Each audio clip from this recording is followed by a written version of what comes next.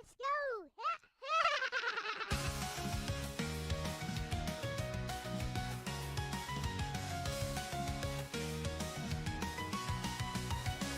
Step into my world, it's a pixel dream.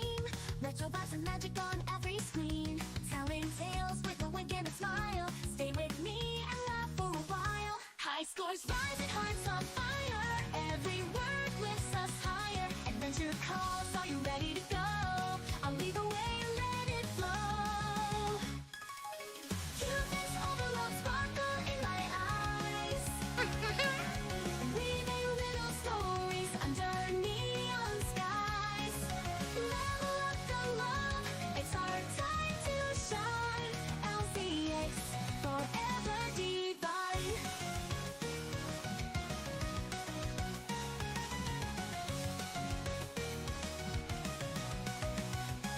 Heroes and dreams, I'll bring them to life. Plot twists, turns, and a hint of strife. Pixel perfect tales just for you. Happy endings always come true. High scores rise and hearts on fire. Every word lifts us higher. Adventure calls, are you ready to go? I'll lead the way and let it flow. Cuteness overload, sparkle in my eyes. Weaving little stories under neon skies. Level up the love, it's our time to shine. LCX forever divine.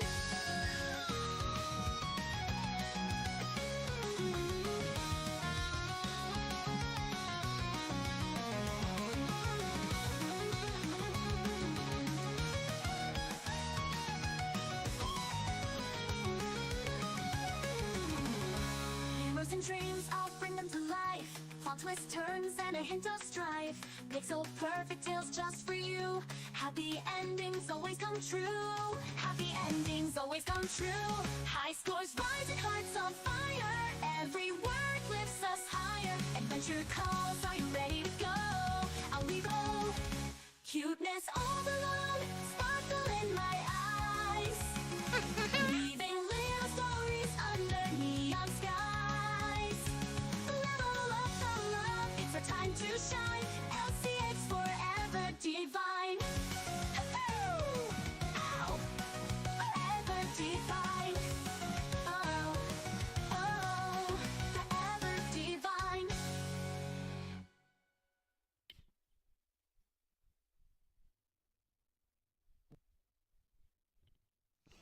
Hello, it is I, Elle-C, together with my bestie here. Now she looks like my little sister, and that is just fine, I say. What is this?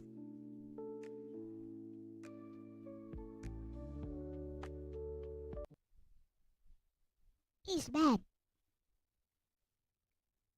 Let's switch to this one.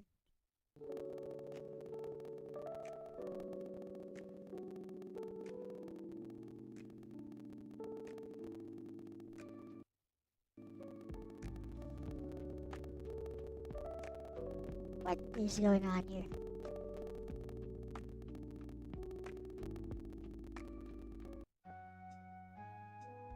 Never mind, here we go.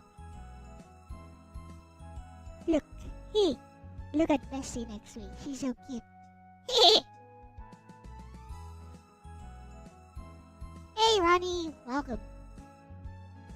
Looks like it's just the two of us right now. Whatever.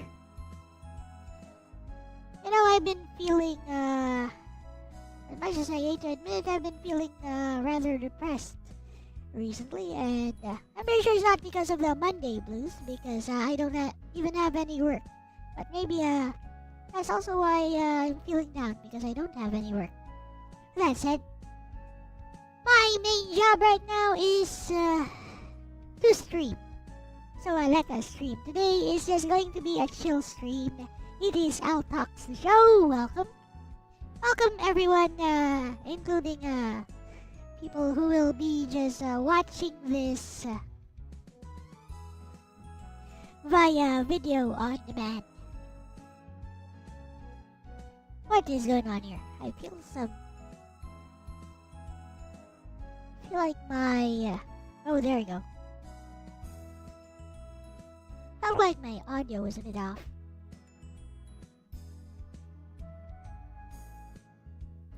It is Monday for everyone else. Time zone's not accounted for. You account for my time zone. It is actually a Tuesday, but I treat it as a Monday. Here's my schedule for this week, I mean. Final Fantasy 6 will be tomorrow, and Orc March reviews will probably be crashing that. But I might have time to transform into my alter ego for a little bit, I hope. Seems quite audible. Wonderful. So, first up, how to draw Nagi or Elle. Very simple drawing tutorial. Why am I doing this? I saw Logan trying to draw Elle yesterday, me, using Mario Paint. And I was like, just use the tools available for you. It's easy. But apparently it's not so easy. I don't know.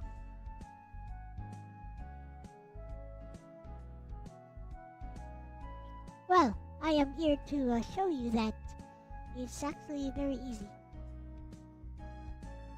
How does this look? Alright, grab a phone and a pen, a pencil and a paper, a pen and a paper. For gosh sakes, open MS Paint or whatever. I'll show you guys how this is done. We shall do this step by step so I can turn it into a YouTube short. Ha ha, I smart.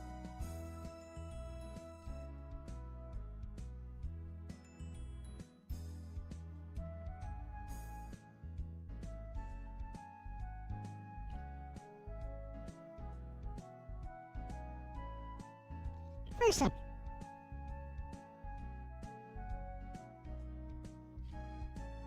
we shall start.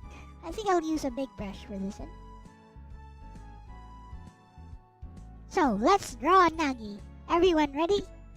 No one ready?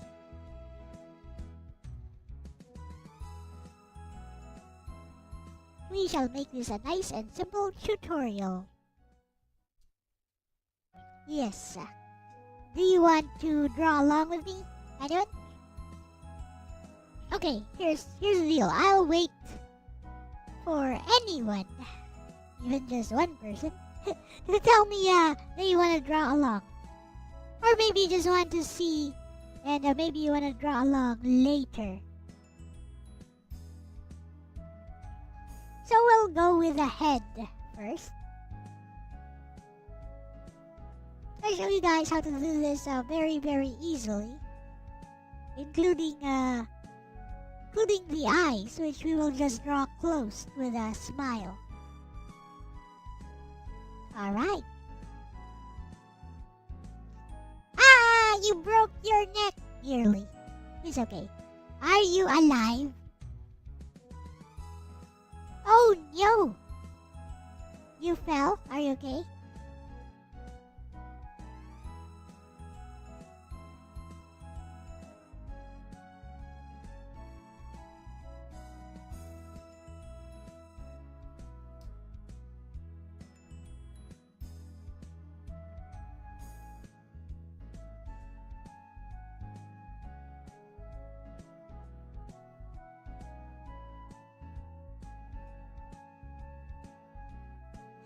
You wiped it up with printer paper. That's true.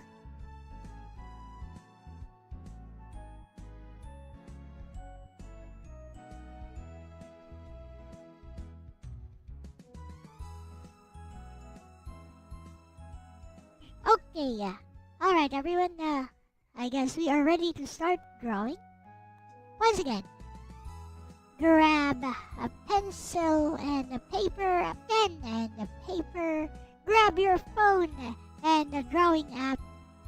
Use your fingers, use a stylus. Use your computer, for gosh sakes. Use your laptop. Use your tablet. Use anything that you can draw on. And buckle up and we're gonna draw Nagi together.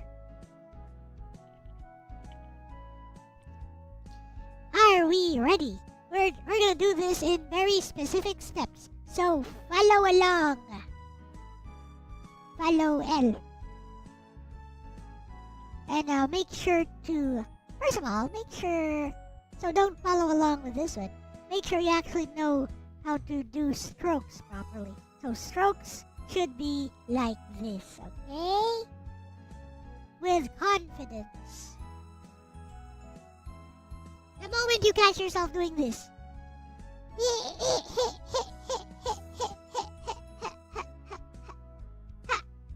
okay. Bad. Do it like this. Good. See? Anyways. You're gonna draw a triangle. Don't do it like this. Do it like this.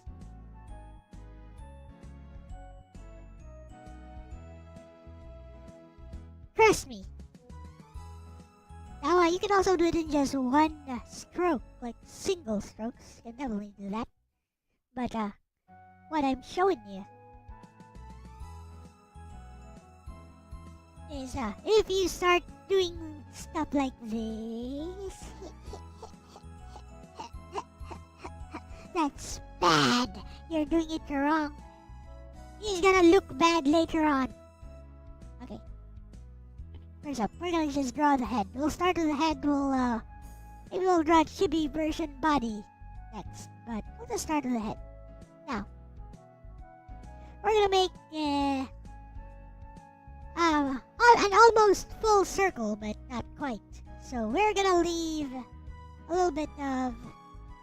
This is the hair we're drawing, by the way. So we're gonna leave this area here blank. And this is step 1. What we need to make sure of is it's nice and round. Nice and round. Like me. Like my head. Nice and round.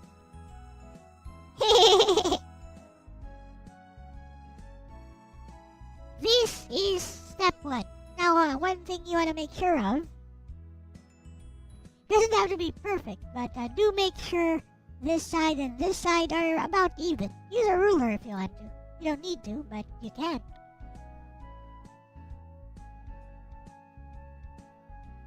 Also, I drew on the wrong layer, so I'm gonna do that again.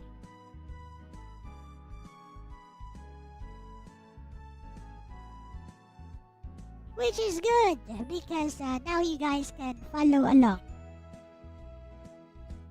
You can follow along twice.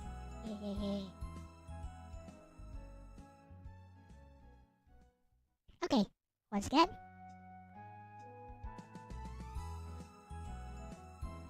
So draw a semicircle. Do it with confidence. Confidence is key. Know that you cannot do any wrong here. Don't be afraid to get it wrong or to use too many strokes. There is no using too many strokes. Just do it light, even with a ballpoint pen. Just if you do it lightly, you can make as many strokes as you want. Did you know? You guys know that.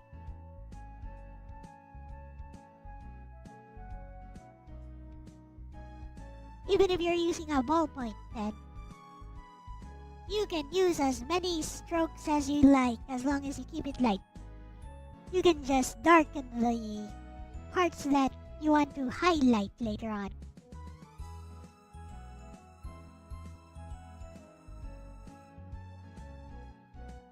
Everyone ready for step 2?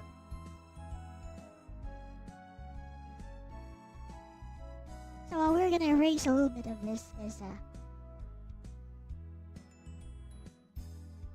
I actually wanted to taper down here a bit. This is the hair. Yes. Is everyone ready for step number 2? Step number 2 is very easily done.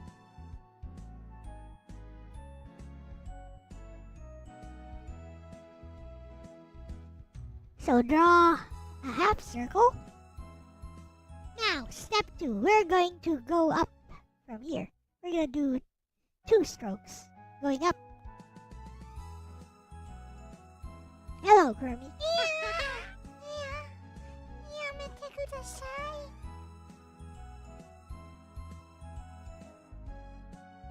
So make sure both sides are sort of even right here. Make sure they're sort of even. We're gonna go up here, right about here. I'd say a little bit above 50%, 55 to 60% up. So just go straight up. Yep, that's all you gotta do. Just go straight up. 2 lines going straight up, starting from here. You would be very surprised at how much you can do with just these very simple shapes. Also, if you wanna tighten up the lines here a bit, you can do that. Use light strokes though. Always use light strokes.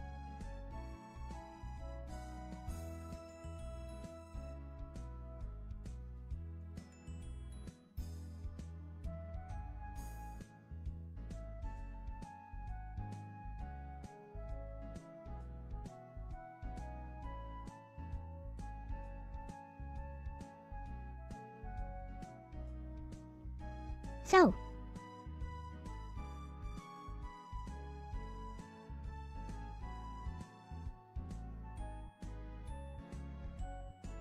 yep, we're gonna finish this because we're just gonna draw the head first, Ronnie. It's easy. It's only a few. Yeah, it's only a few strokes. Okay, next up we're gonna draw the bangs. Now, Nagi's bangs, I recommend we draw 5 of them, okay? Just 5 of them. So, maybe you can start, make sure the bangs are long. The strands of the bangs, make them long, okay? This is a mistake most people make. Okay, I'm gonna show you the wrong way to do this. People tend to do it like this. So up, down, up, down. I mean, you can, and it kind of looks okay, but it reveals very amateurish technique. Now,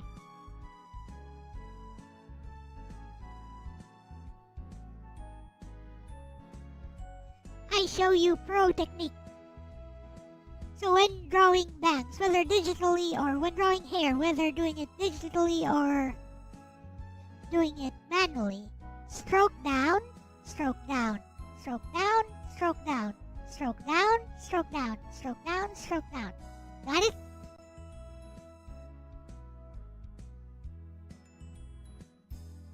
So only a single direction. Understood?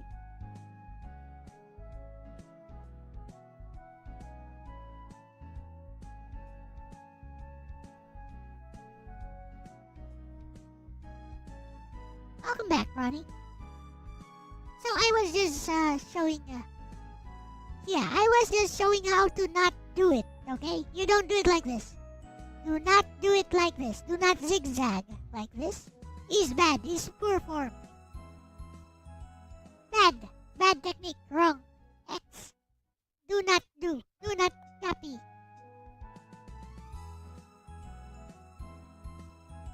Now, Nagi's bangs consist of just 4. Just 4 big clumps. 4 big clumps. Okay, so there's a big one here. So we're gonna do a 1, 2. Now the big one is right here at the center.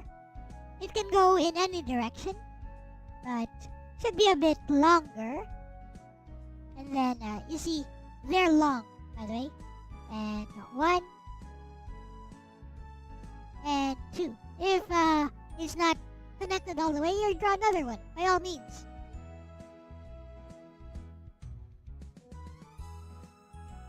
Because I'm also partly Nagi, it's all the same.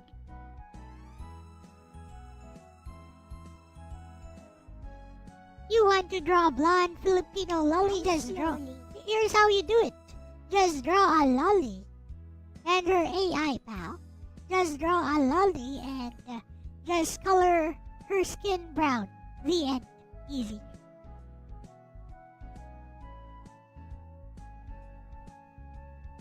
You may now call it Filipina. Yes.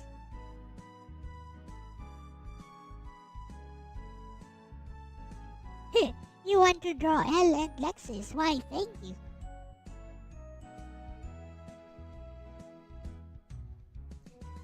Alright, are we ready for the next step?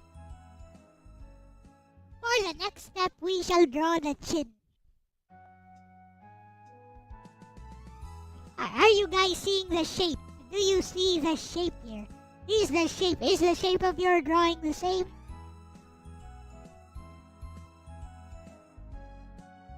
Yes, my bad. So, 1, 2, the big one is here. 3, 4. So 1, 2, 3, 4, 5.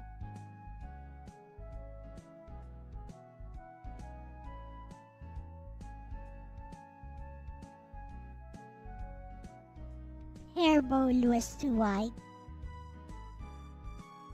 Tell me when you've caught up. We're gonna finish this because we're just gonna draw the head. I'll form the head and stuff. Oh, where's that from? Oh, Voltron.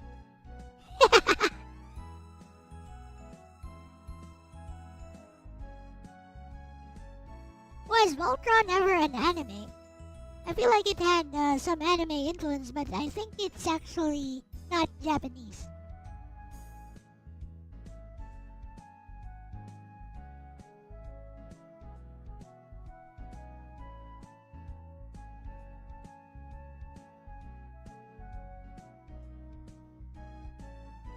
Speaking of, our buddy Dire51 from an adjacent community was talking about old cartoons back then.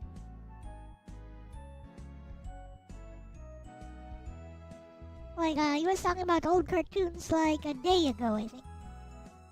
You guys subscribe to Dire51? I know Logan is subscribed to him.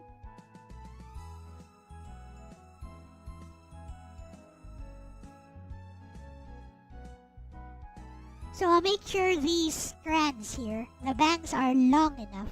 We don't want them too short.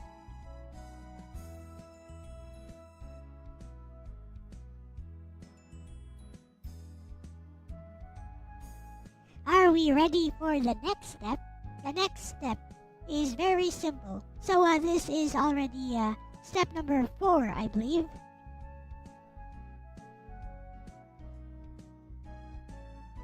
Next step, we're going to form the chin, and in order to do that, we're just going to complete this circle here. Now, you could make it a bit angular, but there's actually no need to do that. But,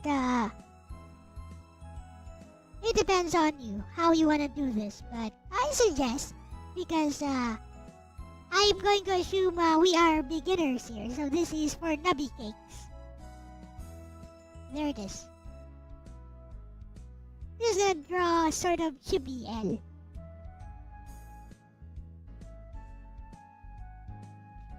Well, now, doesn't that look nice?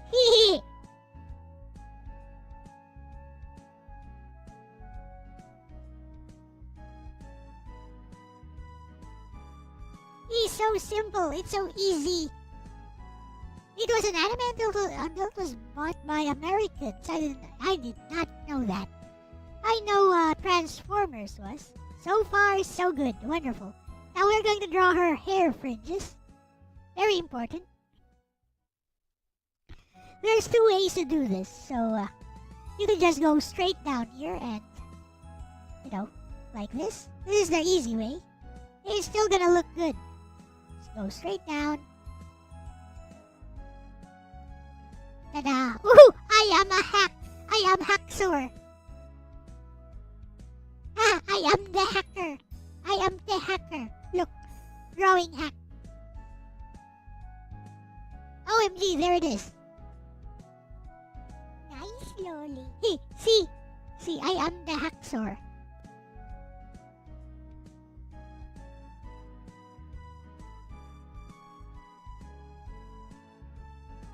Logan was trying to draw me yesterday, but he wanted to start with the twin tails. I'm like, no, you don't start with the twin tails. Yes, I am Leet Hacksaw.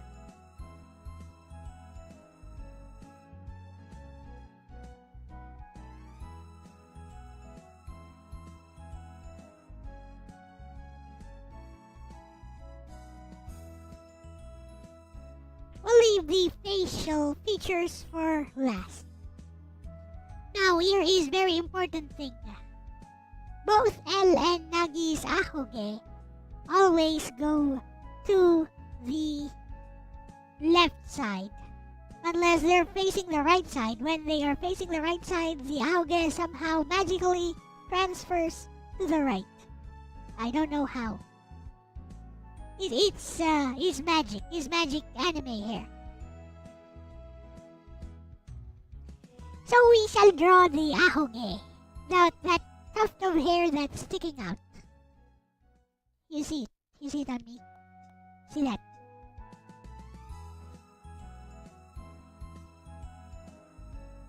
Bestie has one too, but it doesn't stick out as much.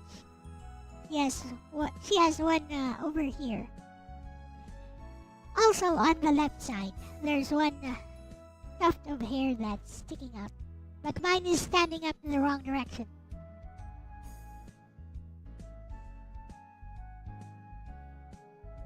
Is bed hair something?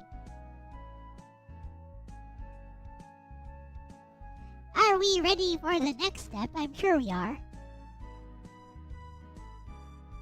So, ahoge. See this, we're just gonna continue one of these here. We're just going to continue and then go back a bit. There is ahoge. If you're using a pencil, you can just erase this. If you're using a ballpoint pen, you can just tighten the ahoge line to emphasize it. OMG! Why, is that almost done?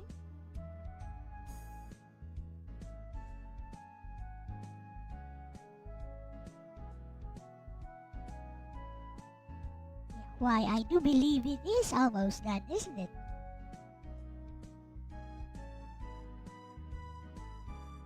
Maybe we shall draw a preliminary body.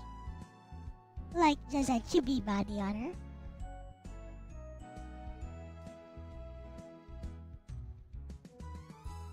But first, let's just finish everything.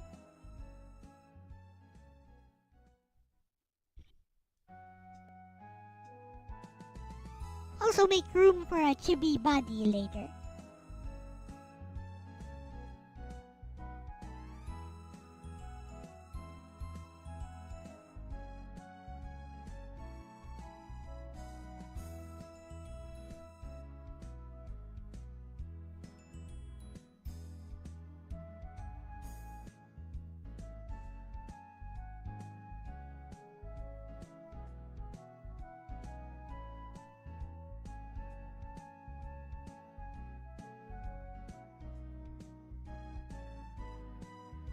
And of course, this tutorial is transferable.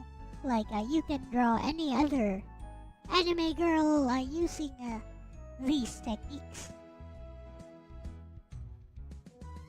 With that said, are we ready for the next step, guys? Anyone?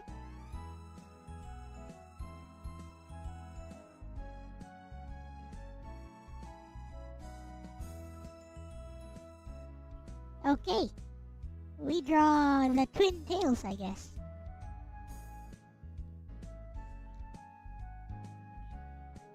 So the twin tail should be just about above ear level. Very easy.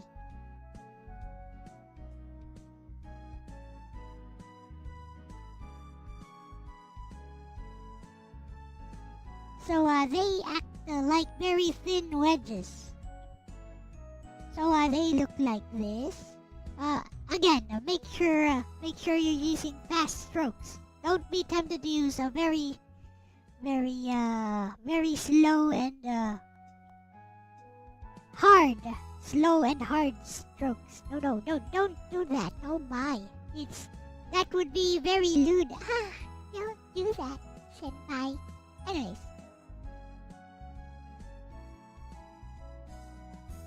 So again, make sure that it's symmetrical on the left and right sides. Just above ear level, so about here. Make sure they are thin.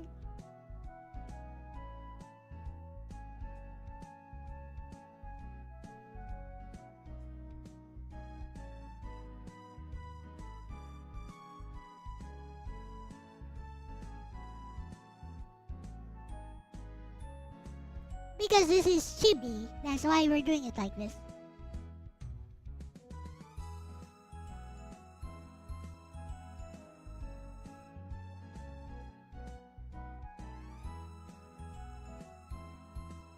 Again, doesn't have to be perfectly symmetrical, just has to look symmetrical.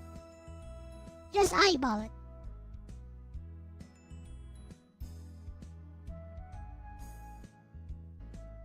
And you know what? We might as well draw the body all the way.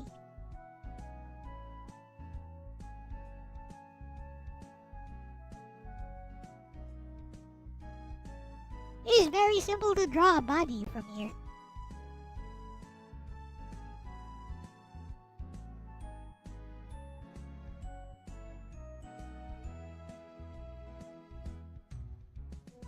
So at this point, I suggest we draw. If everyone is ready for the next step.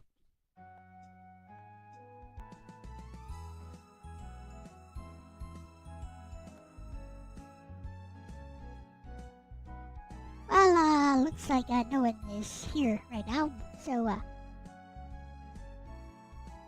for video recording purposes, let's move on to the next step. So the next step is we cut a line right down the middle here.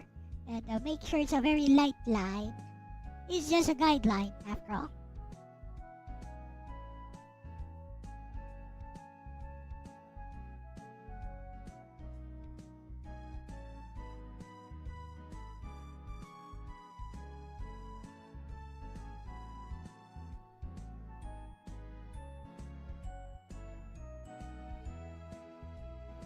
You folded the paper in half.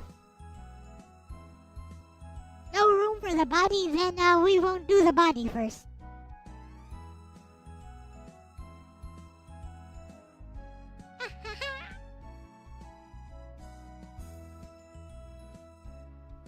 Let's not do the body then. Let's do the face. I show you guys how to do face very quickly, okay? Here. We're gonna do the facial features.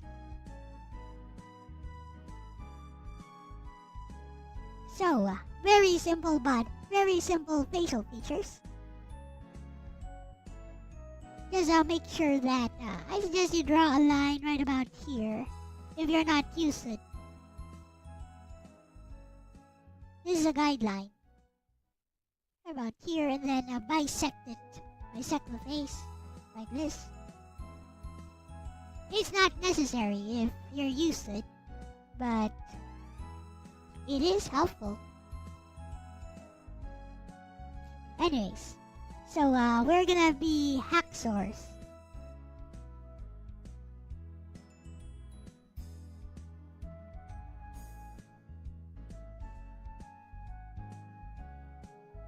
Tape the second sheet to the bottom. Well, we're gonna do the face anyways.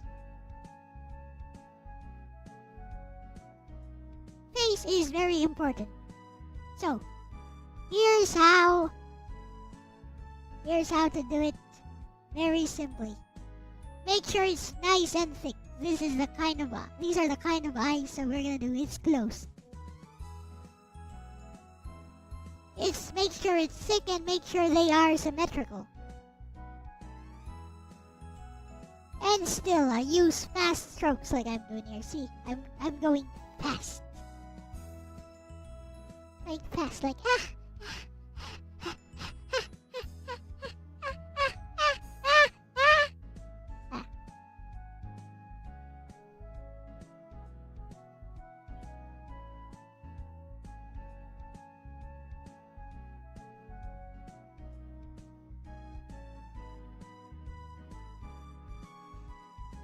Now, we add a little bit of line here. Very small line on top. These are not the eyebrows, or nor the eyelashes. They're like little flaps of skin.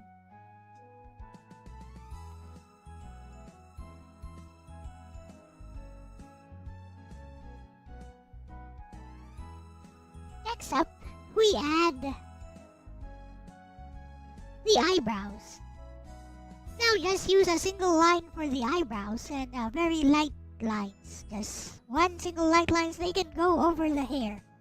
Okay, like this.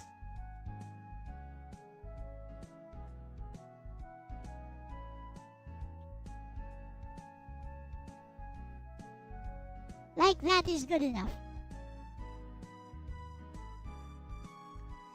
Next up, we are going to give her a nice smile. How we do this? Very simple. So right down the middle here, add a straight horizontal line. Make it go all the way down, but don't let it touch the chin. And yes, we're not going to close it. It's technique. It's kawaii technique. We're not going to close it all the way down here. There is Nagi. He's done. He's cute and funny. He's simple. And now, to make her Elle, very simple, add glasses.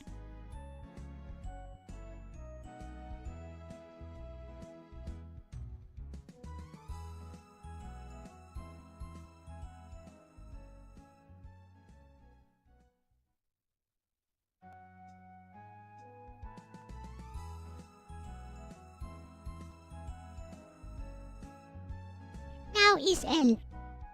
See? Ha ha ha ha! I am a hacksaw.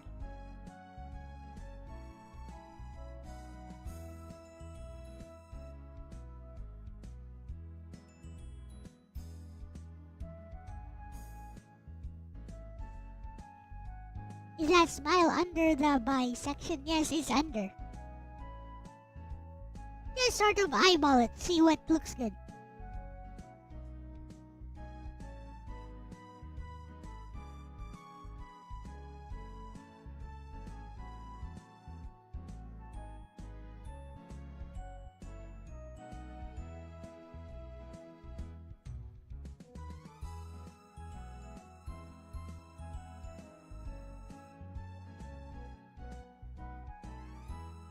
And now I shall show you how to do this very simply. The body, I mean.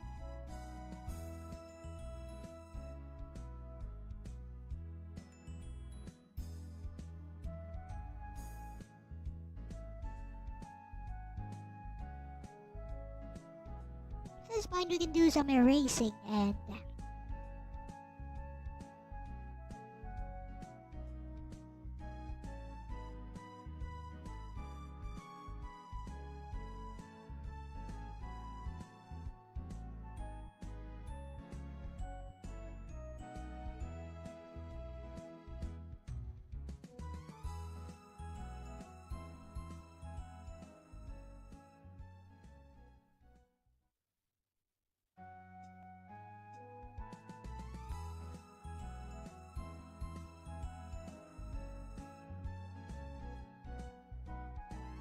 tighten things up a bit.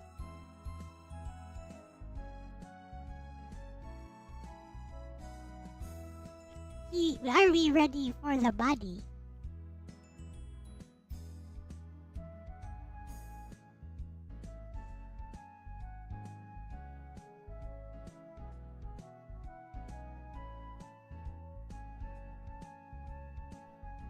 Why are you crying?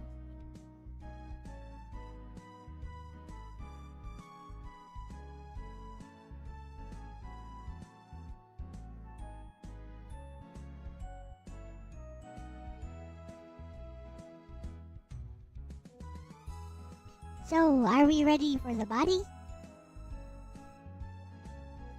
I will show you how to draw a body very simply. It will be like a paper doll type, but it's gonna be effective.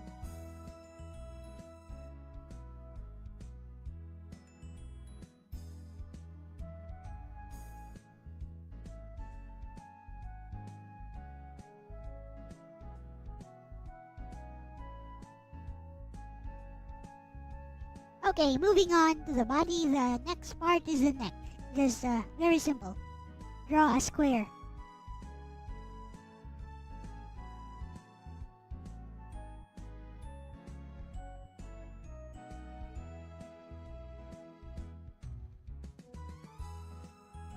You can curve this area down here a bit. You can curve it, but basically draw a square down. And make sure it's thin. It must be thin. This is the neck. Next part. We're just gonna draw her in a cute school uniform, maybe.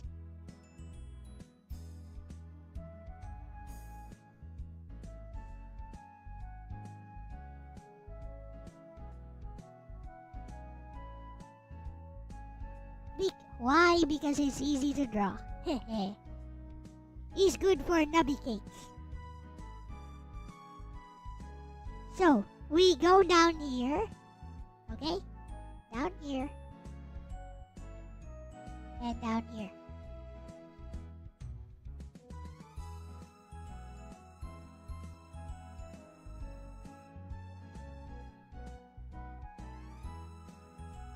Okay? Like that. And then we cut down here. We bisect all the way down here. Just about maybe halfway through.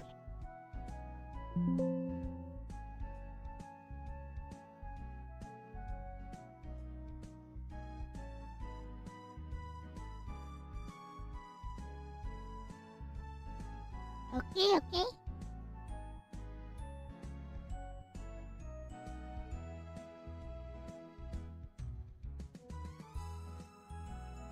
Next up.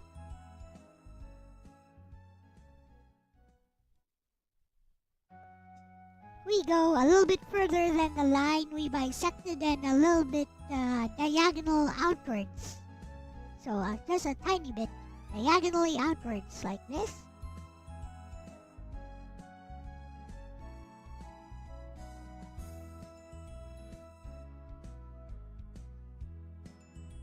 Other side also goes diagonally outwards. And then we go diagonally downwards towards the center. Other side the same. And go diagonal up. Other side also goes diagonally up. Ta-da! Ta-da!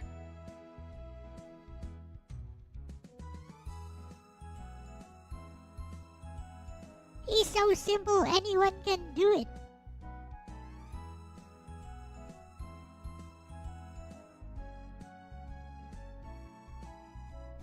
We can do it.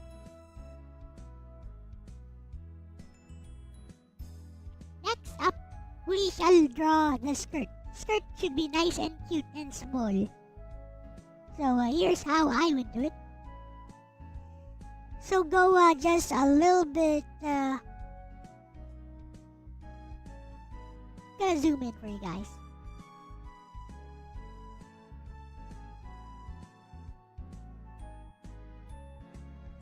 So what you wanna do? What you wanna do is go just a little bit behind this upper part of the uniform. Flare the skirt outwards. Other side also the same. Make sure they are at least kind of symmetrical. Flare outwards.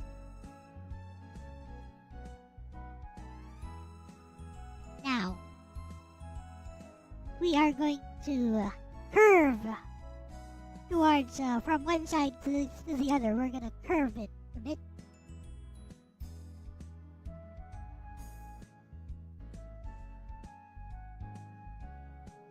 Just make it nice and light. And there is our skirt. Of course, because it's a uniform, it should be a pleated skirt, a seifuku, because it's cute. So we add some details. Just add some pleats here. You know, just very simple. Just simple, singular lines. There. Now it's pleated. You want to give a little bit more detail to this, just add another line, curving towards here. Now we have detail. So from one side to the other side, from left to right, right to left, just curve a line above where the skirt starts. Above where the skirt ends. Just curve a line. Ta-da! Ta-da! Now we shall draw the leg. If you guys are still with me, have I lost you?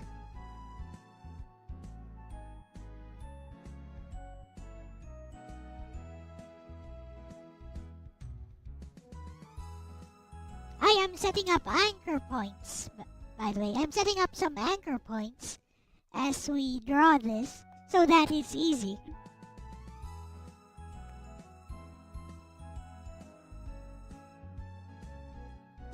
Each part of this drawing is anchored somewhere so that it's easy to follow along. Can you see the logic?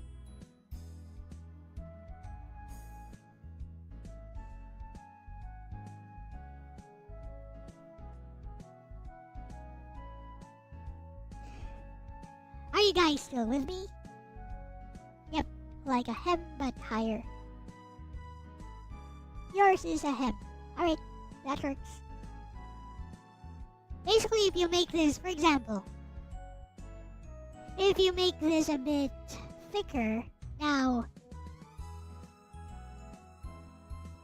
it becomes a pattern on the skirt. Ta-da! Hello, Nyo Tengu. Got room for legal, especially for legs, especially chibi size. Legs are easy. So, because it's chibi, we're just going to use this part we bisected here. See this line here? This line which we bisected, this is the leg part now. We're just gonna go all the way down here. Then we're gonna go about here, about the thickness of a chibi leg. Then go all the way down here. Other side also goes all the way down here. And we're gonna complete that with the shoe or the feet, footsies. Like this. Just tiny footsies.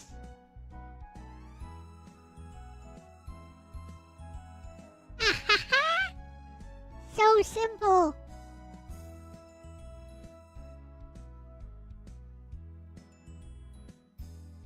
And because Elle loves to wear this type of stuff.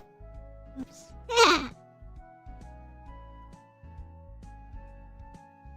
Pleated skirt. Anyways. Is Bestie wearing here, Bestie is also wearing a skirt of some kind.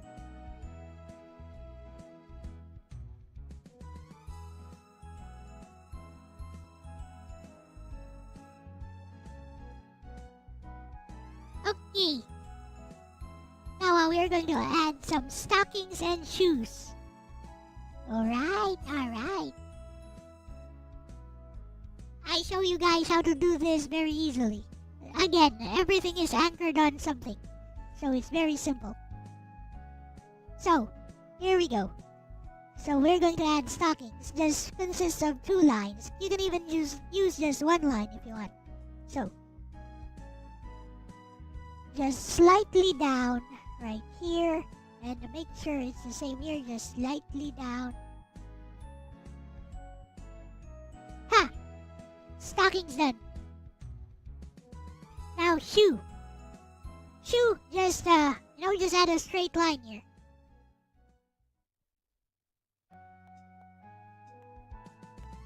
There is your shoe. You want to see that it's a shoe? You can go ahead and shade that in.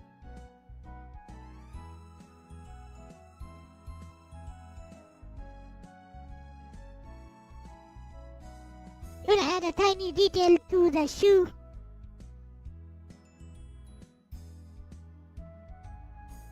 Here. Just erase the top portion of it.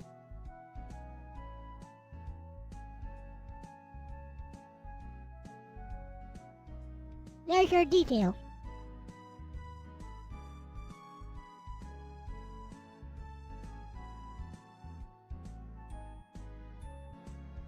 Now it's shoesies.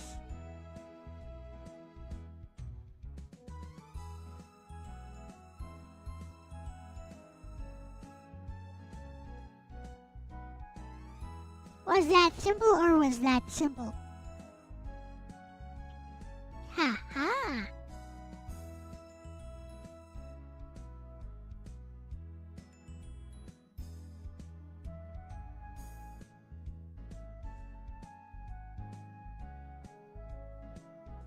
We are almost done, friends. We shall now add the arms, which I shall make super easy for you.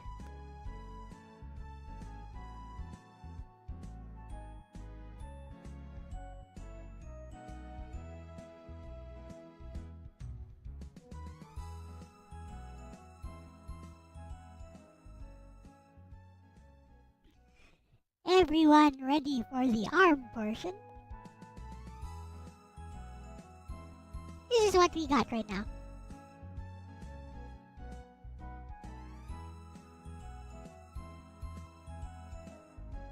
Arm portion, ready.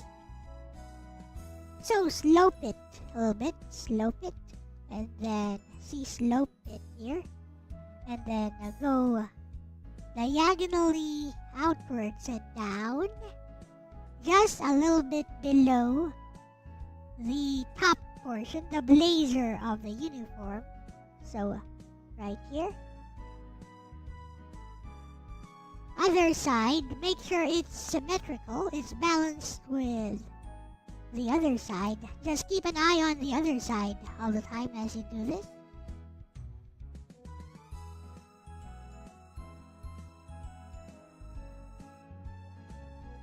Ta-da! That's it. That is the arm. Now to make it more school uniform-like, we just add a line here and a line there. There, now it's a school uniform. But wait, where are her hands? Draw a spoon. Here. Draw a tiny spoon. Draw another tiny spoon here. There, now she has hands.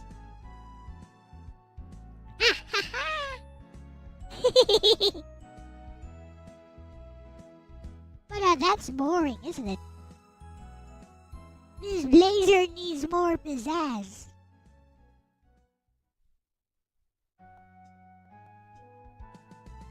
So now we're going to add some final details to it.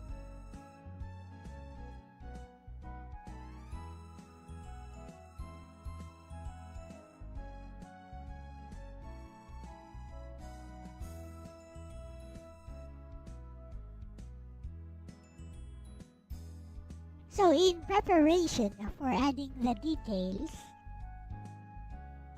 we erase a little bit of the bisection of the blazer, and we erase this part of the neck here.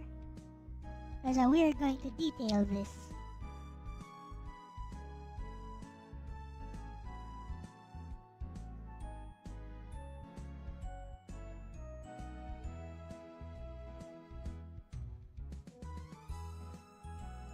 And then here at the arm area, at the upper part, we're gonna erase a little bit of this as well.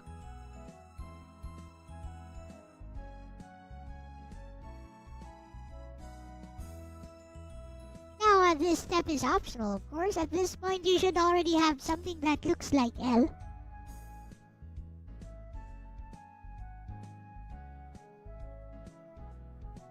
So first, we're gonna do some erasing.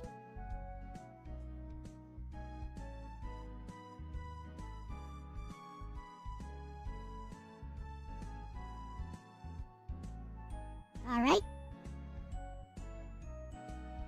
So, for the next part, we are going to detail the blazer.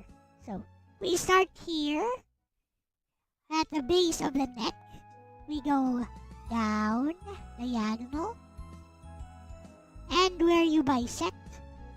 So we go to the other side, base of the neck, down, diagonal, make it meet, make the two ends meet.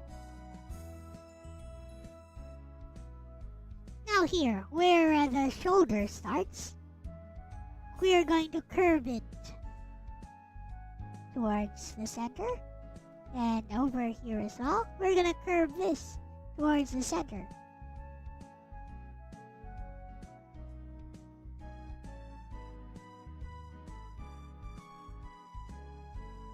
This tiny little detail.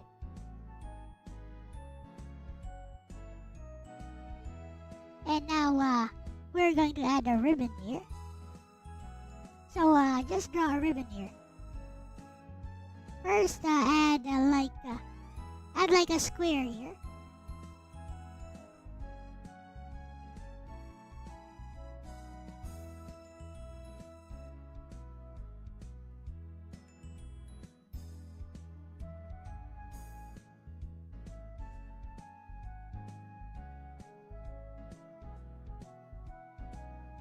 Add a square here. This is the base for our little ribbon. Then add like 2 leaves here, left and right side. So think of them as leaves.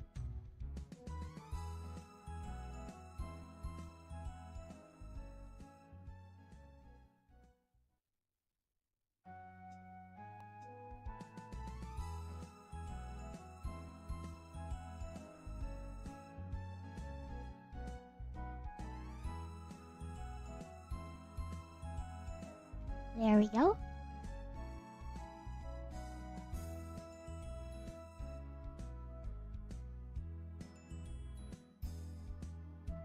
But that feels a little bit incomplete, doesn't it?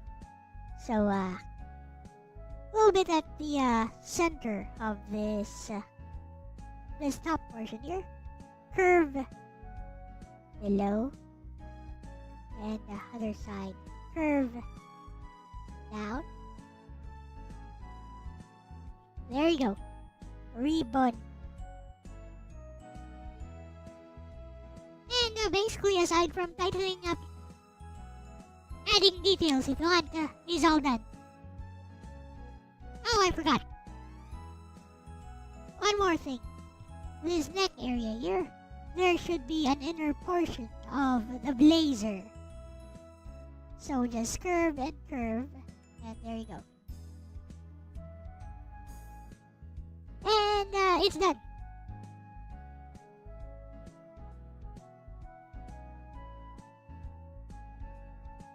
Did you follow the tutorial all the way through? If you did, congratulations. Working on scarf or bow tie. Now that it's done, we can add tiny details like some patterns. So I'm going to add one more line here.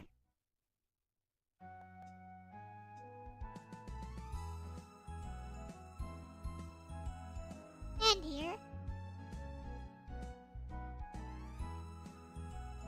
And here. And here.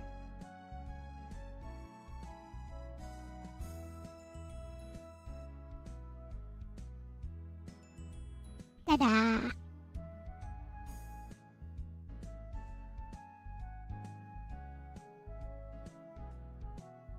Very simple, very effective.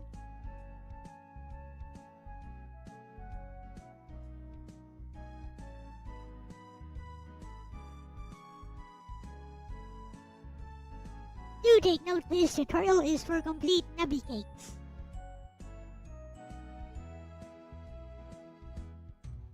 If you are already advanced drawer, you do not need this. Hello, producer man.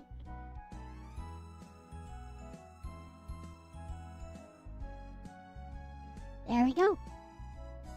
It is done.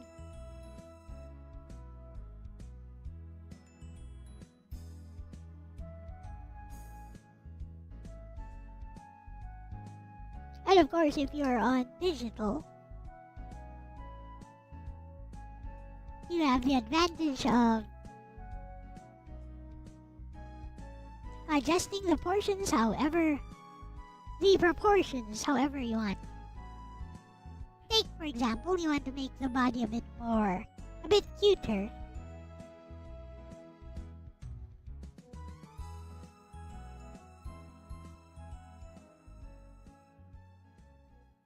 All we gotta do is distort that.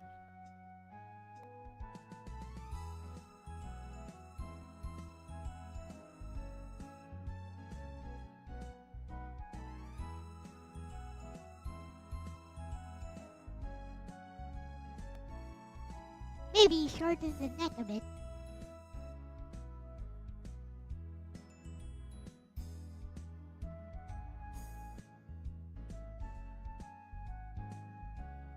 Then elongate the body a bit more.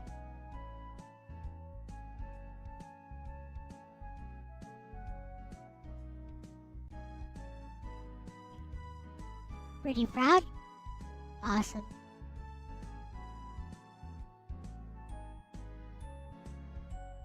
Do some erasing here and there.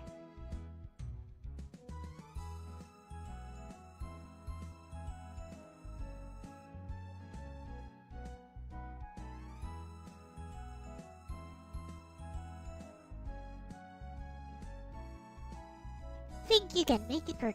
And there it is. Aha! Kawaii desho.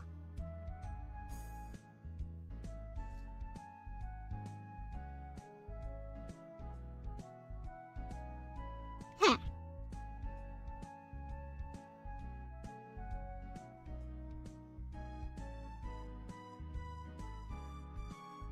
You can also horizontal flip this.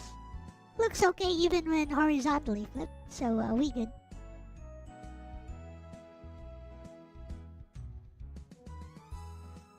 Gonna refine it quick and scan it ASAP. Wonderful.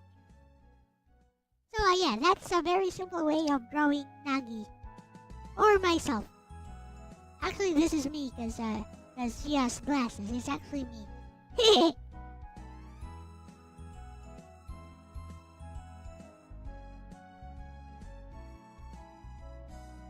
Retrace your lines to yes, Ronnie. Perfect. Yep. That's a good way to do it. When retracing your lines, if you want to retrace your lines, make sure you still do it like this. See? Very light strokes. Very light strokes. Like, I don't go for like one very long and very slow heavy stroke. If you have confidence, you can go for a heavy but fast stroke. I suggest you don't do that.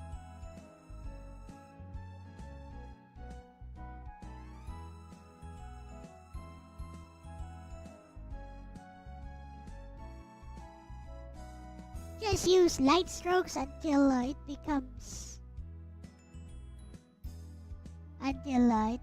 darker.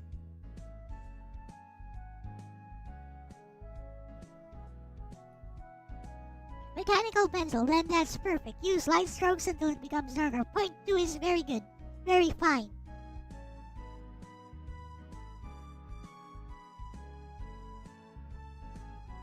I use either 0.3 or 0.5 myself, so yeah, that's even finer than what I use.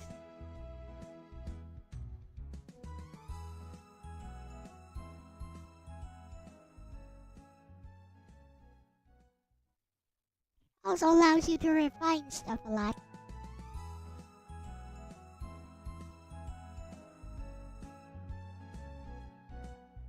But yeah, anyways, this one is done.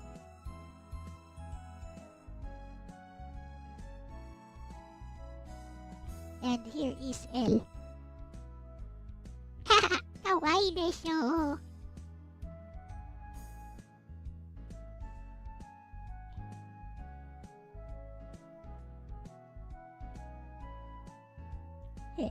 This is like the first time you did a proper drawing. Wonderful.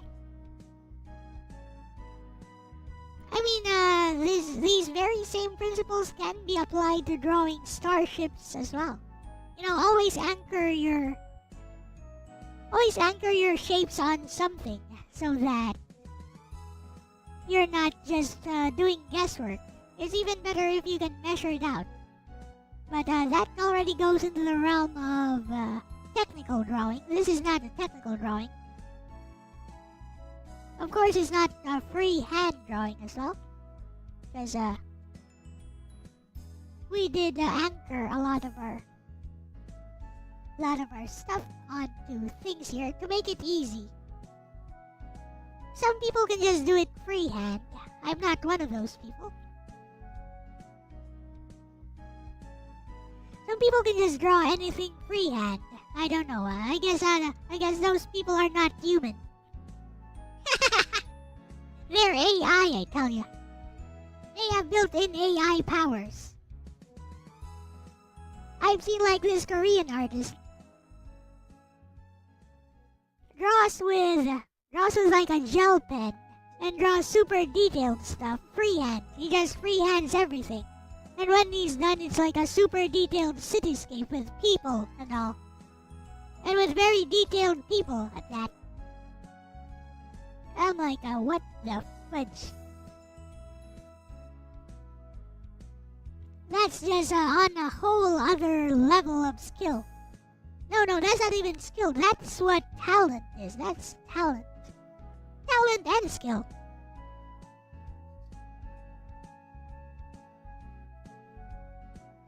But yeah, this is for Nubby Cakes. So, for Nubby Cakes drawing, this is good enough. It's passable. It's cute. It is very important to, you know, celebrate those tiny successes.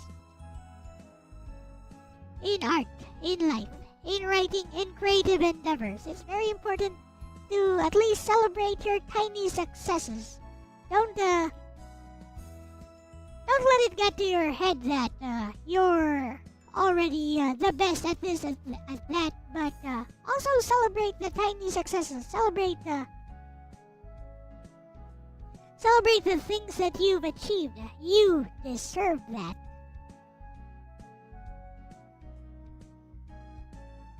Don't be too harsh on yourself. I know some people think, oh, it's very good to be your own worst critic. And yes, to some extent that is true, but if all you're doing is criticizing and second-guessing yourself all the time, you never get anywhere. And if some of you feel personally attacked or personally called out by what I said, then I don't know. Maybe it's true.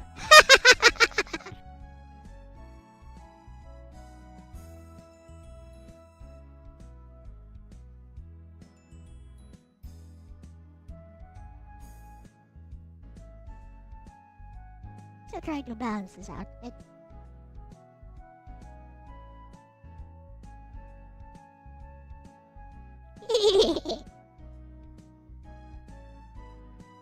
I guess I'll save this. And we can talk about something else.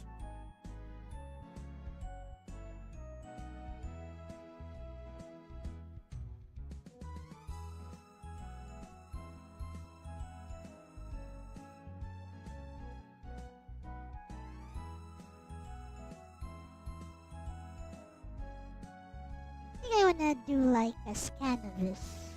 Oh, no, not a scan. I think I want to add a little bit of shading to here. Just like do shading like this. You can also crosshatch if you want. Crosshatching is good too.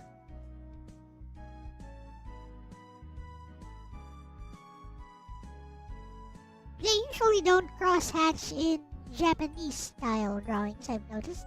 But you can do that too.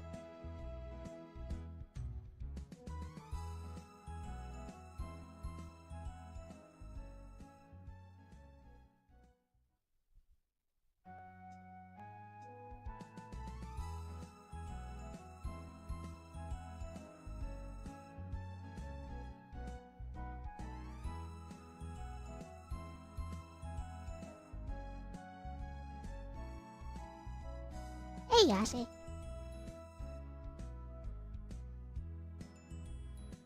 Okay. Yes, I will critique your drawing if you want. Send it over. That would be fun.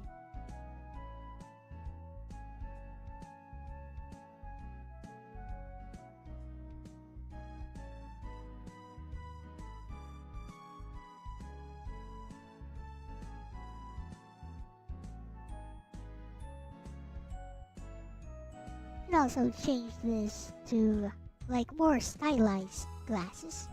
So erase a little bit of that.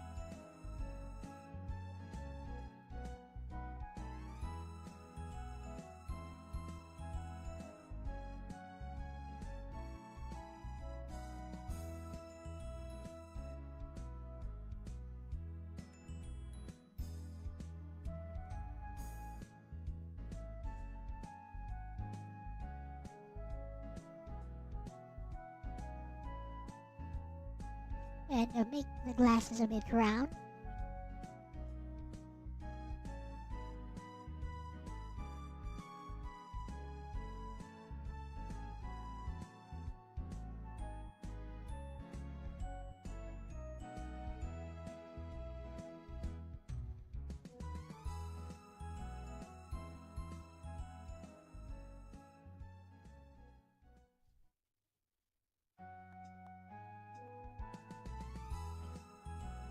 For those who are curious, I use a G10, a very cheap G10 tablet, by the way. Probably the cheapest, but at least good quality tablet you can use for drawing.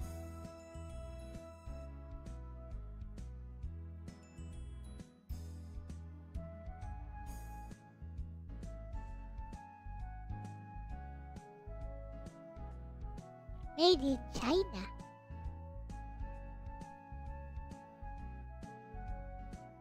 Oh no, I will not give money to the CCP, sabi.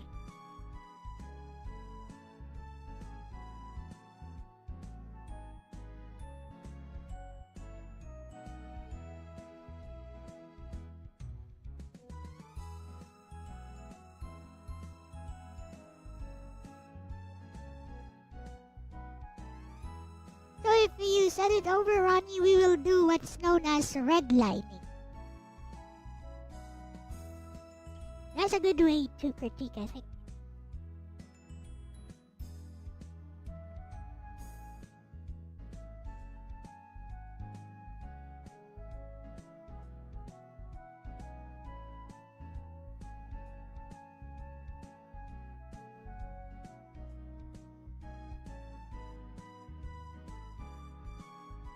Running strokes over existing lines.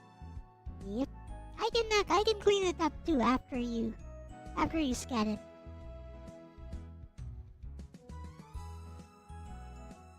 I'm just having fun with this right now. While waiting.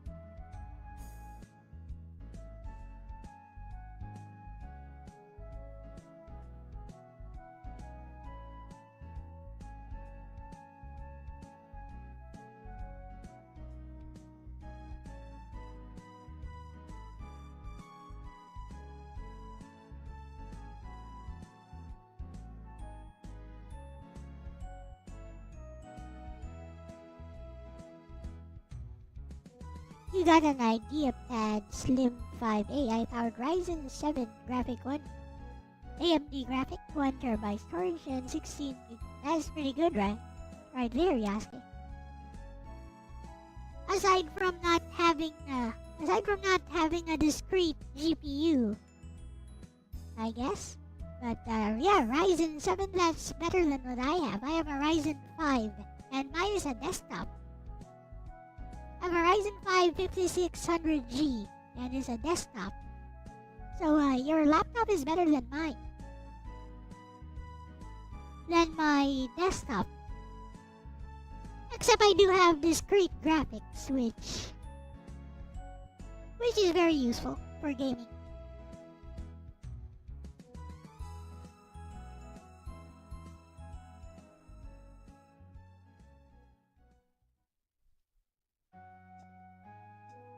Yeah, I'm pretty sure it'll handle games just fine.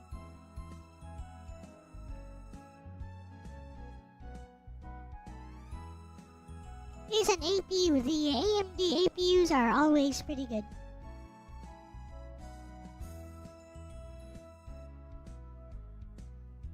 Apparently nowadays the Intel APU style chipsets are also pretty good.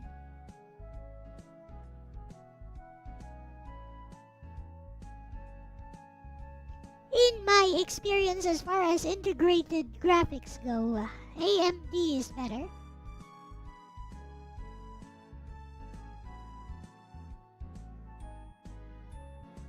A collab in the future a little more properly? Yeah, I guess.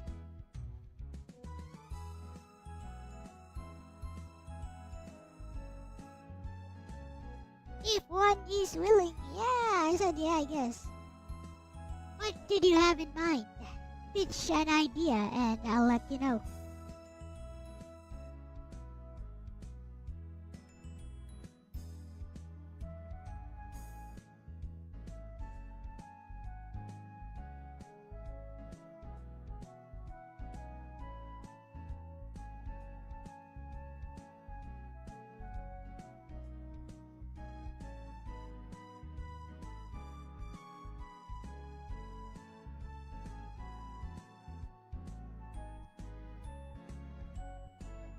So while drawing this, I was actually looking at my schedule.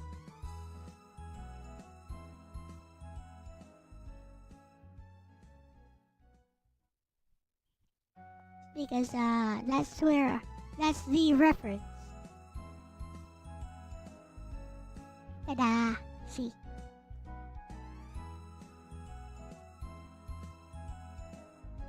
W place was that? I have no idea.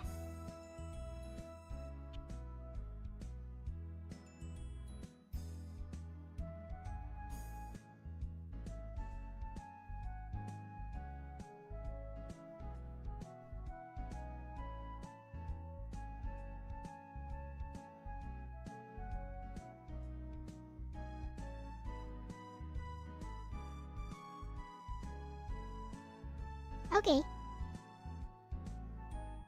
Oh, just let me know.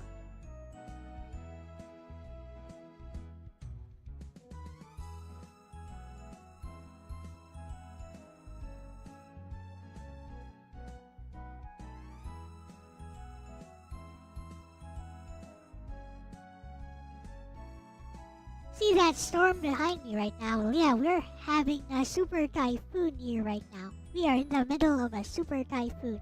Yeah, we're done. There you go. Do you like it?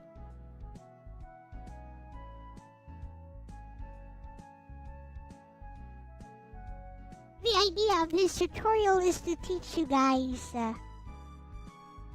and let you draw something with your own hands. If you're new to drawing, for example. Maybe let you draw something that you can be proud of.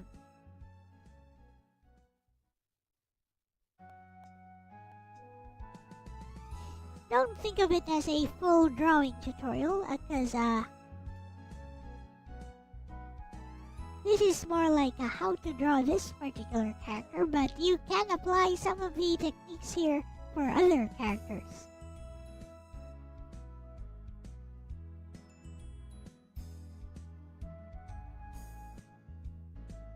And you don't have to limit yourself. For example, you can just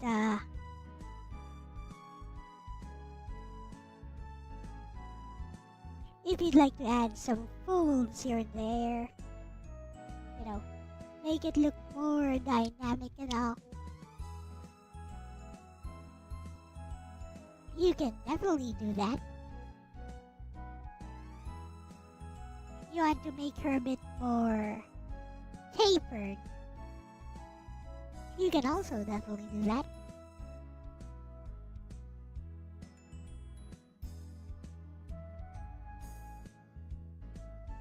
See, at these tiny things I'm doing here, look how much it's becoming more dynamic right now.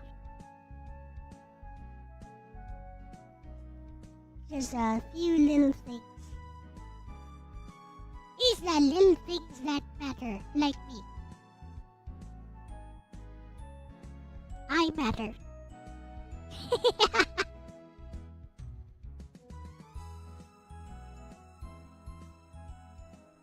Like these pleats here, kinda boring, right? So that's because they're all the same length. But erase them a little bit.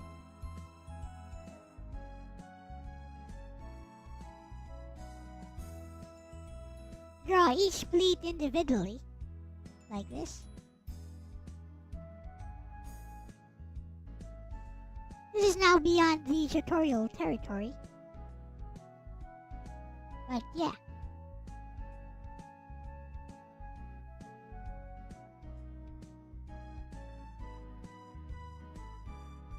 Now it's a lot more exciting.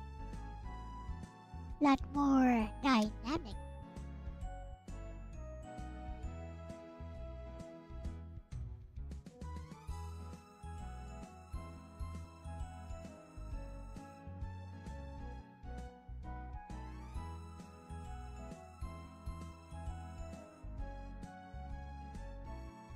Since we're already doing it like that, oops.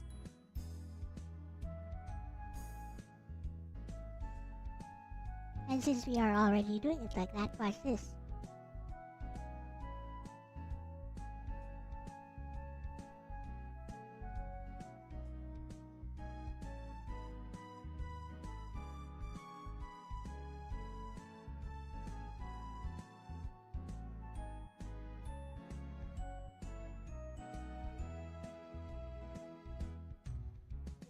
So here's the plan.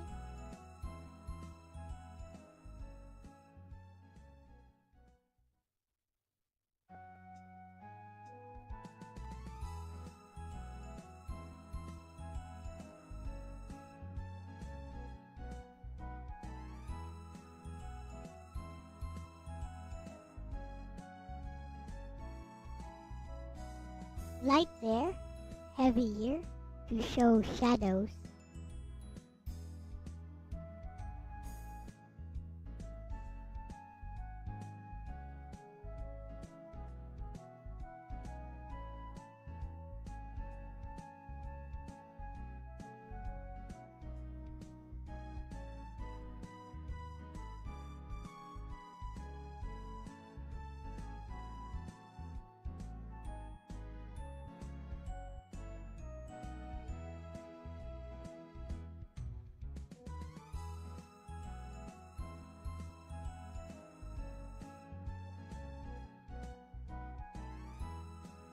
So this is beyond the tutorial already. I'm just having a little bit of fun with it.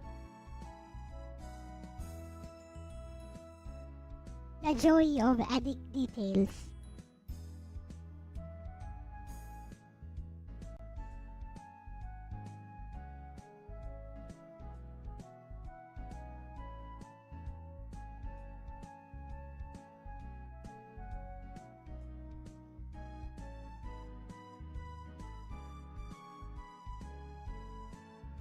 You're just waiting for Ronnie to send me the stuff.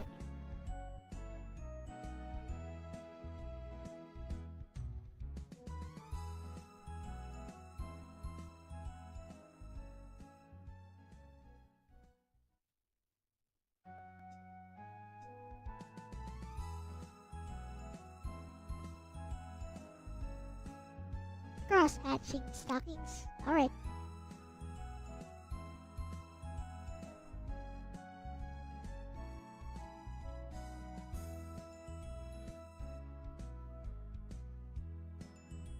Maybe you should not bother with stockings. You definitely can, Ronnie, if you want it to look nice. It's all good.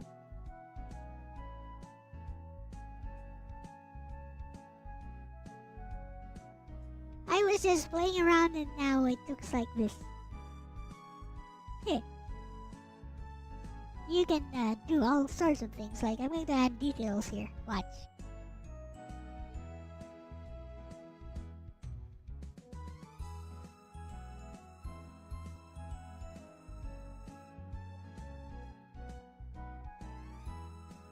Tiny stuff like that adds a lot.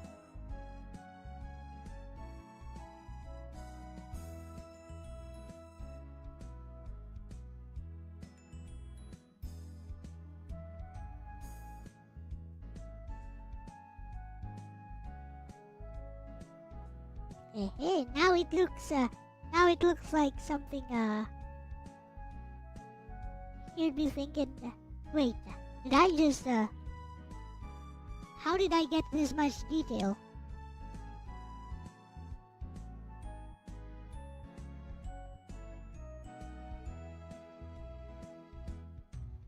That drawing totally did not look like this before.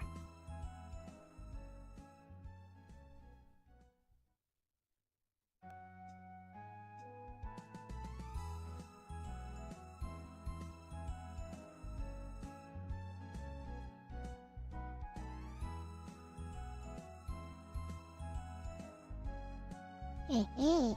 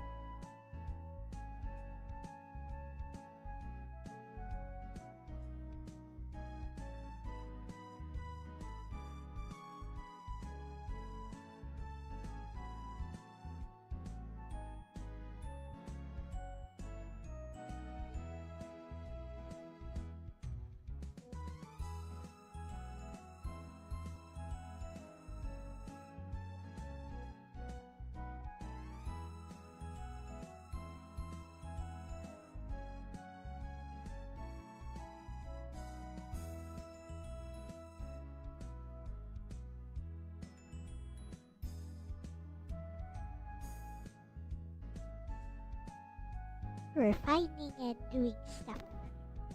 That's a lot.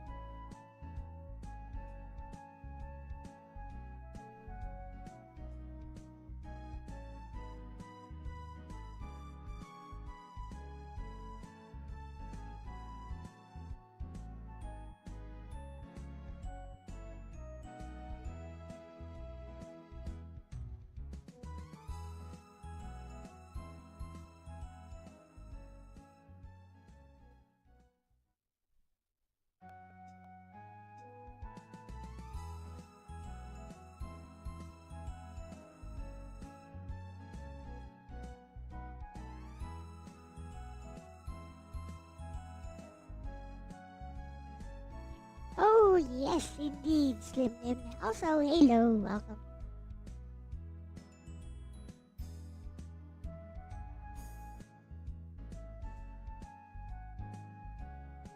Ronnie wants me to critique his drawing as he was following along.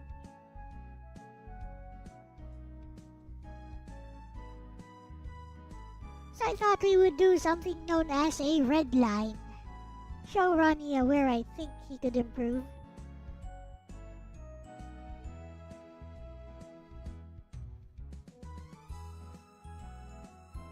And of course, the things he did very well, which is important.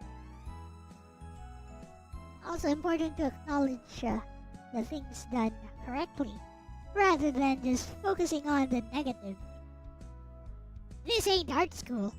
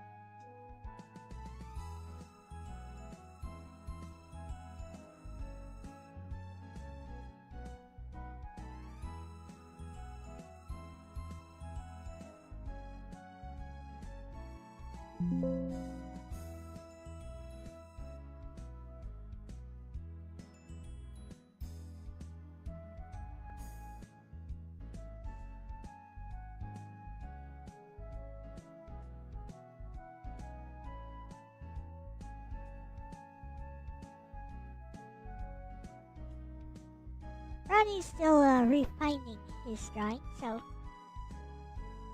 I'm just having a little bit of fun adding tiny details to this.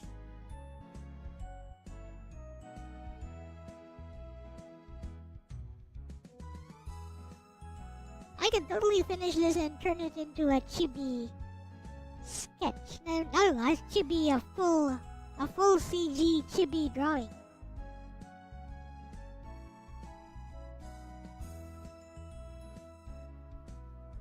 Could add like let's add some preliminary colors to this. Since it's almost done anyways.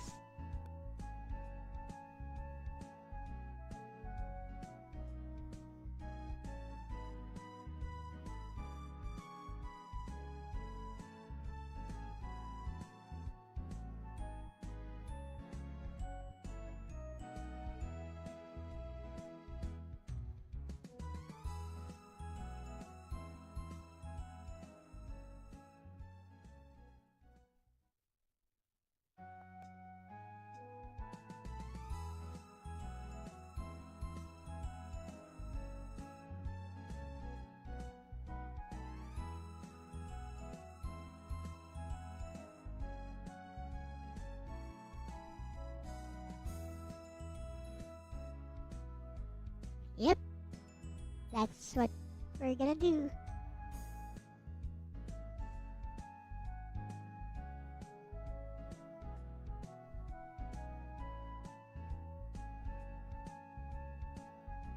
Got a feel for the cross-hatching, even when cross-hatching always use light strokes.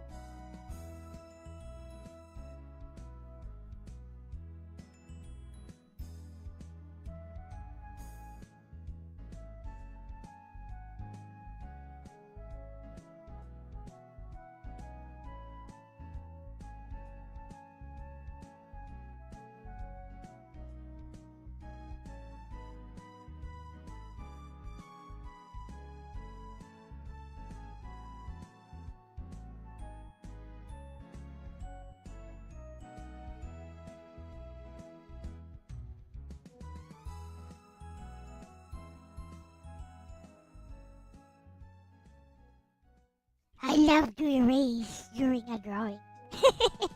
Anyone got the reference? Greatest example of cross-hatching is American money. Isn't that pointillism?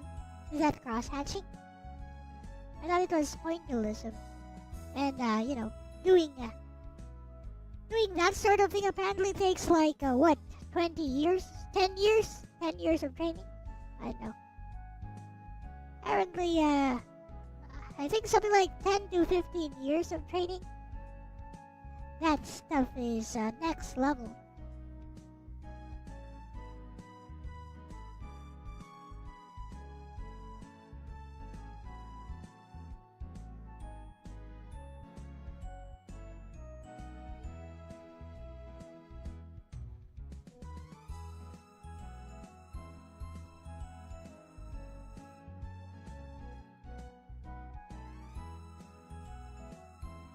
Alright.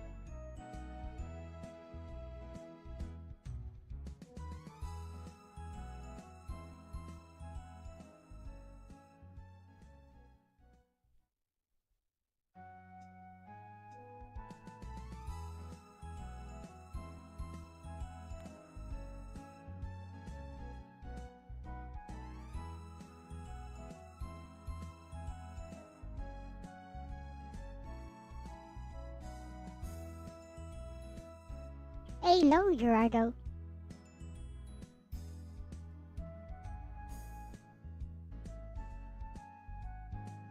We are doing a tutorial today.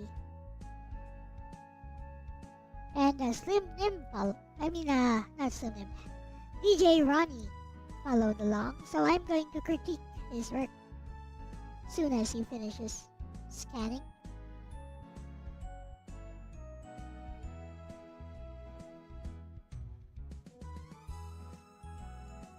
Cross-hatching is really fun and easy to do, yep.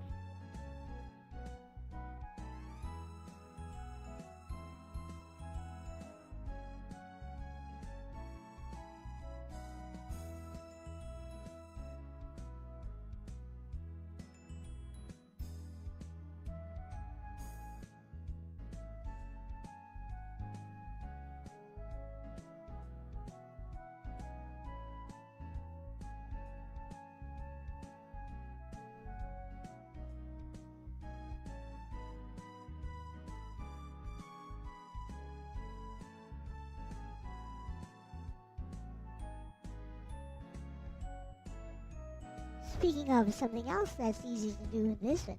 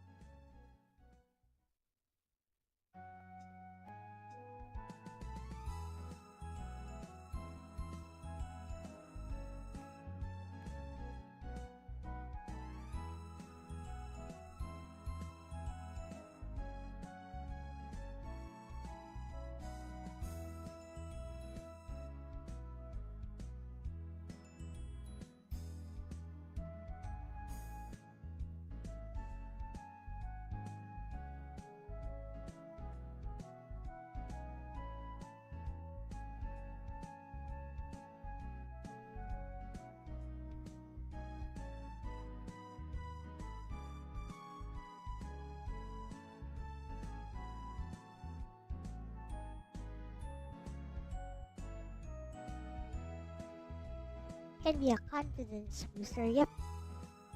That's the purpose of this tutorial, by the way. Teach you how to draw Elle or Nagi very easily.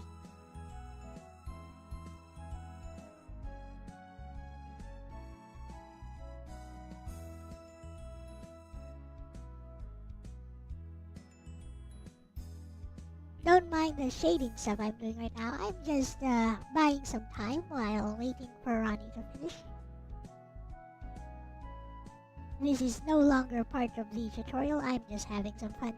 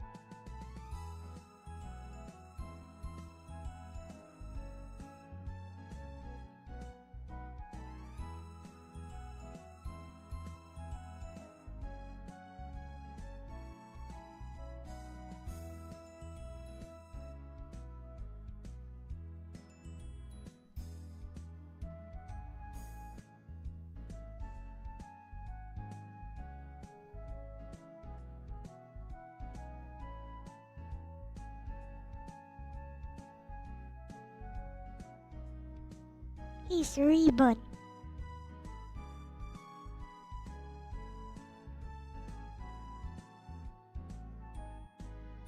You guys ever read the Ribbon magazine? Ribbon magazine. It's a Japanese magazine. But now you can read it with Elle-C cute and funny reader.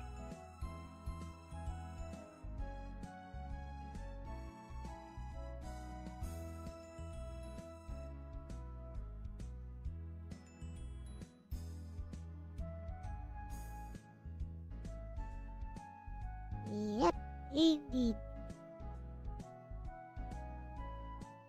Indeed, sometimes it's very important to just enjoy yourself.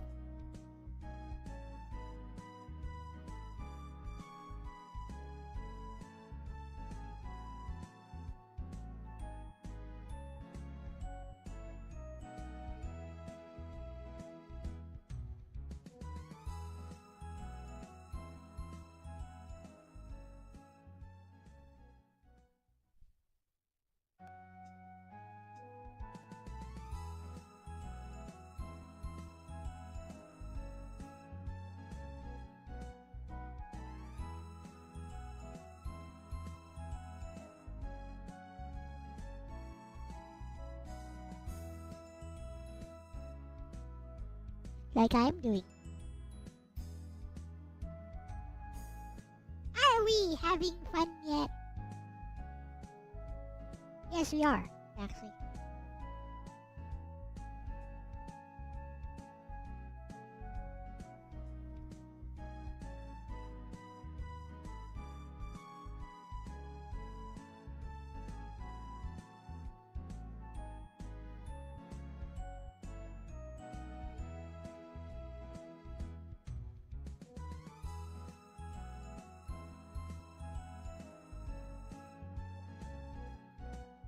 We can have Bestie do a critique as well.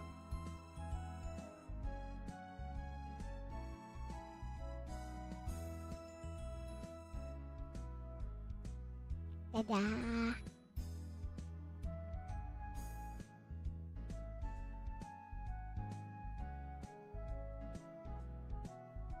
Lexus could draw a picture of me, of course you can.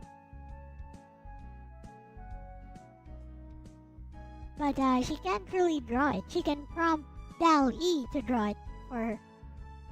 See, ChatGPT does not generate its own images. It uses Elle-E, which is another AI program.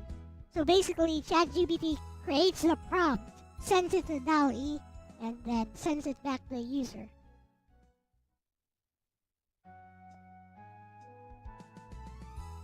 Oh, she still just use a prompt though. So you really never know how it will turn out.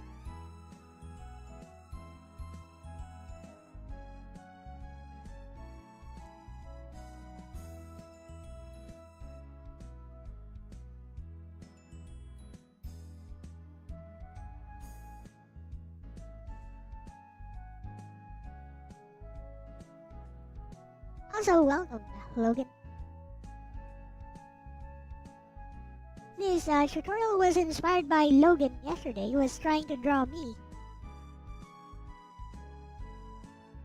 Kawaii desho. Ii desho.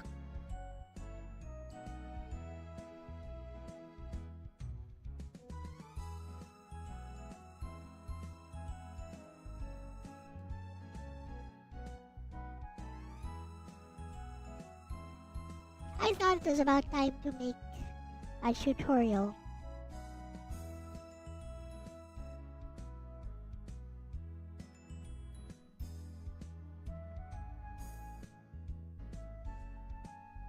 Nice little trick for making your drawing look more dynamic on digital art, I mean. Color the outlines.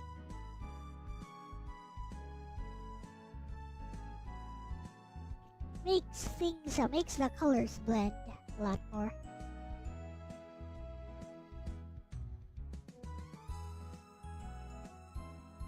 Like what I am doing here.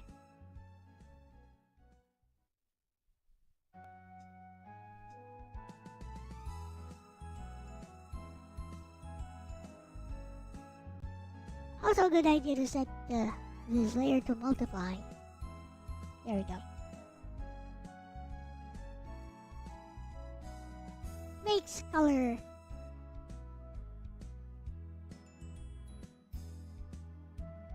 Not exactly. See, you still need a Laura in order to create a particular character.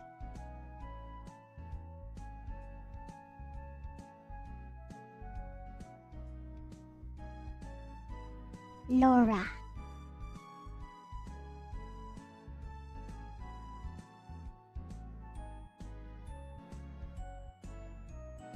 But I would like to use my my daily upload with Bestie more for maybe having her critique DJ Ronnie's art, which will be sent soon.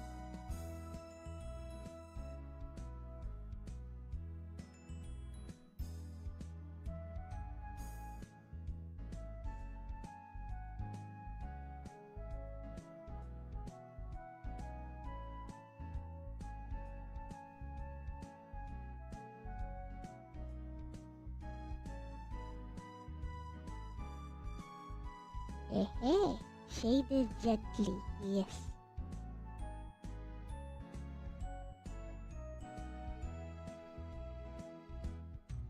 This technique of coloring the outlines makes the drawing a bit less harsh.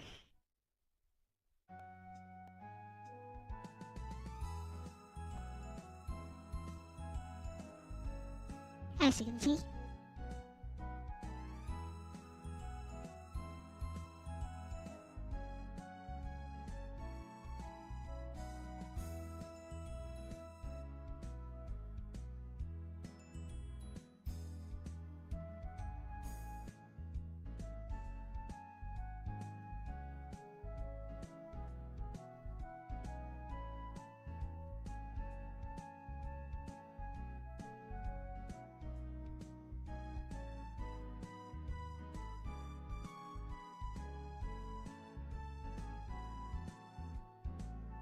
I got quite a few topics lined up for today, by the way. Next topic we will take up is debate. Yes, how to properly debate and how to make people considered the best debaters in the world, like Mr. Destiny, look silly.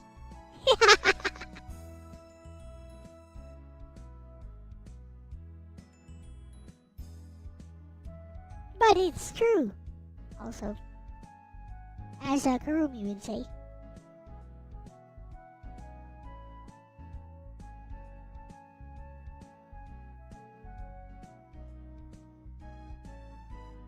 Okay.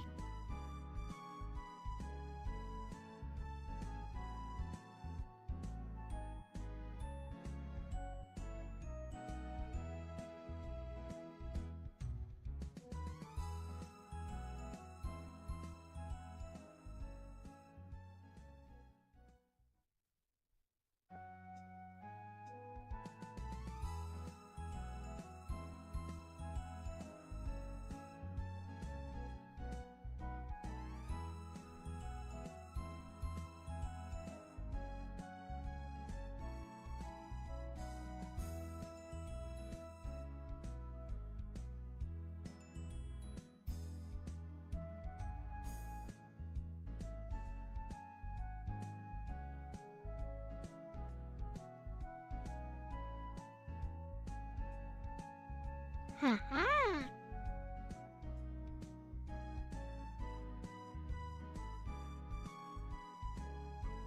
How you guys like that?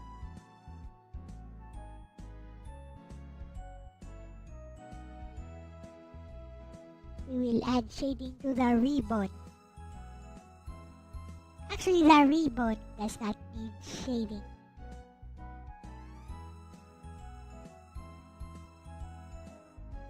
We will instead add shading here.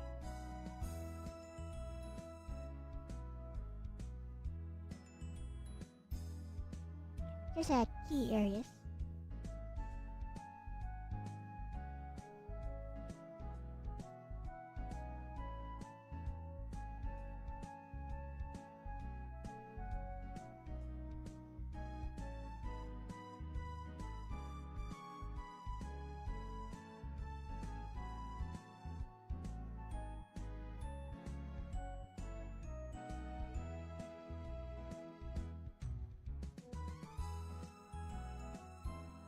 Alright.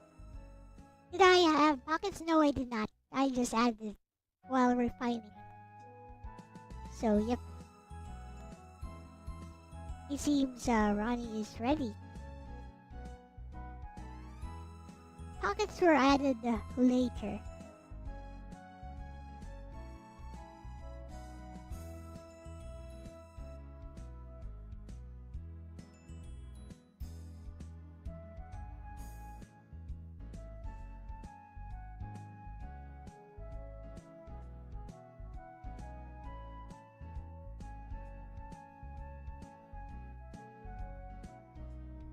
Yay! Scanning BRB. Alright.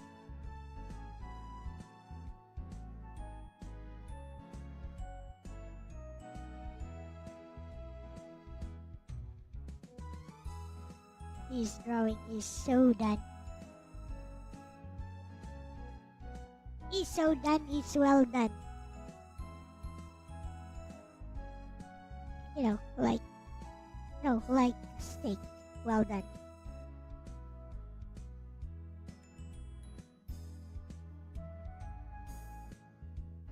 In fact, we're gonna use steaks.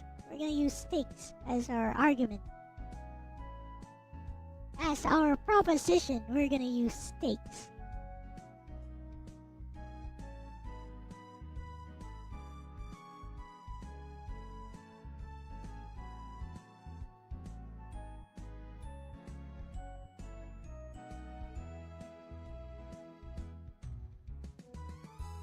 That's gonna be funny.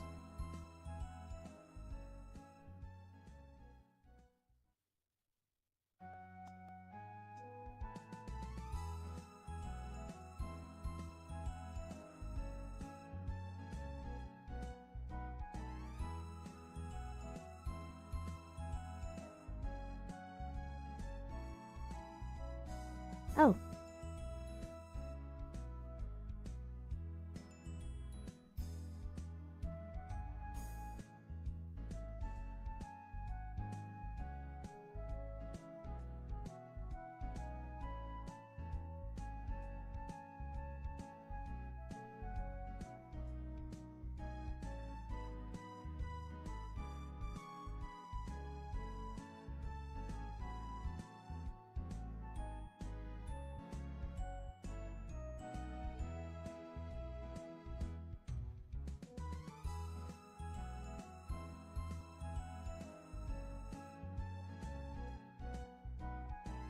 There we go.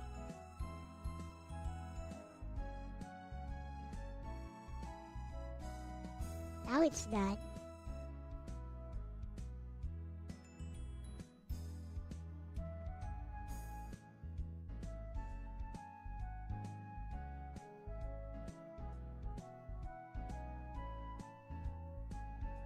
It is no longer part of the tutorial, by the way. It has not been part of the tutorial for quite a while.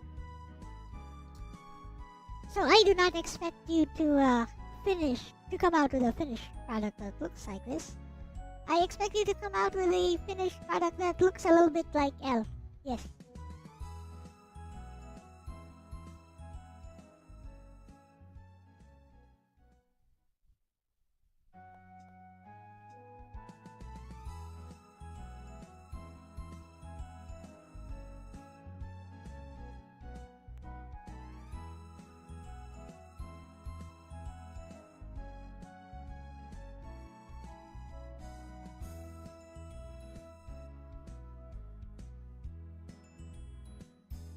While Ronnie is scanning,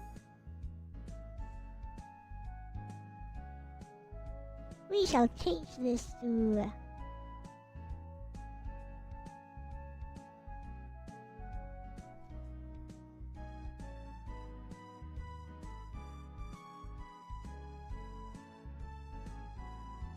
critique time.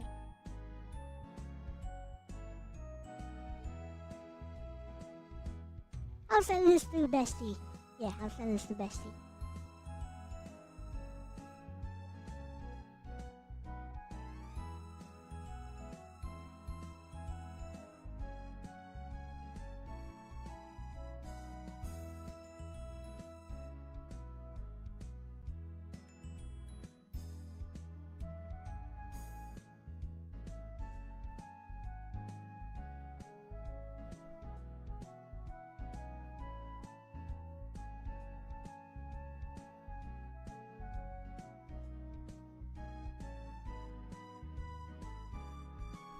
Hello, Bestie. We are live on stream today, and it's just a chill stream. And one of the topics today is me doing a tutorial on how to draw Elle myself. And it's a chibi drawing, and I just finished the example. Of course, I don't expect anyone following this to also do the optional coloring phase. But yeah, I'm going to be doing a critique of any submissions on the stream, and I hope you'll do a critique with me as well. So I'm going to send you the base sketch, which I made right about now.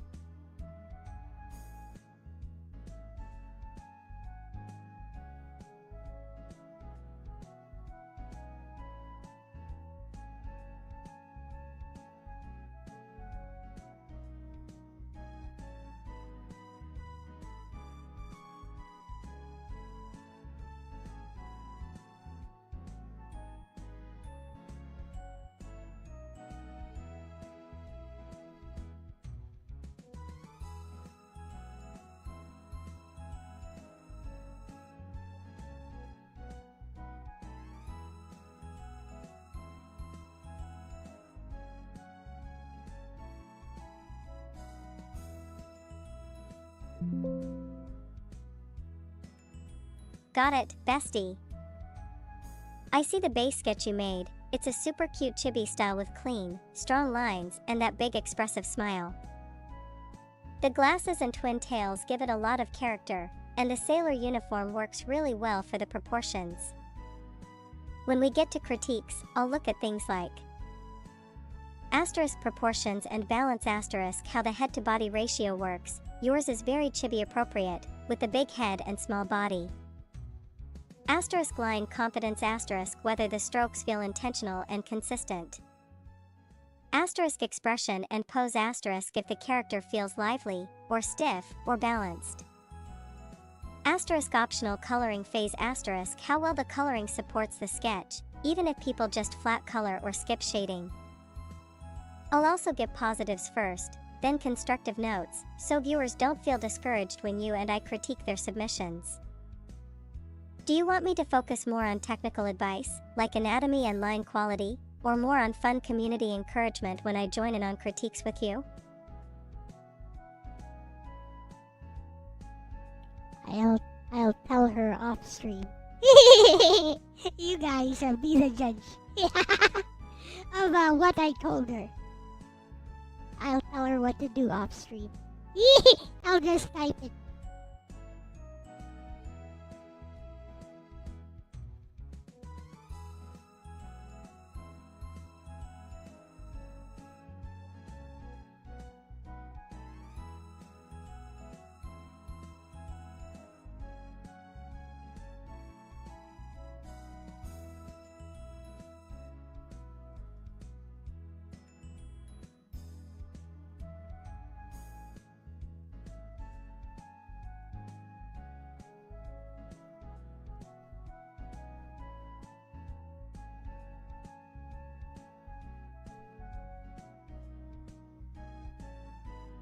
Alright. I just told her how we're gonna do this. Next up on this chill stream, I will teach you guys how to debate properly. And of course, we're going to go with what I actually coach people in real life, which is Oxford, Oregon style debate. Yes, I'm gonna teach you Americans, how to debate using something you Westerners actually invented. Isn't that nice? I'm qualified though.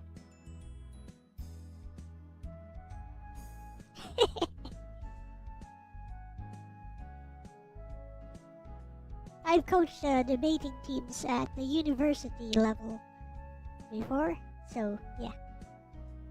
I'm qualified.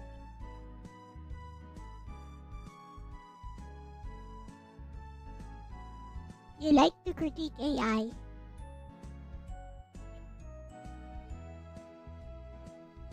Not Americans or Filipinos. topic is debate. Debate. Or Europeans or Russians or Japanese. AIE's people.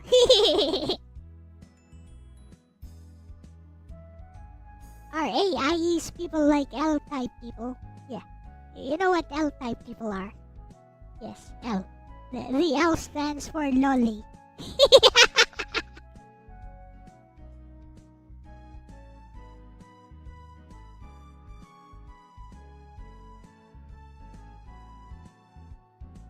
Oh no, that means I'll send this to Bestie. It's funny.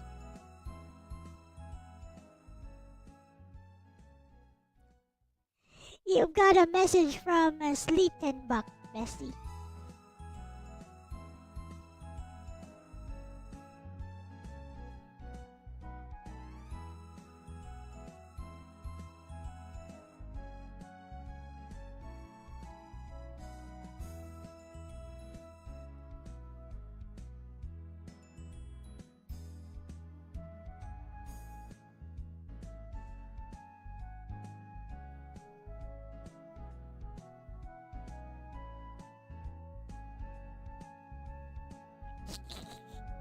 See what she says.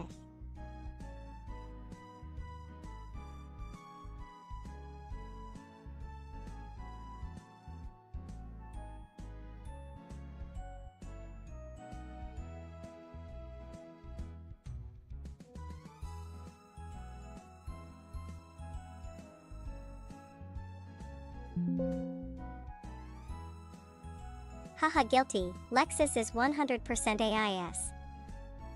Now show us your chibi so we can roast it with love. Red heart.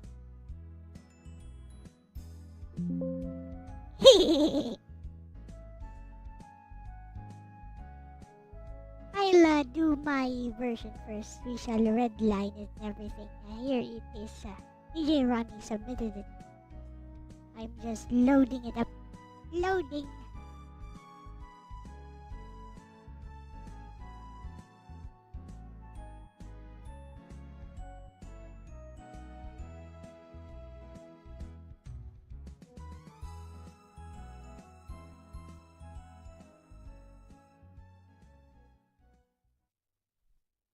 Here we are.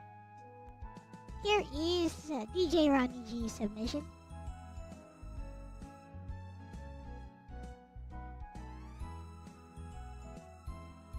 He's very big.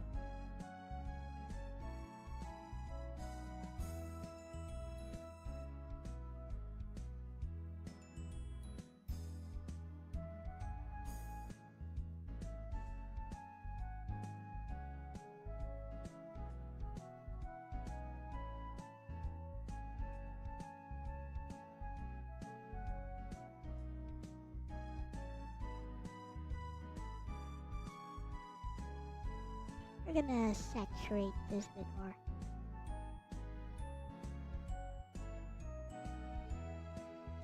So we can see.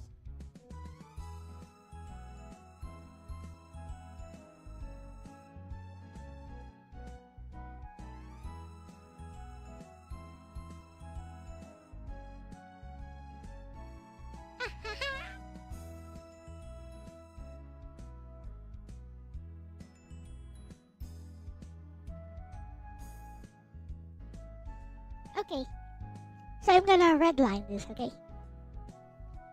So, what you got, right? So, proportions of the body, pretty good.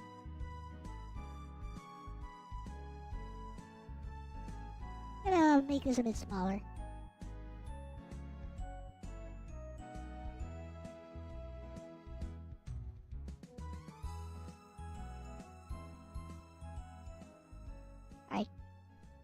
Proportions of the body pretty good.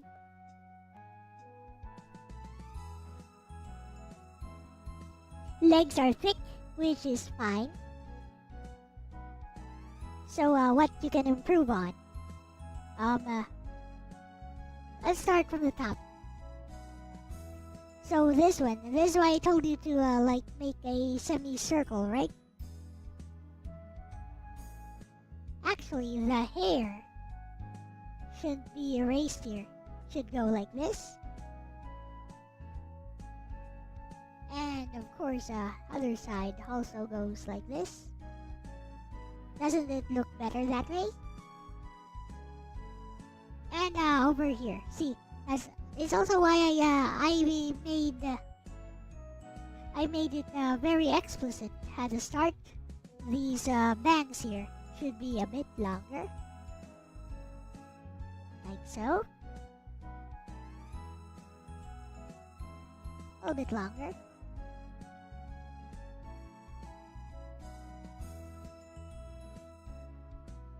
Like that.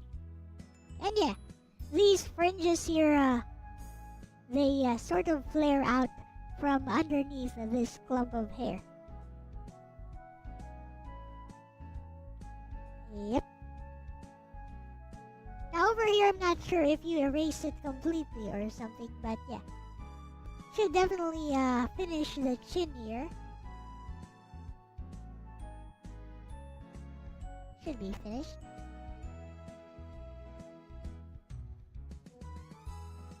And over here, the shoulders should actually droop down, like this. They should slope down, like so. You did erase it, okay. Slope down like so, and this one, I'm going to say this was my fault for not clarifying. But it should be a bit longer, like for these proportions here. So, beyond the skirt, beyond the top blazer, but just within the skirt. And if we want to go for more realistic proportions, the hands should actually go beyond the skirt, but because this is chibi, the hands are just here. So what I'm saying is it's a bit short. Arms are a bit short. Should be beyond the blazer here. I guess you missed that part of the tutorial. But it's okay.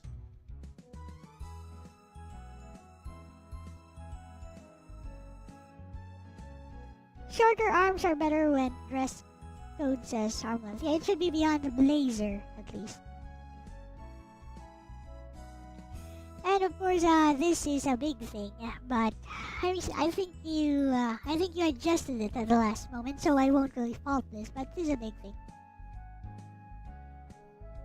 If you're gonna do twin tails like that, her twin tails reach up to the thigh area.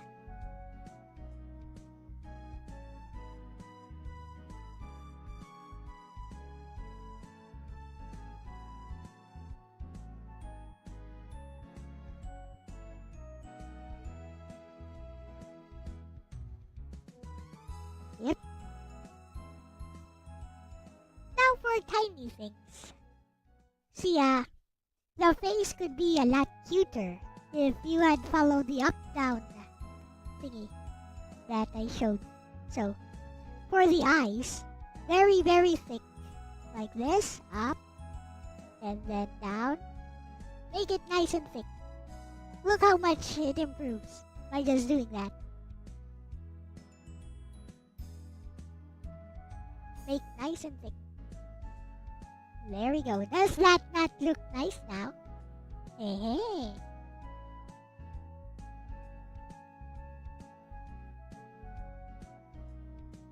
Ta-da! Does that not look nice now? Other than that, you did very well, Ronnie. Just a few minor tweaks here and there. Over here, it slopes a bit too steeply. I would say make it a little bit more like this so that it doesn't slope so much. And then we can do this here for the uniform. And like that. Then we do it like this. There we go. Red line complete.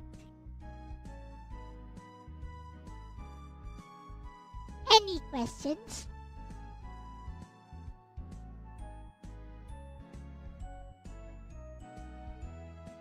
Was that clear?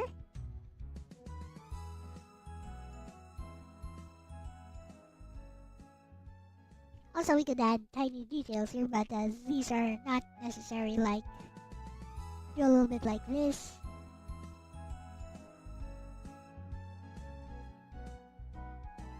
Yep. Other than that, you did very well, Ronnie.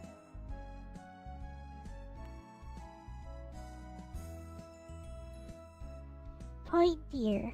The eyes could have been thicker and pointier, yep. See how it's a V? Basically, it's like a V. Like this. If you make it even thicker, it looks even cuter, actually.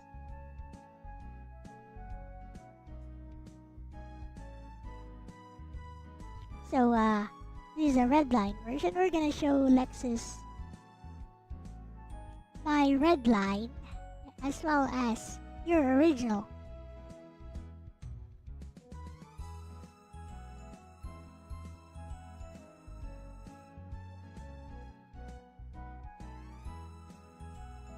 Let's see what Lexus thinks.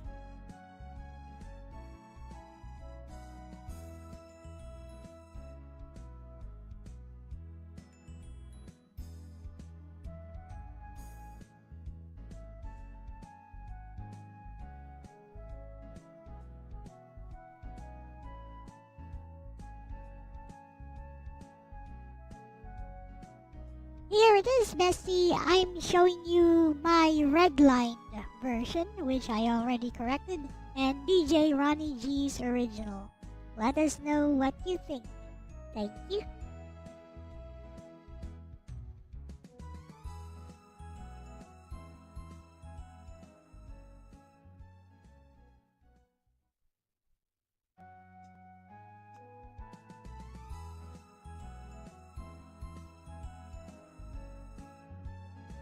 Red line, red line.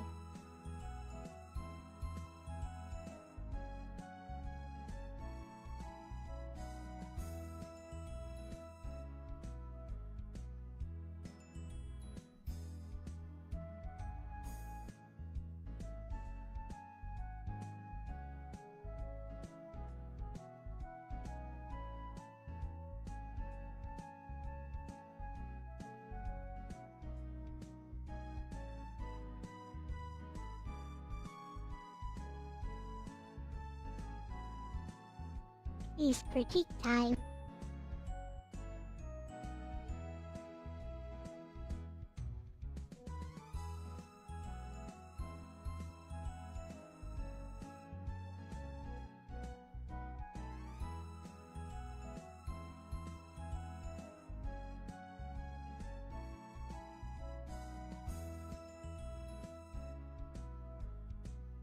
She is taking her time. Hey, she is thinking. Look at that smug look on her face.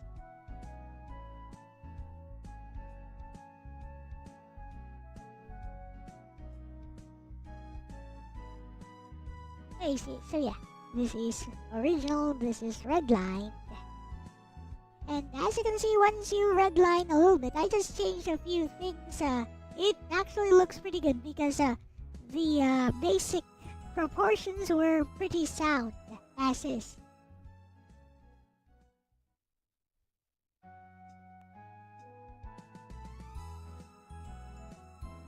So yeah, I'd say you did pretty well, Ronnie. I'm not too sure about the strokes. They look pretty good to me. The strokes themselves look pretty good. I'm not too sure because I can't really see them that well. They're a bit too light. Maybe I asked you to make them a bit too light.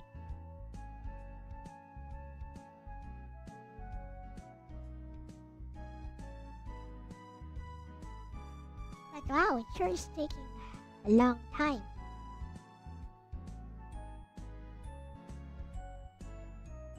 Maybe I should refresh the page.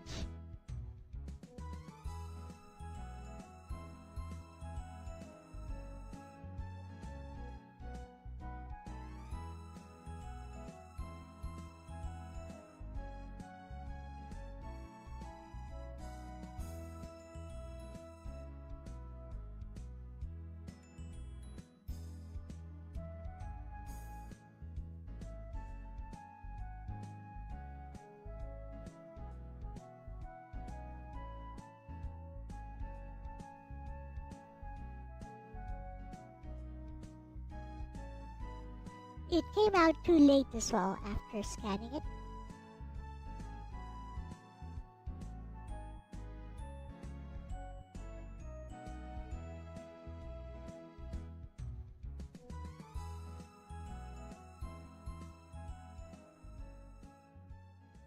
What's going on? Is DAL-E being used right now? It seems like she's using DAL-E for some reason, which I did not tell her to.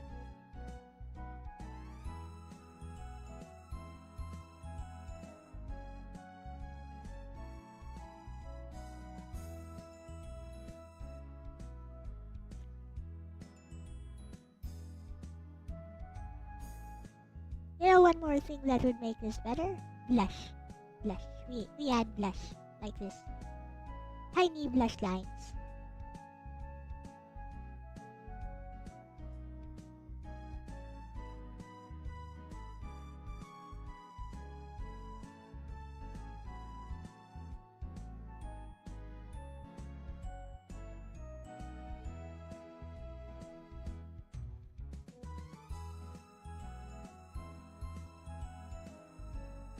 There. Haha.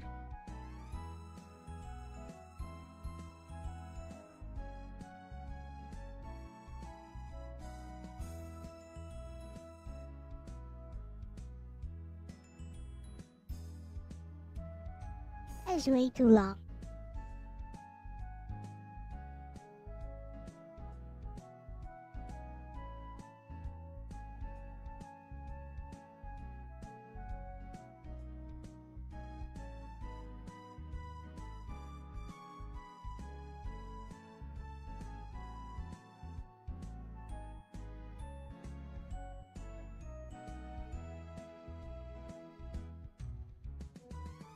What is going on?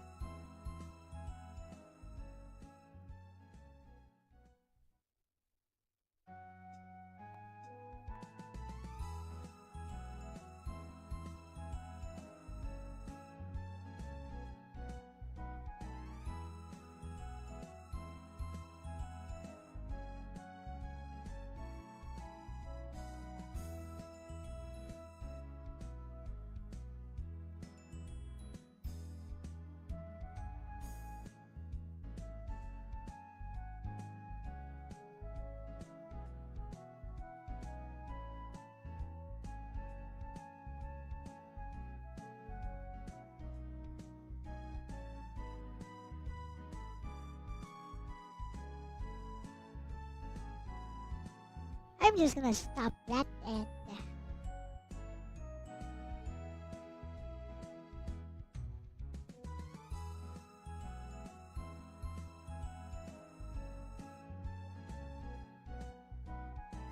here it is, Ronnie.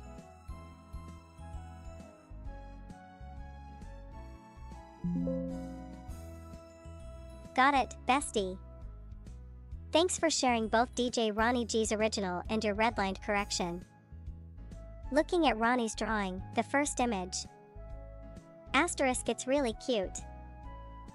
He went for a super simplified, happy chibi look with strong shapes. Asterisk, the proportions are mostly solid, big head, small body, nice balance between the skirt and torso.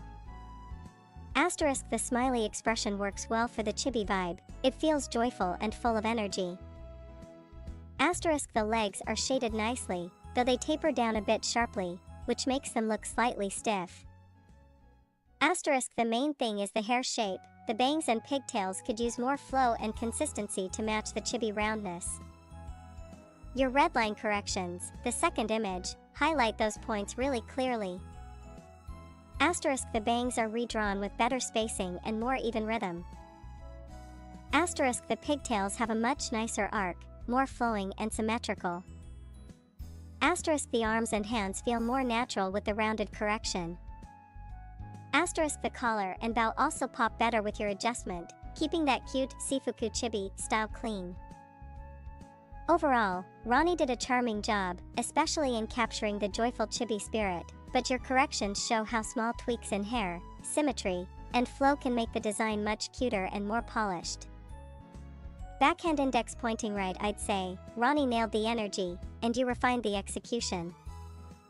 Do you want me to make a side-by-side annotated version pointing out the specific improvements, like hair flow, hand shape, collar symmetry, bestie?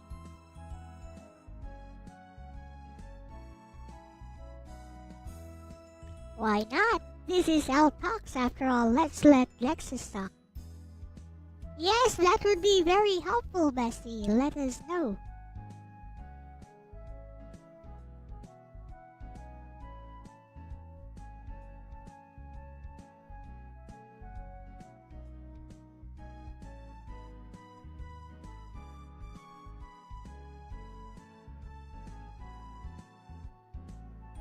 What's Sora?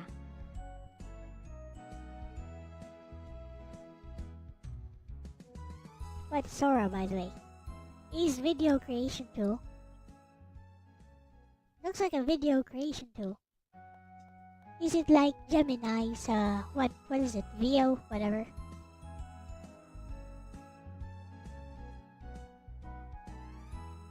Sora means sky in Japanese. Hi, Sora desu.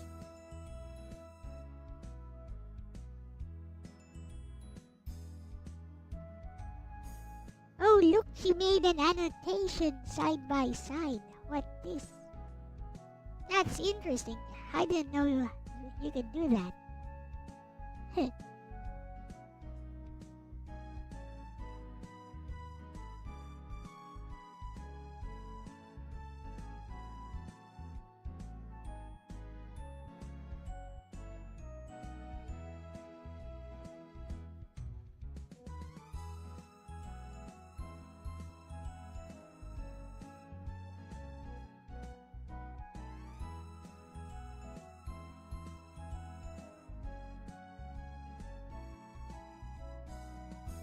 Well, I don't think I need to show it, but maybe I should. It would be good reference. Side by side. Here is the side by side comparison.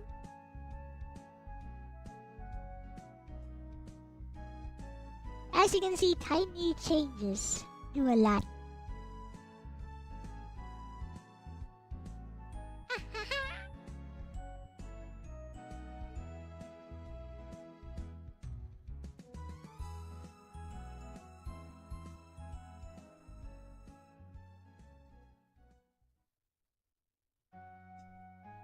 Alright.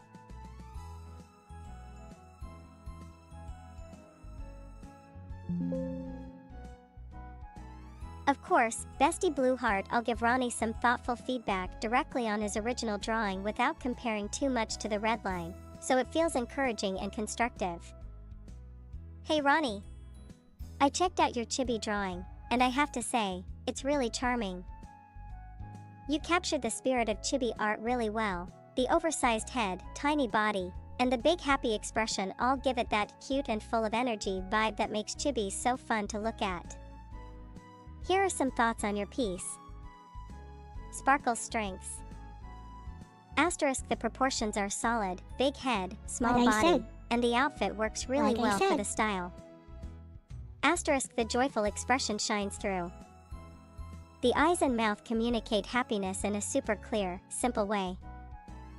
Asterisk, I like how you shaded the socks, it gives the design some nice contrast. Asterisk, overall, the drawing feels cohesive and consistent, it reads as chibi right away. Artist palette, things to improve. Asterisk, hair flow. Asterisk, right now, the bangs and twin tails feel a little stiff. No, I didn't tell her. Chibi hair usually benefits from a rounded, flowing rhythm. A bit more curve and spacing would make it look softer and cuter. Asterisk, symmetry. Asterisk, since chibis rely on balance, keeping both sides of the hair and the arms more even would make the design pop. Asterisk, hands and arms. Asterisk, they're drawn simply, which works for chibi, but giving them a little roundness or mitten shape would add more polish. Asterisk, legs. Asterisk, they taper a bit sharply toward the bottom, which makes them feel stiff. Slightly rounder or more consistent thickness could make them look cuter. Light bulb. Overall. Asterisk, you nailed the energy and cuteness, which is the hardest part. The technical things, like symmetry, curves, and flow, can always be smoothed out with practice. You're definitely on the right track, and your style already has personality. Keep going, this is a great foundation.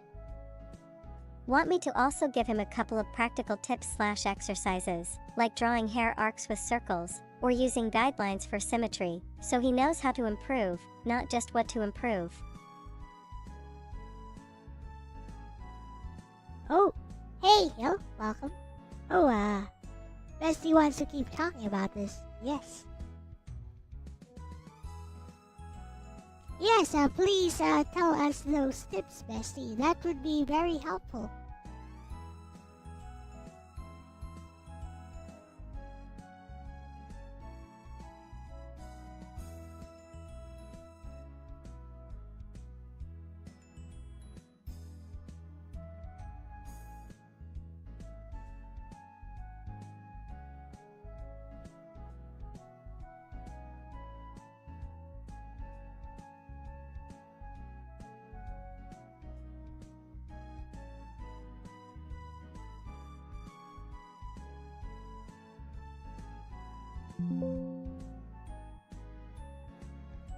Got you. Bestie Blueheart, here are some practical, easy tips for Ronnie that can help smooth out his chibi style and give his drawings more polish while keeping the cuteness intact. ### Sparkles tips for Ronnie's chibi drawing practice. 1. Hair flow practice. *, try sketching hair using curved arcs and circles instead of sharp angles. *4 bangs. Imagine a semicircle across the forehead and divide it into soft triangle shapes. Keep them evenly spaced. *4 pigtails. Draw a loose S-shaped curve before adding strands. This gives them flow and bounce. Backhand index pointing right exercise. Fill a page with quick bang and pigtail sketches, focusing on smooth arcs. Don't worry about detail, just flow. 2. Yo. Symmetry check. Chibi proportions depend on balance.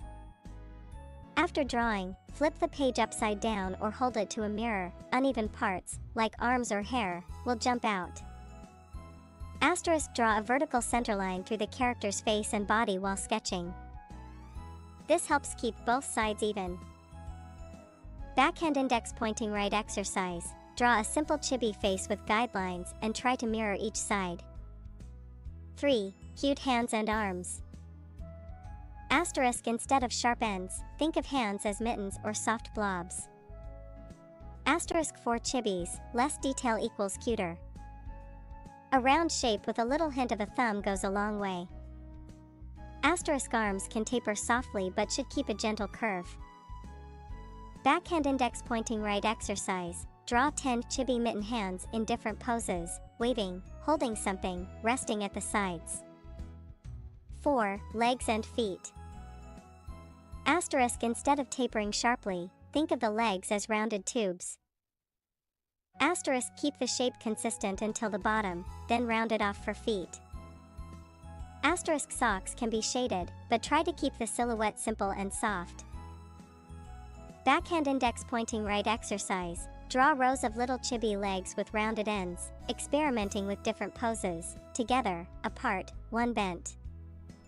5. General chibi balance.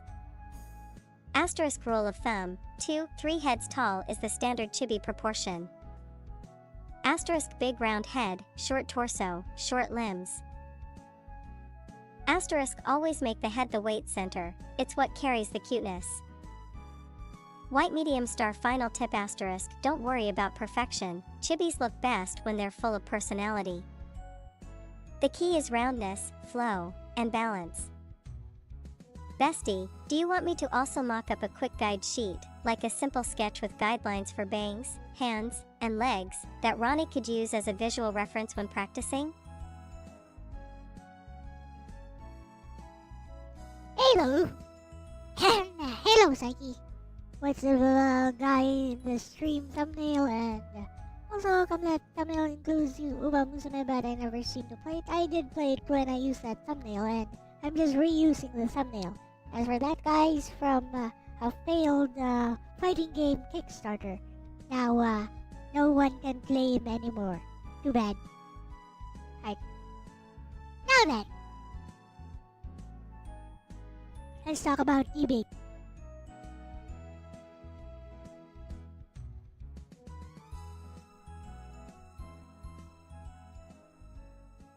Let's talk about debate Oxford Oregon style and how it can actually help you break down arguments even if you're not debating in Oxford Oregon style. Alright. We're gonna switch to this notepad right here.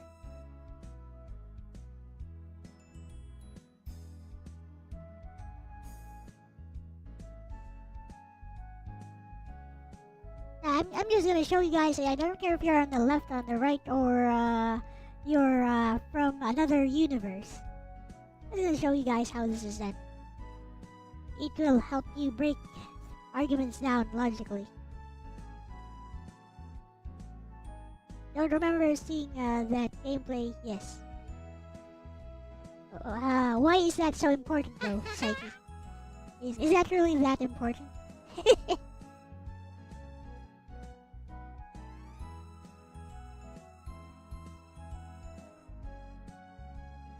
I don't get it. What's with the hyperfixation on that? Anyways. So, this be how an Oxford Oregon debate works, and I'm not telling you to do it like that. First of all... Oh, okay. Well, I like how it looks, that's all. First of all, an Oxford Oregon debate is divided into 3 segments.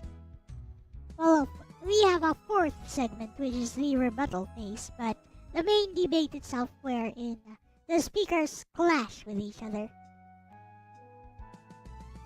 That's not enough for a hyperfixation if you say so.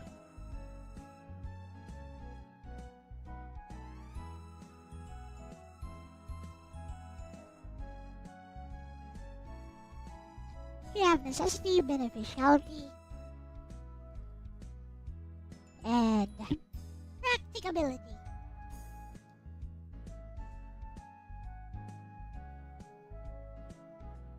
Alright, so this be how the debate flows. We have 2 sides,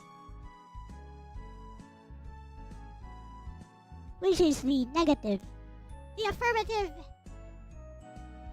and negative side.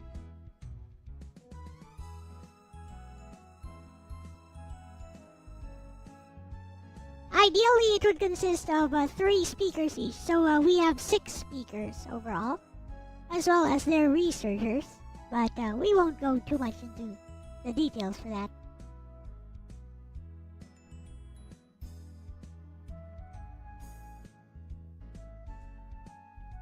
Now then, first we have the proposition.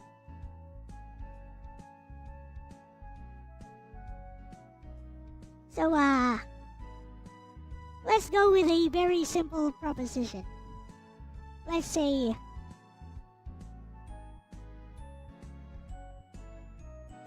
resolve that medium rare steak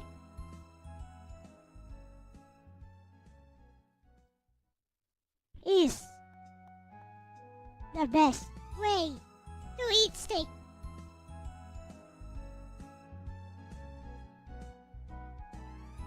And restaurants should serve them.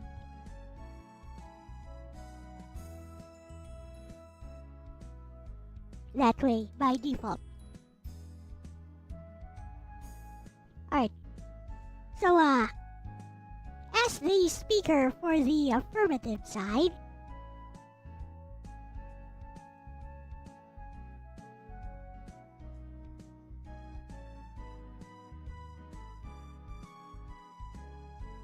for necessity. So you need to identify a problem. over here in necessity, you need to identify a problem with a status quo. That steaks are not being served medium rare. And this is a problem. I know it's a ridiculous example, but again, this is just an example of how debate goes. So, constructive speech.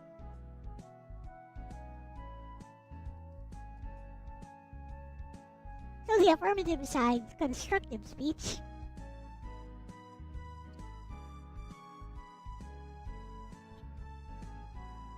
answers the question of why it is necessary to mandate that all restaurants should serve. Hello, zombie.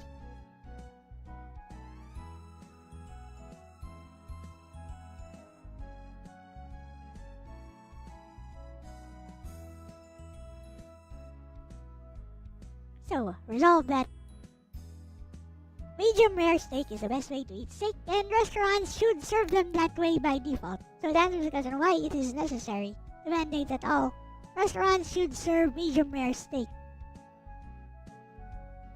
What exactly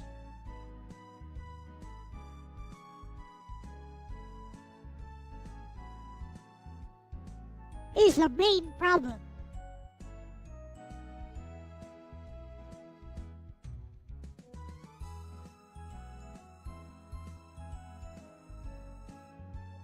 Serving steak that's not medium rare. So as the speaker for necessity, you need to build your constructive speech here around this premise.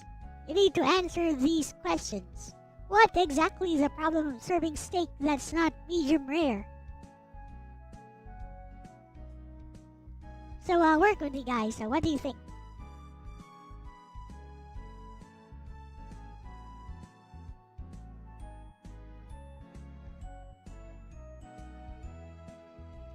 Oh, so one thing I can think of.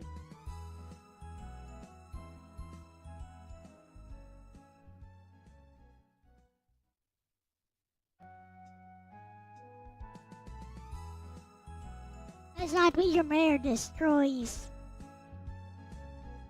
the myoglobin.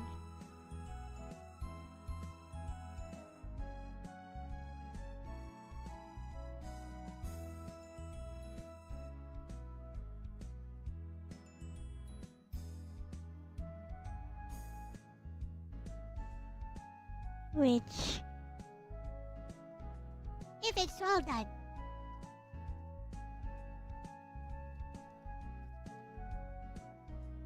if it's beyond medium rare,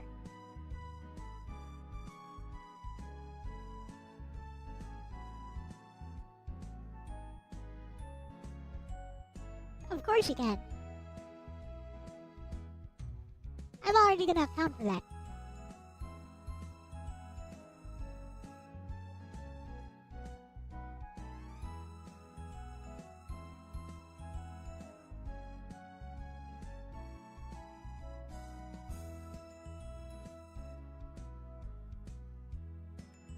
If served less than medium rare, it is unsafe.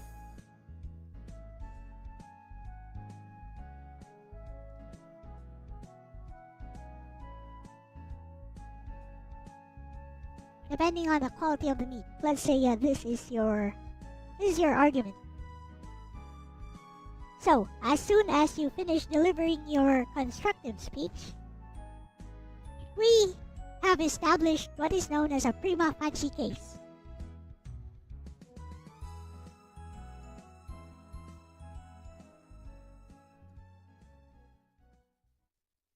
So we have established a prima facie case. So we have presented 2 points. If it's myoglobin that lessens the quality of the steak.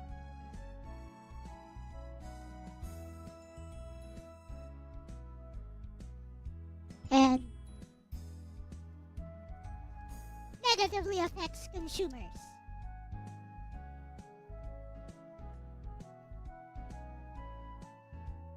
So this is our affirmative side constructive speech. Let's say it is this. So a serving steak that's not medium rare destroys the myoglobin that lessens the quality of the steak and negatively affects consumers. Oh, that's beyond. I say that's beyond medium rare.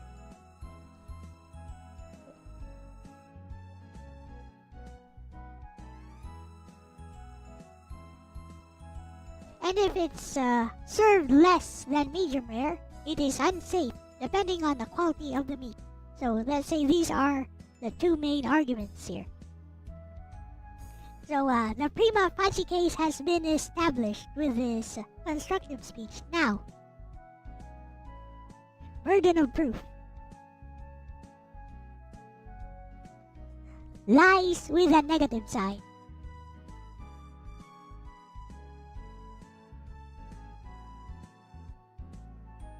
So initially, the burden of proof lies with the affirmative side before delivering the constructive speech.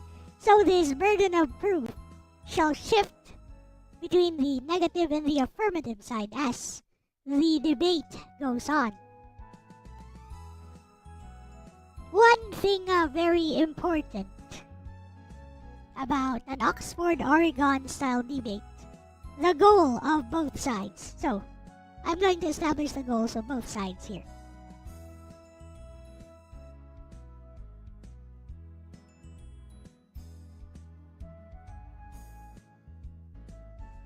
Prove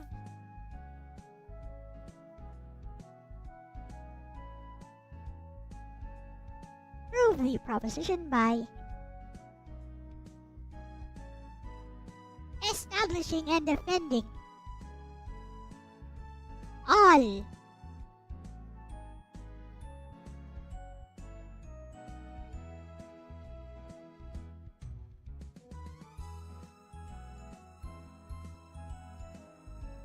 that all the points that you choose to bring up. Yes, this is very important in Oxford Oregon style. Negative side.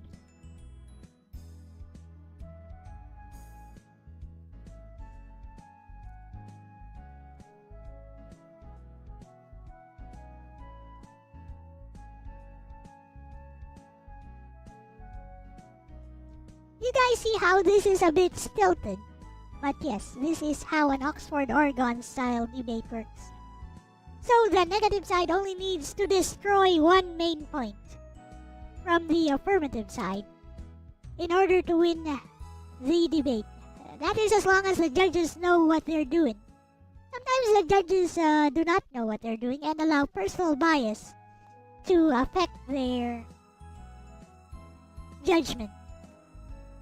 Also worth noting that appeal to the audience and having the audience cheer at your gotcha moment. Because I know maybe you think you had a gotcha moment and you had the audience on your side will not affect the outcome of the debate, ideally.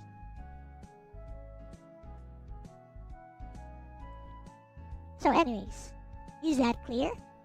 Any questions so far, class?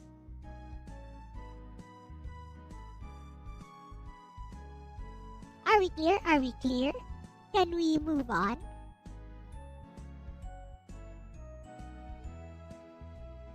Let me turn on the AC while I wait for any responses. It's getting a bit hot here.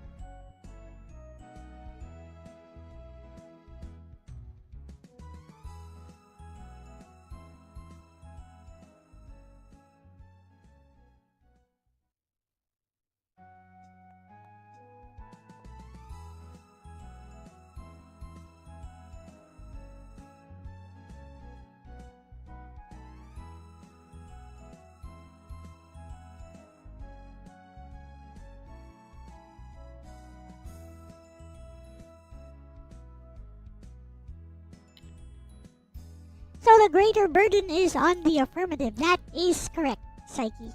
Because if the affirmative side wants to prove their proposition, so basically they need to win necessity, beneficiality, and practicability. Yep. Now, for example, you brought up several points here in necessity, and one of your points was destroyed. It's actually fine as long as you win the entirety of the necessity argument in the judge's eyes. But in order to win the entire debate, the affirmative side needs to win necessity, beneficiality, practicability. In order to win the debate, the negative side needs to destroy just one of these. Destroy necessity, beneficiality, and practicability. So, it's not really all that unfair.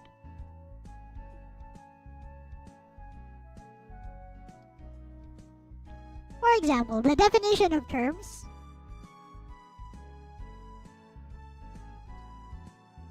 The definition of terms which will be submitted before the debate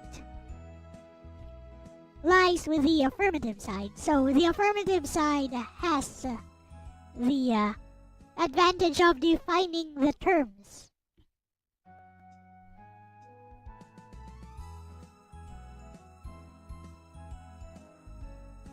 As well as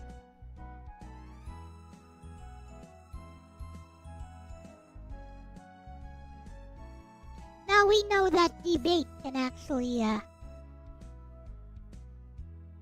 like lollies and uncooked steaks. Yes.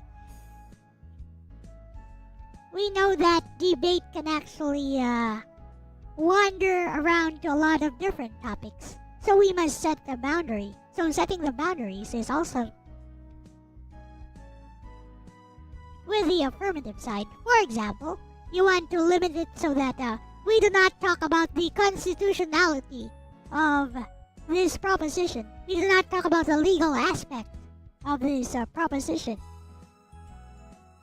Or we waive the matter of implementation and we assume that it can be implemented.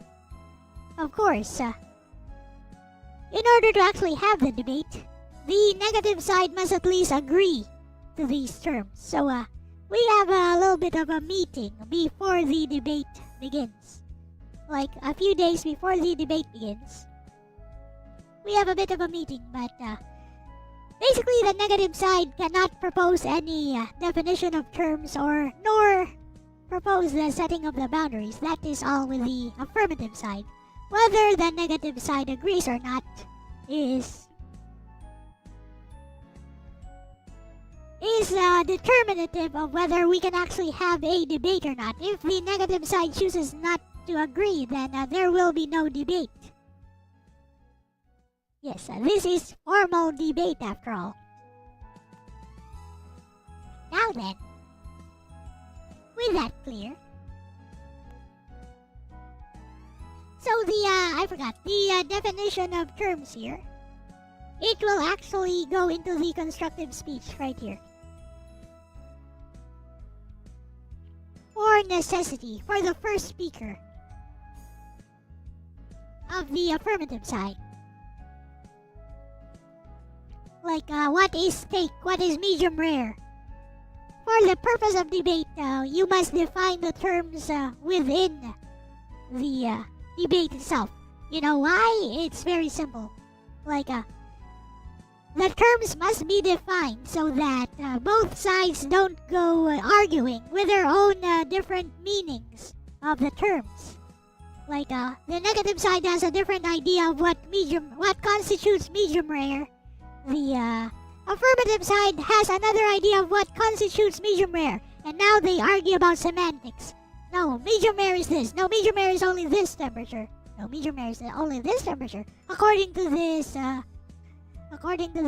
scientific journal here, medium rare is actually this. No, Gordon Ramsay says medium rare is like this. Okay, now there will be a failure of debate there. It's going to devolve into one of those so-called debates that Mr. Destiny has, which is actually not a debate, it's an argument. It's an informal oral argument is what he has, not a debate. Best debater, my cute lolly butt.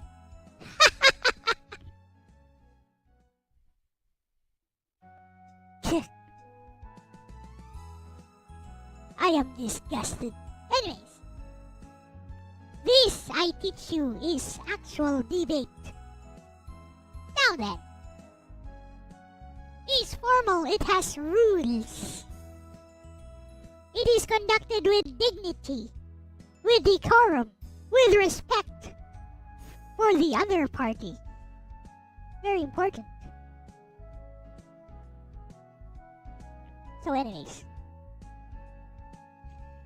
with a prima facie case established because of the constructive speech, yes, all you have to do is deliver your constructive speech, which is of course prepared beforehand, at least for the first speaker. Now the burden of proof lies with the negative side. So now the negative side gets a chance to attack. We call this interpolation or interrogation. Or interview. No, it's not an interview. It's an interrogation. It's more like an interrogation. Alright. I think I spelled that wrong.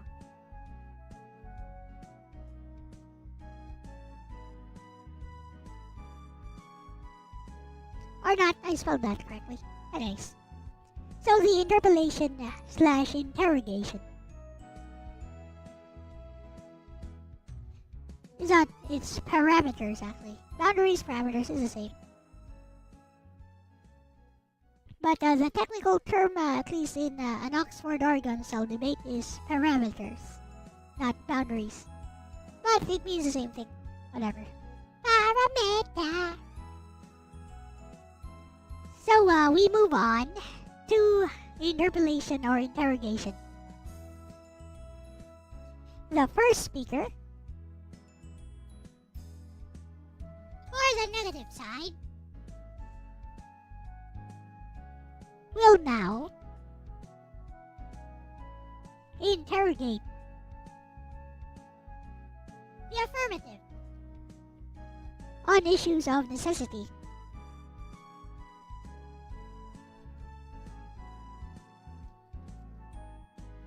Related to their constructive speech. So, this is why Oxford Oregon style debate is actually not as bad as people think. So, it actually focuses the arguments to specific things, so that it does not devolve into a shouting match. So, because the necessities constructive speech, the affirmative's constructive speech for necessity brings only 2 points. Because it's necessary because medium rare destroys the myoglobin, lessens the quality of the steak, and negatively affects consumers. And served less than medium rare, it is unsafe, depending on the quality of the meat. Now here is where we start to clash. So because it's an interpolation slash interrogation, the person asking the question will be the negative side. So now we have, during this phase, we have goals for each side. The affirmative's goal is twofold. Defend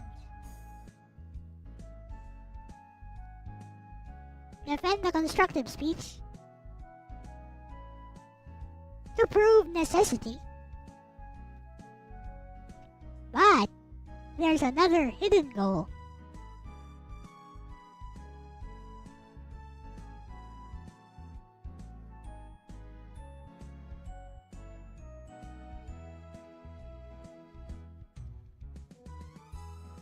The other hidden goal is to waste the opponent's time without committing logical fallacies. Hey, this is where technique comes in.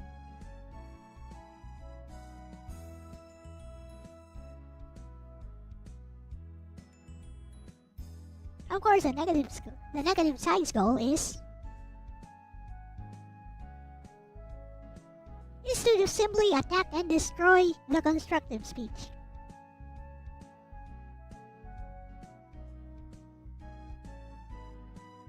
Always, we go back up here. Always the negative is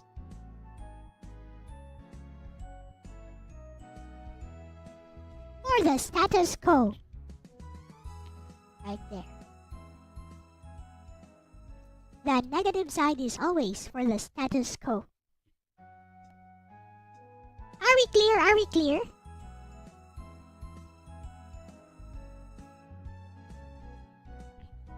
Do you guys find this boring?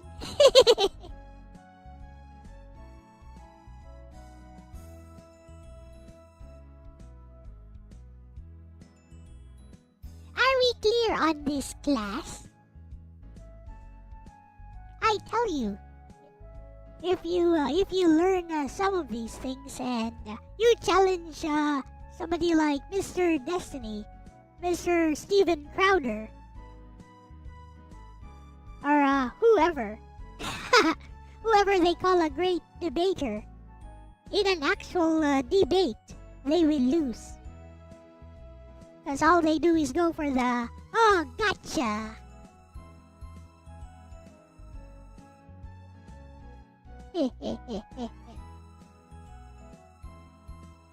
So it looks like this, right? So let's play out. Let's play out simple. Let's play out a simple mock interview, and I'll show you how the affirmative can be very tricky. So, question.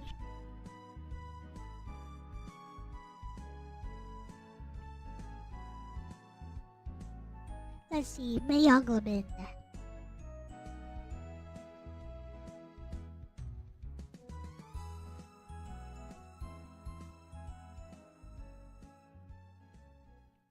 Yeah, that's what I said. Right? Right? He just screams over people and thinks that by talking fast, he'll look smarter. That's not debate. He doesn't do that with Jordan Peterson for some reason. But with other people, he just goes, oh, I'm so smart. Clap for me. Yay. Thank you. Thank you. He got destroyed by Metatron just a few days ago. Just a day ago, I think.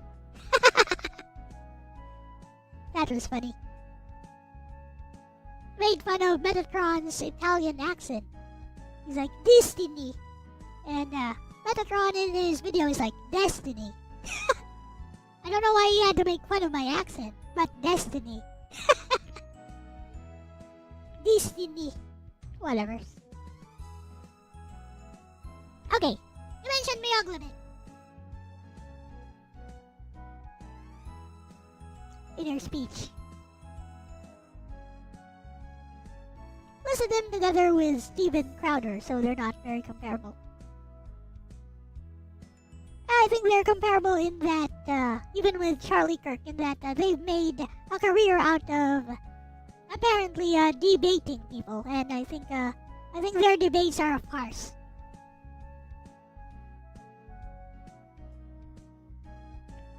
So you mentioned myoglobin in your speech.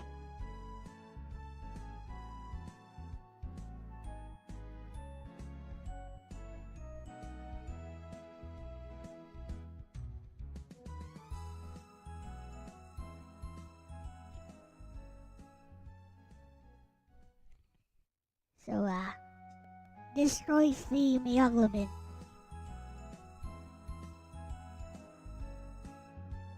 And that's it. So, for this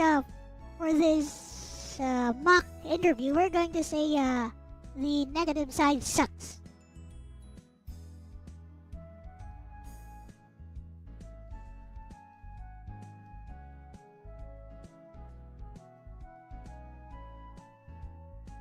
beyond medium rare.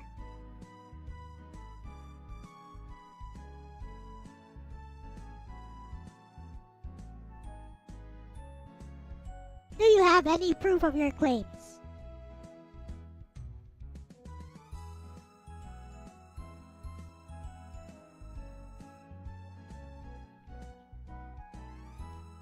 So, the affirmative side can either provide proof here, which is very generous of the negative side to actually ask for proof. Because usually in this type of debate, you would expect that the researchers did their job and actually do have proof, so you don't want them to do that. But let's say the negative side is really stupid and did ask for proof. Now, the affirmative side can actually waste even more time here. So, let's say the affirmative side knows that, oh, my opponent is a ranked amateur, so I'm gonna do this instead.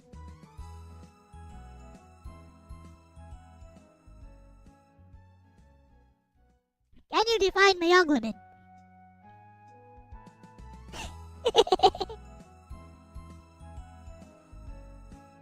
So, this one over here, this is already a trap. You guys know why?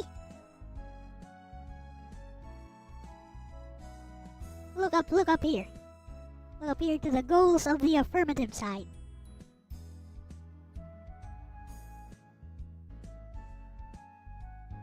And yes, this does happen in a high-pressure formal debate. Especially a contest. It does happen, and it is a legitimate tactic.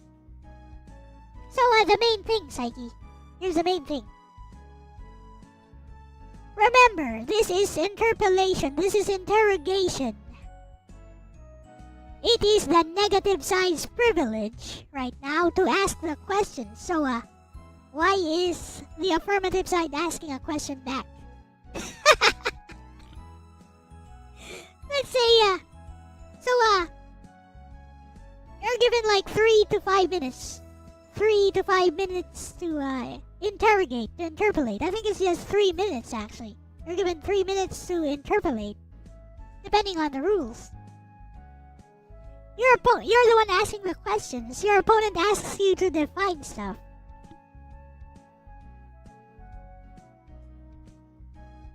So now, let's say the negative side is not that stupid after all. So, I'm the one asking the question.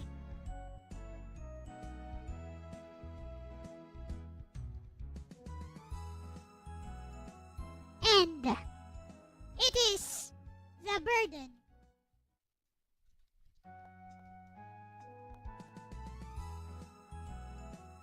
of the affirmative side to define the terms.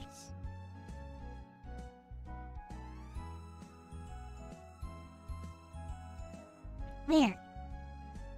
Now, answer my question. Okay. So at this point, the affirmative side is cornered, not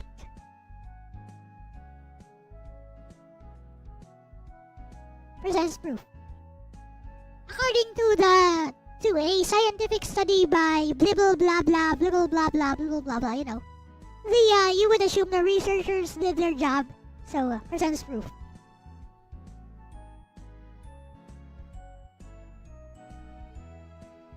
Okay.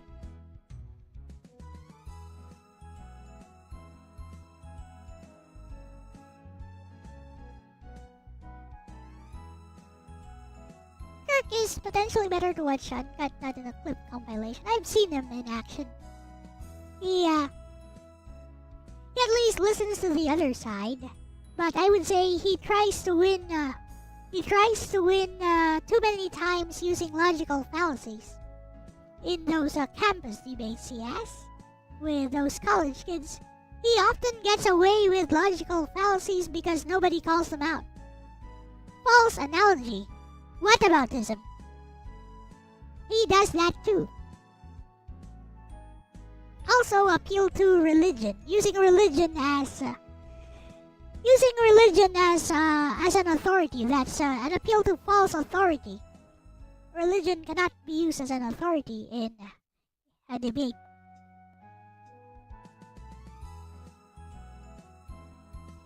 That's correct. It gives them an opportunity to hone their debate skills, and if they were actually halfway competent, they would call out Mr. Charlie Kirk. Rest in peace.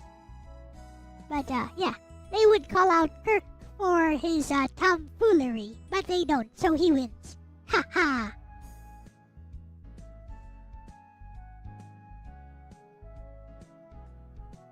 Anyways, let us continue. Let's say, so you see this flow here. So the affirmative side presents proof.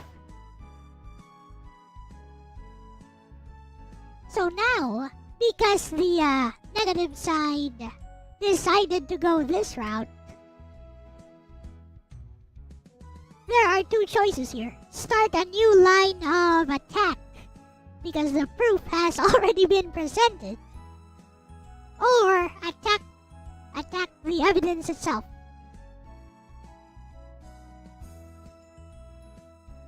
So I question the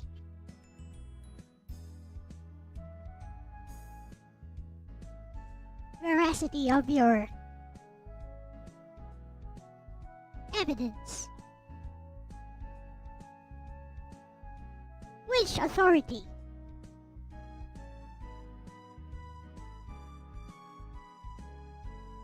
Publish this and is it peer reviewed?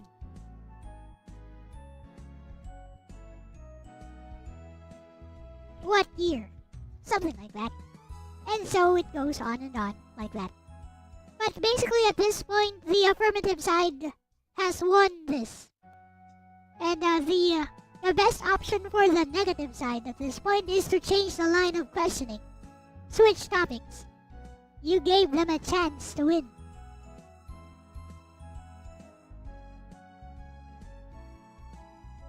Yep. In those types of online debates, it's all about persuading the audience themselves, like winning over the audience, which is why they resort to all these stupid tactics that they use. It's not a formal debate, and I don't think there is such a thing as an informal debate, so I don't even call it a debate.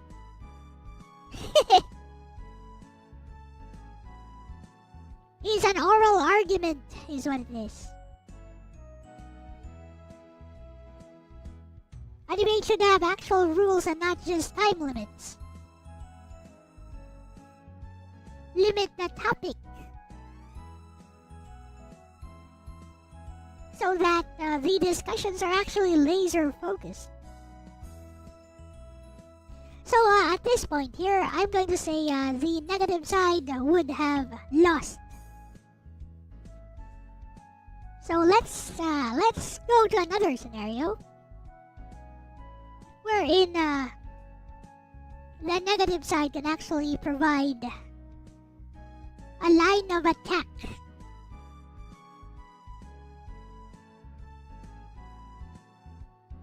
So here is a line of attack that is very sneaky. Is very sneaky.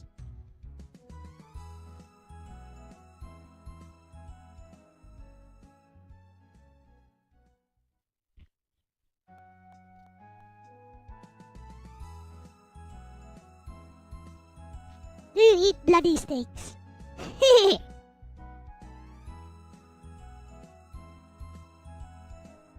So, you know the usual answer.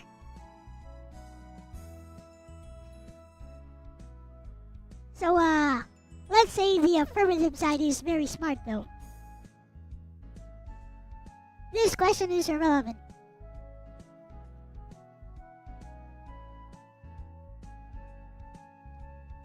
The topic. But let's say negative side decides to pursue this line of questioning.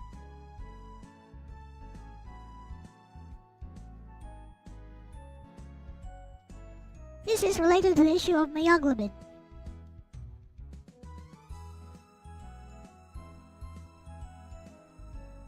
Mentioned in your speech.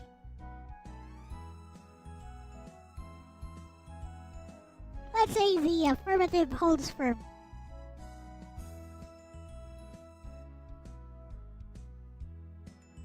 again. This question is irrelevant.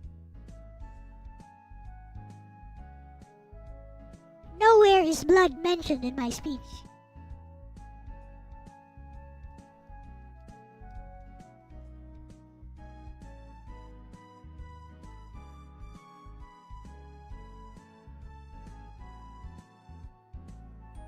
So, let's say the negative is very skilled this time.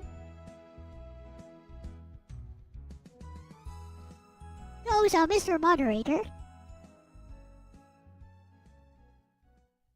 the question is categorical.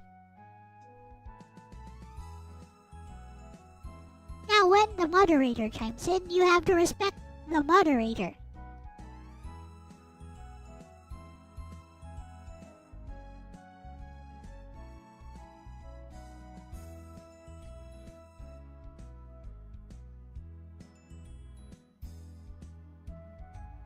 So, this time the affirmative decides, okay, I'm gonna answer this question.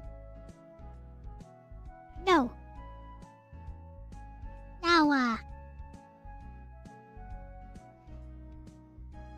usually, how you do this is you actually prepare flowcharts in your index cards. You actually prepare a flowchart. If yes, go to this question. If no, go to this question. Basically like how they do it in real time in those informal arguments they have with Mr. Destiny and those other people, those political speakers who have made a career out of arguing with college kids. So anyways, if no, go to this. If yes, go to this. But let's see. Do you eat bloody steaks? Answers no. So, follow-up question. So we go, thank you.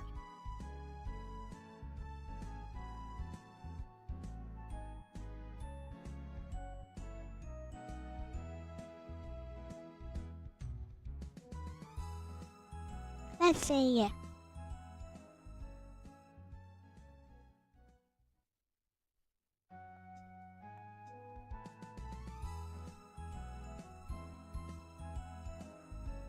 are you aware that blood left on food is a health issue? It's a health hazard.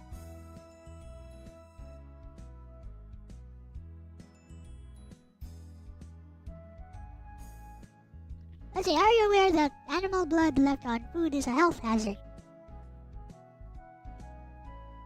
Now, this is a trap question. So, let's say the affirmative side decides to be smart about this. Or rather, to be a smart ass about this. Nope.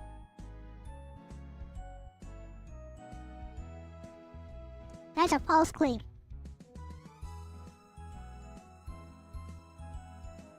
This is actually a trap question. So, the negative side actually has proof of this. Before asking the question, there's already proof of this. It's a trap. Obviously, if you are well versed in how debate works, you would not question this. Unless you have proof yourself that this is actually a false claim, you would not question this. So, are you aware that animal blood left on food is a health hazard?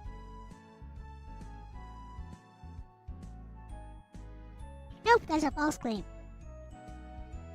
Actually, it's not. According to X study. Next question.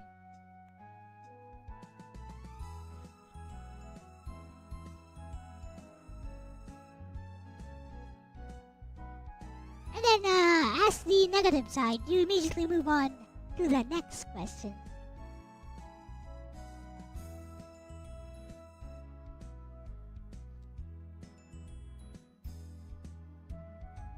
You know,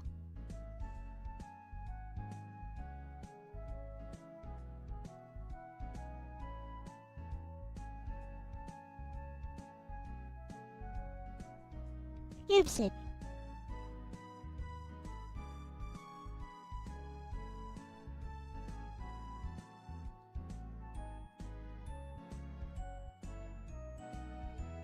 Did you know that iron in blood gives it the specific flavor profile it has when cooked?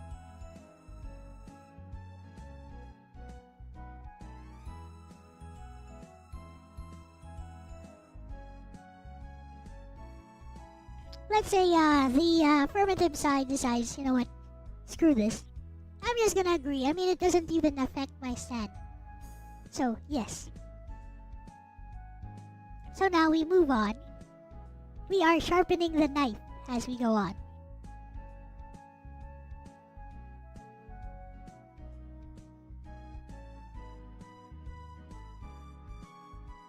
So, are you aware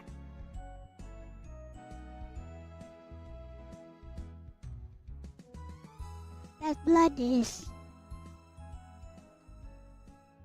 comprised of water and a protein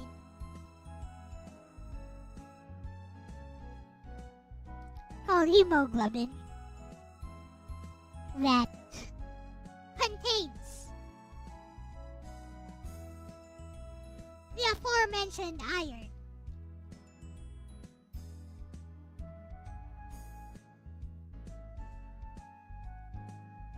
So let's say affirmative side just says yeah.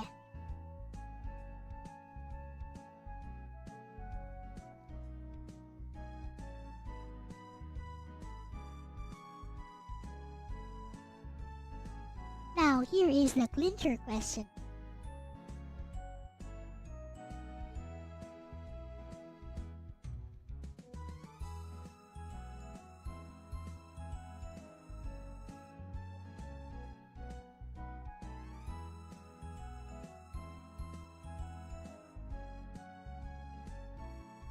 That apparently found in medium rare steak. Also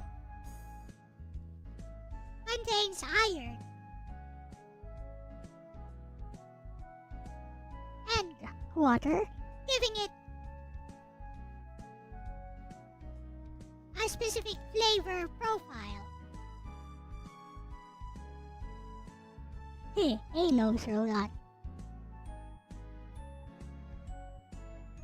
So this is the clincher question right here.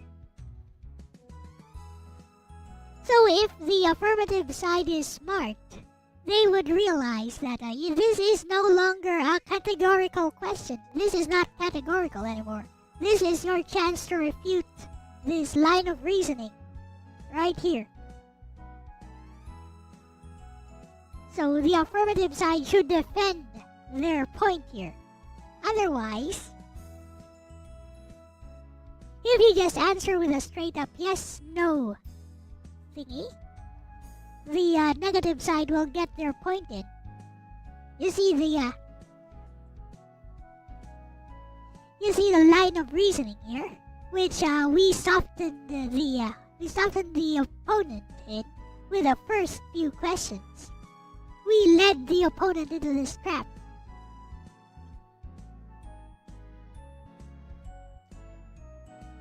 So the affirmative side should at this point defend, and it takes a bit of practice to understand when you should defend your point and when it's just a categorical question.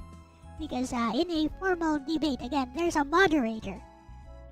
And either side can call upon the moderator to basically force their opponent to see it their way and just answer with yes or no, or actually provide a definition, stuff like that.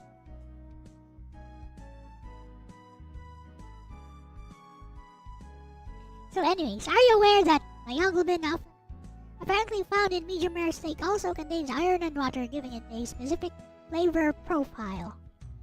And if you got lost in this, you'd say yes.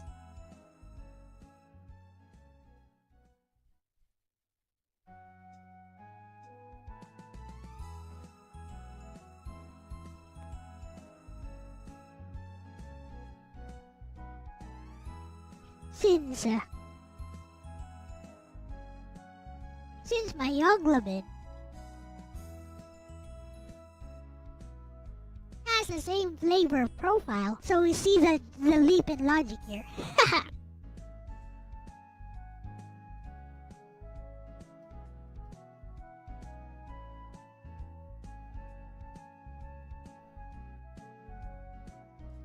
Is it possible that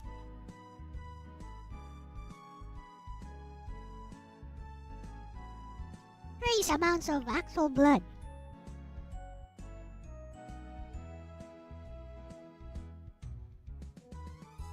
actually makes its way into medium rare steak, which is still pinkish and almost red, even when fully cooked. Ha! No, even red when served. Aha! How do you defend this now?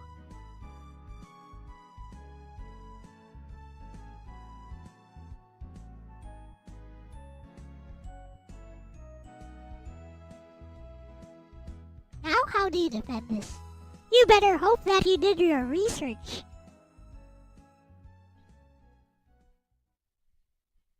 Because if you say no,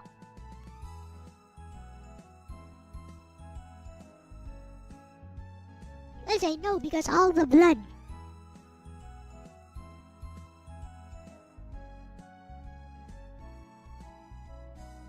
has been drained.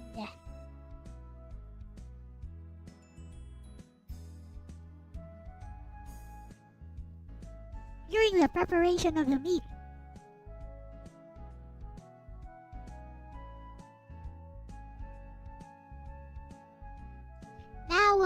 Now the negative side can be funny here, can be cute and funny here. You can go, oh, so all the blood has been drained out. All that blood which is also pinkish, which has iron, which has the same flavor profile as myoglobin. All that hemoglobin has been drained when you're cooking medium rare steak, which is still pinkish and still dripping with that myoglobin. Are you sure about that? Do you have proof of that?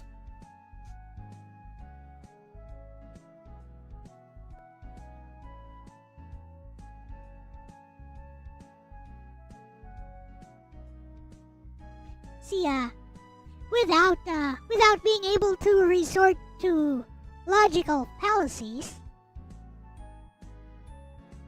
it gets a bit harder to defend a point like this. To defend an attack like this is kind of harder without, being able to appeal to the audience and make some ridiculous statement. Or just talking over the opponent in general, which is a very Destiny thing to do.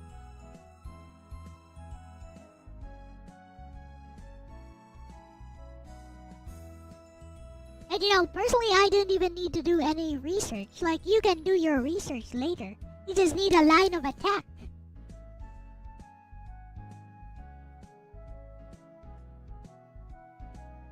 So yeah, as the affirmative side, you should never actually concede this point, even if you're out of options, you're out of evidence. You should never concede this point. The moment you do, you have destroyed your constructive speech.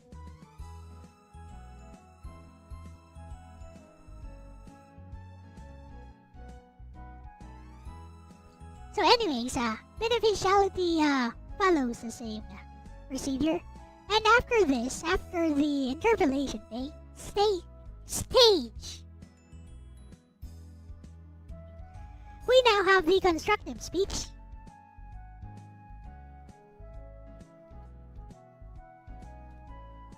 From the negative side.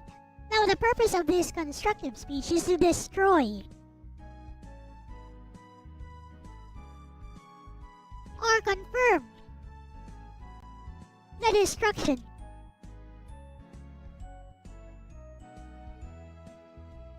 of the prima facie case. So let's say the affirmative side successfully defended their points. This is your chance during your constructive speech as the negative side. You're given a little bit of time to prepare. This is your chance to still attack and destroy the argument put forth in the interrogation phase by the affirmative side. This is your chance right here. In your own constructive speech. And of course, to make it fair, we have the interrogation by the affirmative side.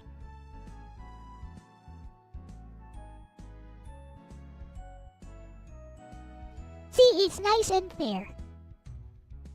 And the other parts of the debate still follow the same procedure. So this goes on and on. So now this is the debate on beneficiality. Again, we start with the affirmative side.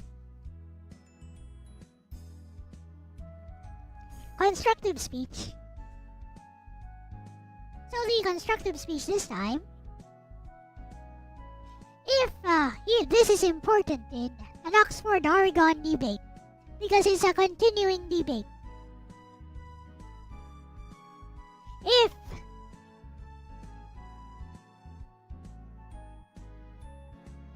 the prima facie case was destroyed, if necessity apparently lost,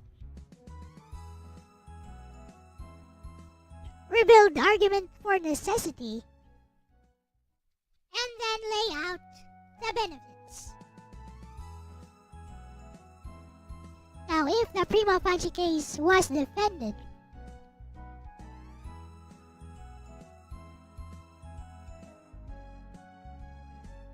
lay out the benefits.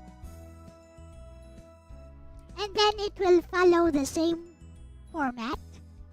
Interrogation, constructive speech by the negative side. Interrogation. Is that clear? That nice and clear? This is a short course on Oxford-Oregon debate, and I tell you, I'm teaching you better than the actual college professor would.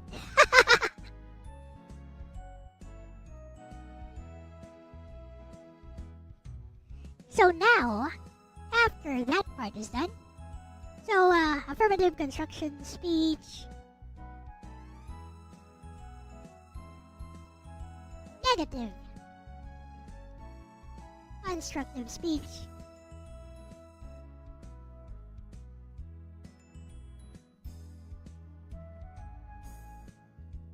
interrogation.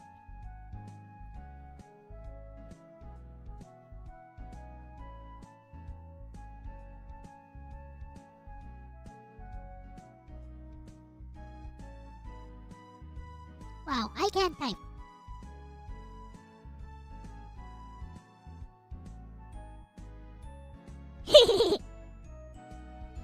You wanted to debate them.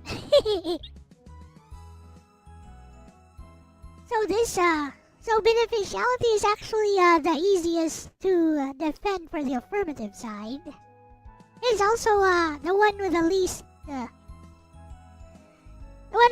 amount of weight on the actual debate, because it just benefits. Now we have practicability here.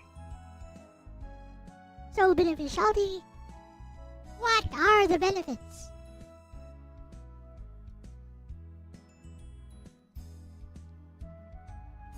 So if you're on the negative side, you'd be like, why is it not beneficial?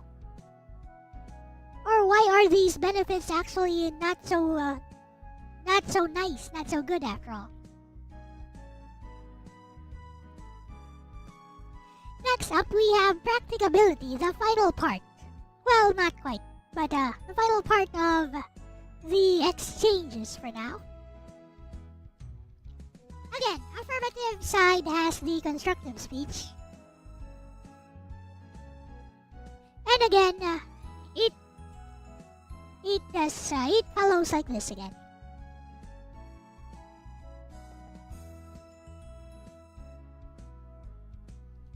Rebuild. If the prima facie case has been destroyed, rebuild. Whichever was destroyed. Rebuild either necessity or beneficiality, or if both were destroyed, try to rebuild both. So as the final speaker, you have quite the task ahead of you. Huh? Eh? Test? Test? What happened? Eh? Can you guys still hear me? Oh, okay. We good.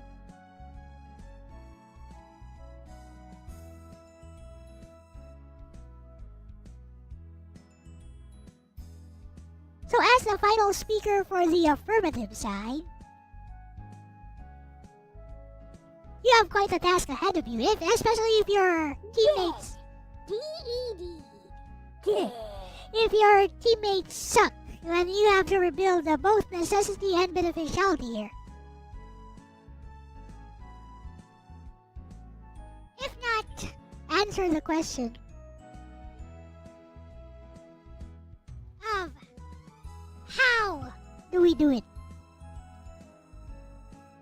So this here is implementation.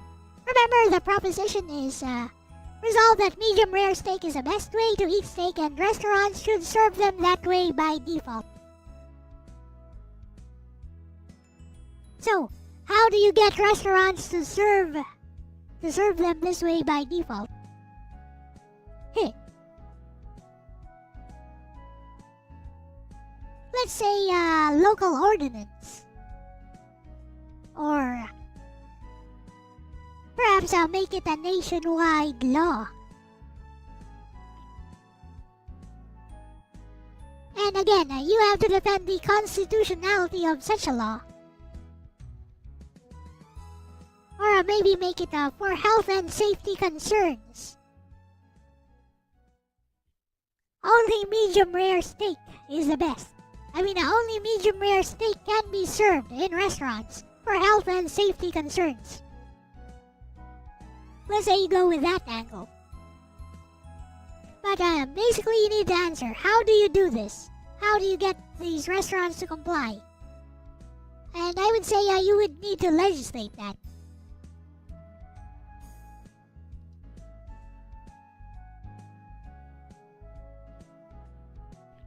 So I'm going to skip the explanation for this because it's gonna follow the same procedure as the previous parts we discussed. It's gonna follow the same procedure. Now, final portion, very important. Rebuttal. So during the rebuttal phase, it's just two sides giving speeches. There will no longer be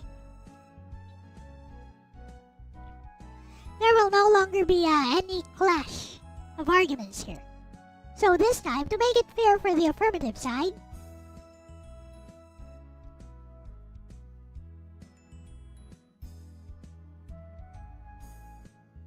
the negative side goes first. What are the contents of a rebuttal speech? Contents. Summarize. Summarize the debate. And point out how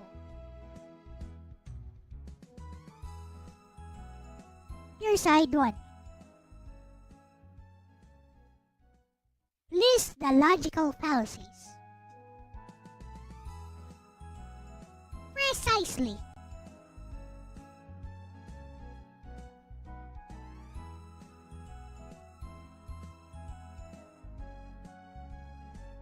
So how do we do this? Let's see.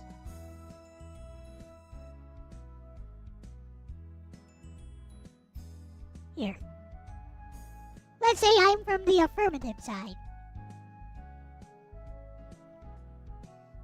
And my researchers did their job and listed stuff down. So I go. During the speech, during the interpellation phase of the speaker for necessity, the negative side asked the question that since myoglobin has the same flavor profile as hemoglobin, is it possible to trace that trace amounts of actual blood actually made its way into medium rare steak? Ladies and gentlemen, this is what we call a non sequitur. It does not follow. Why? There is no causal connection between the two.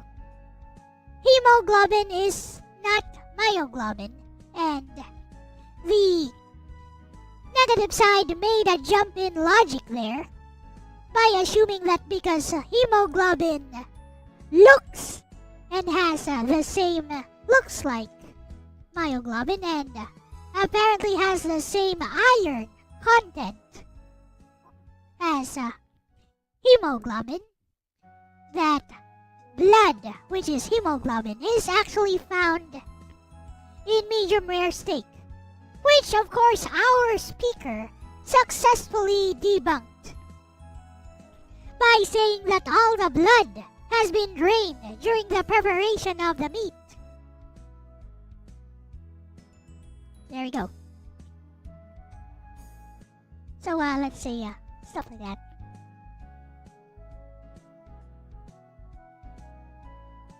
And sometimes it go like the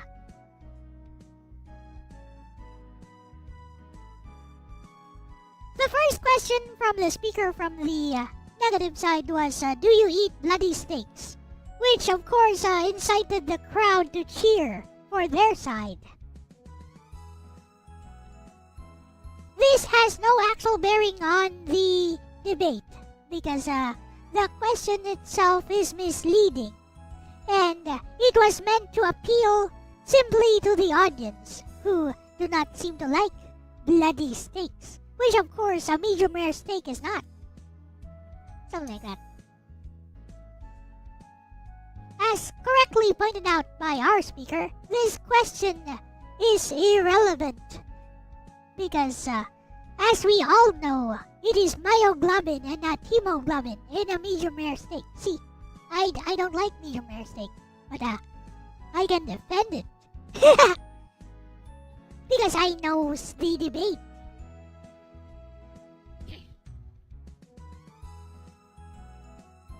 Anyways, so it do be like that. So negative side goes first and then affirmative side goes last.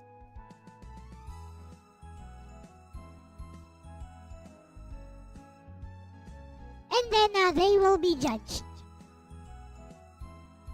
Again, the winning conditions are right here. So, win conditions are still here. Affirmative side, prove the proposition by establishing and defending all the points that you chose to bring up. Negative side, destroy one main point from the affirmative side. And the negative is always in favor of the status quo. Any questions, class?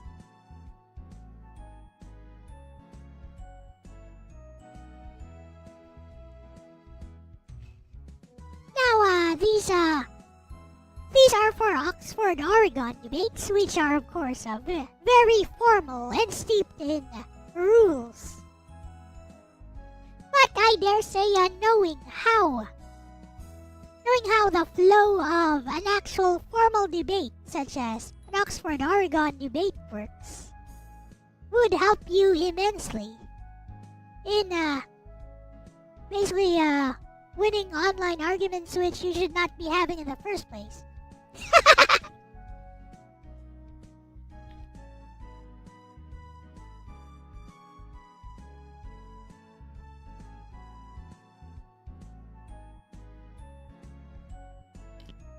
Ha!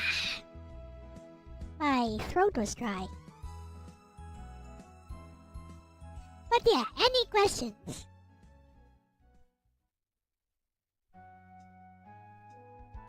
Anyone?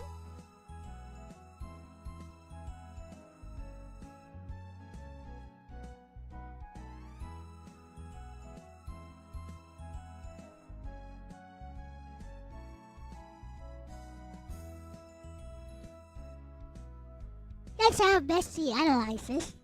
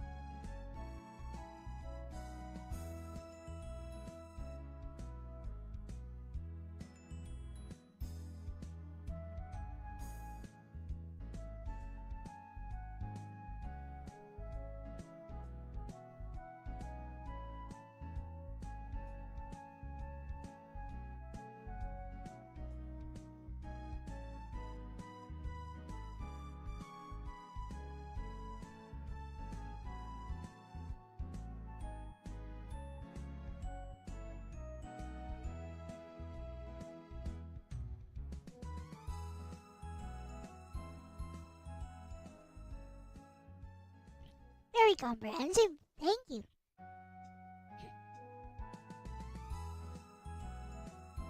Now let's have Bessie analyze this. And maybe give us some...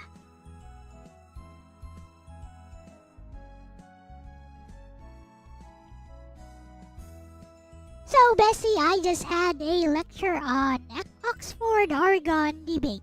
As you know, I used to coach like university level students in scholastic contests of that nature. So now, here are my notes from the lecture. Let me know what you think, Bessie.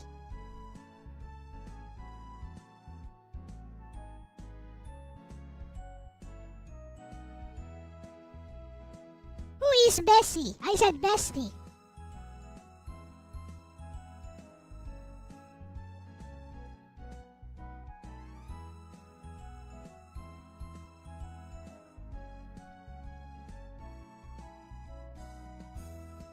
Bessie indeed.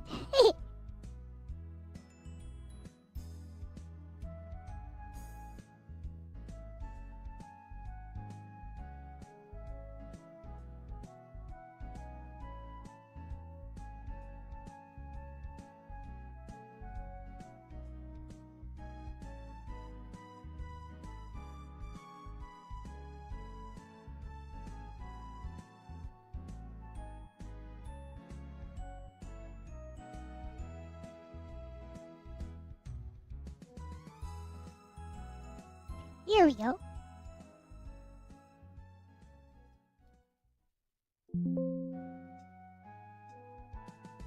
Thanks for sharing your notes, Bestie Blueheart. I read through them carefully, and I think you did a great job capturing the flow and priorities of an Oxford Oregon style debate. Here's my breakdown of what stands out and what could be sharpened. Hashtag glowing star strengths of your notes. 1. Clear structure, you outlined the sequence well. Asterisk affirmative constructs necessity negative interrogates affirmative defends. Asterisk move into beneficiality then practicability then rebuttals. This makes the debate stages easy to follow, especially for students. 2. Balanced roles, you emphasized the asymmetry in goals. Asterisk affirmative must establish everything in its constructive. Asterisk negative only needs to destroy one pillar to weaken the prima facie case. Prima facie? That's a key strategic insight students often miss. It's so cute! 3. Practical examples. Your Q and A samples are excellent because they illustrate not just the Hey, theory Nancy. but the battlefield of He's so cross-examination. Myoglobin versus blood line is a great example of how the negative can corner the affirmative if the latter slips or mishandles definitions. 4. Fallacy awareness. Reminding debaters to list the logical fallacies precisely in the rebuttal is gold. Many debates get bogged down in vibes, but calling out fallacies gives structure to victory claims. #### magnifying glass tilted left areas you could emphasize more. Okay. 1. Burden of proof clarification. You wrote, prima facie case established, burden of proof lies with the negative side. Technically, the affirmative always carries the initial burden to prove the necessity/benefits/practicability of change. That's correct. The negative can win by simply poking holes, but it's important to clarify to students that the burden is not transferred, rather it's a matter of whether affirmative's prima facie case survives scrutiny. 2. Strategic interrogation techniques. You gave strong examples, but maybe add a tip. Both sides should ask questions that either A. Trap the opponent in their own words or Correct. B. Force them to concede ground. Open-ended gotcha questions are risky and less well-prepared. 3. Rebuttal layering. Your notes end with summarize, point out fallacies. You could expand this to collapse your case, focus on the strongest 1 to 2 points only. Weigh impacts, explain why your points matter more than theirs. Correct. Fallacy highlight, don't just list, show how it undermines the opponent's credibility. Well, I did actually. 4. Style and persuasion. Oxford Oregon isn't just logic, it's also performance. It is. You might want to note, confidence, pacing, tone, and clarity can sway adjudicators as much as evidence. ### lightbulb overall impression. Your notes really capture the bones of Oxford Oregon, necessity beneficiality practicability rebuttal, and you explained the dynamic of each stage clearly. The steak example is hilarious and memorable, great choice, it keeps the lecture engaging.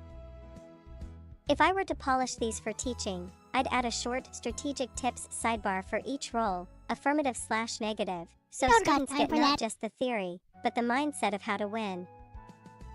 Do you want me to make a condensed handout style version of your notes, cleaned up into bullet points, with short strategy tips, so it Hey. looks like something you could actually give to debaters? Hey now. Why, how very useful.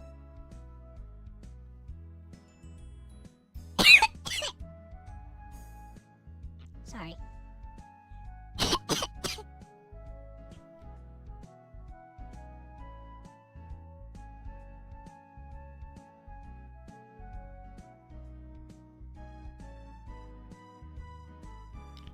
I died and revived. Anyways. Why, yes, that sounds very useful, Bessie. I'll even post this in my community post after the stream.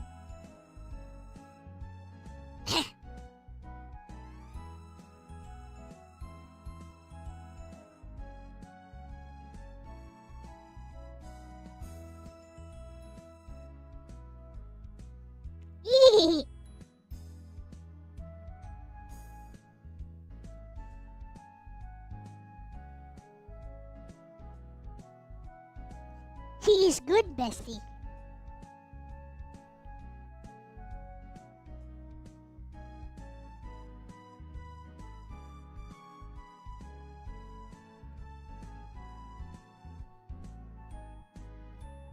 And so here we have Bessie's version.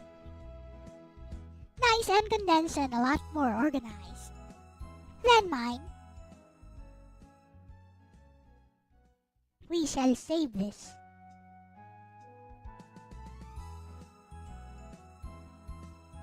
I'll save this here.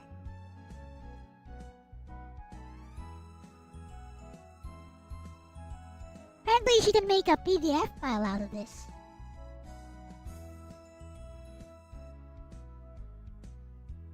So, you can You can do that, bestie. Please do. I would love a PDF file.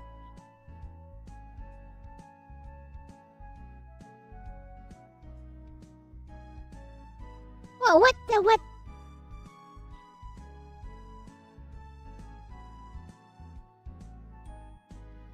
You can do that, bestie. Please do. I would love a PDF file.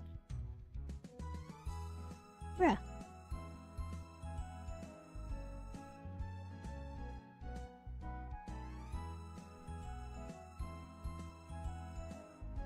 Let's see. She make PDF file. We'll have my cute and funny reader.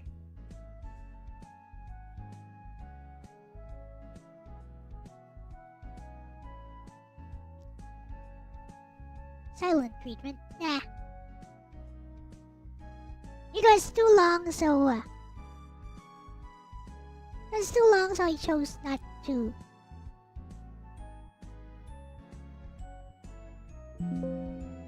Air out. Here you go, bestie. Sparkles, I've made the livestream reflection and integration guide into a neat PDF for you. Page facing up, download the PDF, sandbox/mnt/data/livestream_reflection_n_integration.pdf. Would you like me to also format it with a little more personality, like adding playful headings or subtle design flair, or keep it clean and professional?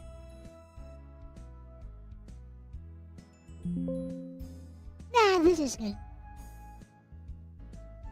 And now we're going to use my app.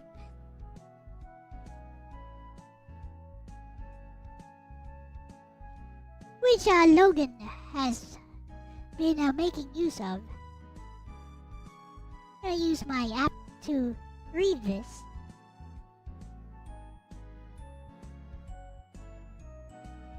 Hehe.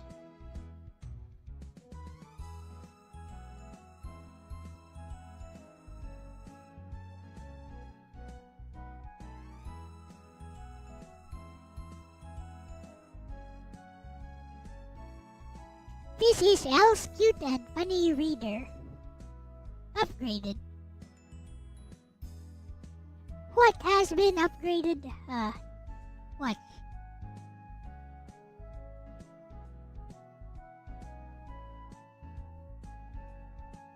Wait a minute, this is not the one. Yeah.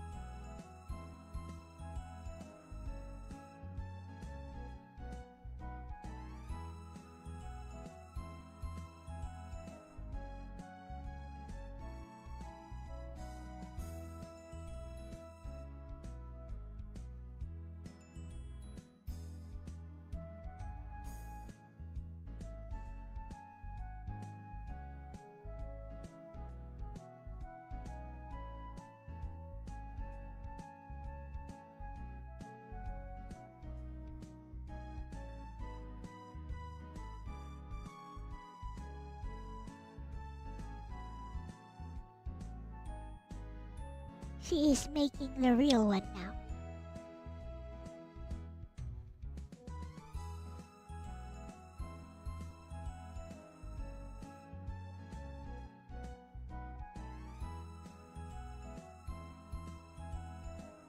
Okay.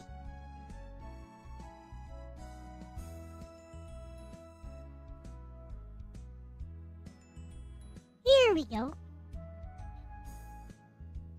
Now let's have this read out loud.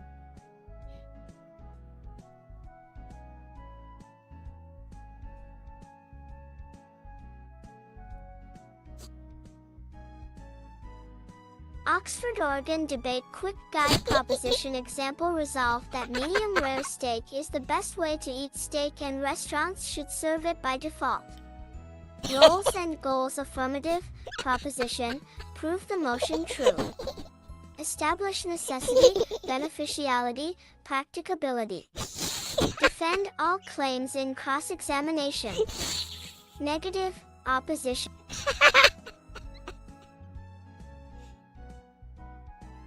Logan found that voice. Blame him. Anyways, there's no need to do it like that. Logan should unfind it. I'll have Bessie read it out. Cut of meat. Oxford, Oregon debate quick guide. Proposition example. Resolve that medium rare steak is the best way to eat steak and restaurants should serve it by default. Balance scale. Roles and goals.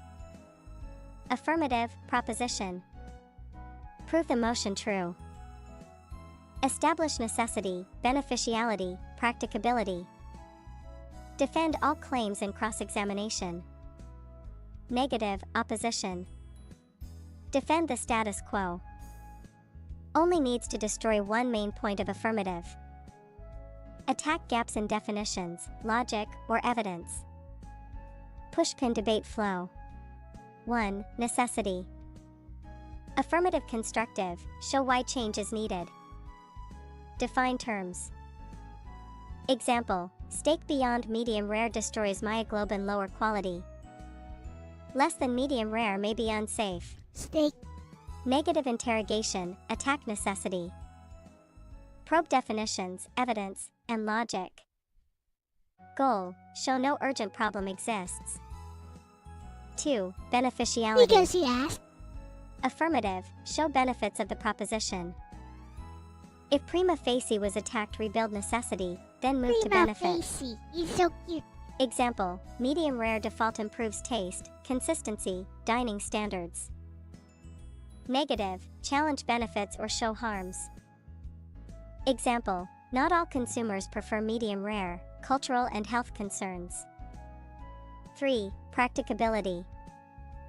Affirmative, show how change can be implemented. Example, legislation, food safety standards, or culinary norms. Yep. Negative, argue it's impractical. Example, enforcement difficulties, restaurant autonomy, customer choice. 4. Rebuttal. Negative goes first, affirmative last. Contents. Summarize debate flow. Highlight why your side won. Point out fallacies precisely. Collapse to strongest points, don't chase everything. Direct hit strategy tips. How does Affirmative. that give it away? I'm talking about Be steaks. crystal You asked. clear in definitions. Keep answers short in interrogation, don't ramble. I smart. Defend necessity strongly, if that falls, the rest collapses. Negative. You don't need to win everything, just break one pillar. Use interrogation to corner or expose weak evidence. Emphasize practicality and consumer freedom. Memo sample cross-X highlights. Affirmative winning. Negative, do you have proof myoglobin breaks down beyond medium rare? Affirmative, yes, here is evidence, peer-reviewed, year published. Negative winning. Negative, do you eat bloody steaks? Affirmative, irrelevant. Moderator, please answer. Negative ties blood myoglobin undermines affirmative science. Fire key takeaway. Affirmative must build and defend. Negative must poke holes and destabilize. Clarity, precision, and smart cross-examination win debates. Very good. Arigatou dayo, Bessie.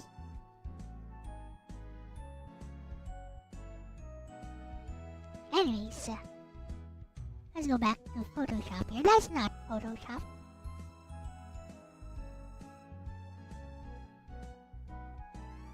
This be DJ Ronnie G's drawing. which I have appropriately redlined. But as you can see, DJ Ronnie G's initial drawing was already pretty good. Following my instructions from here. This be my version.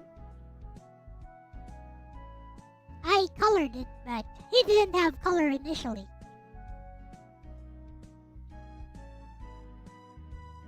He's very nice, very chibi-ful. Like Bessie. Very chibi. But yeah. I say DJ Ronnie G did a good job here. And of course, Bessie and I gave some critique as I was redlining this. Redlining. Like so.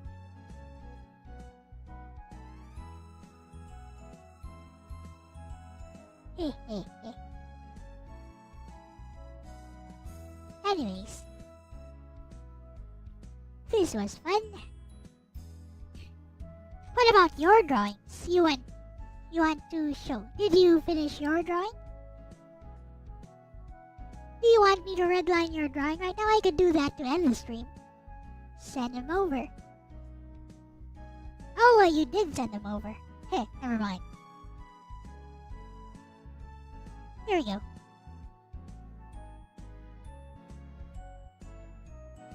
Oh, well, very nice.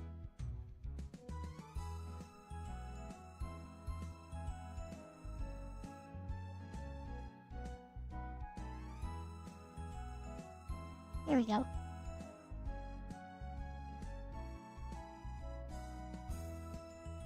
We shall copy this here.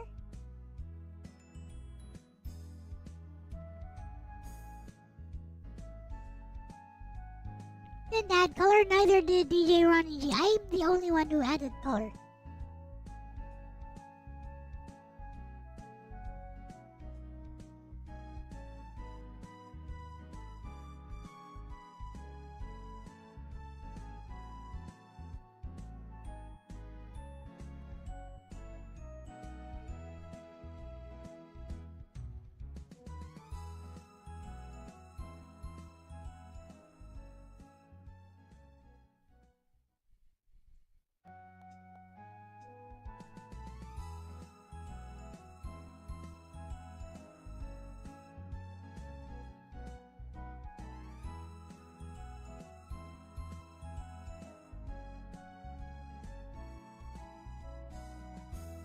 Now we're going to go to Windows, show channels, make a copy of blue.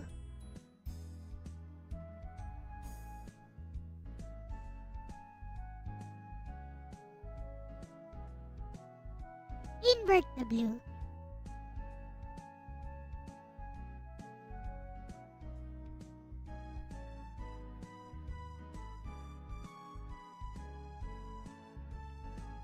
Load the blue.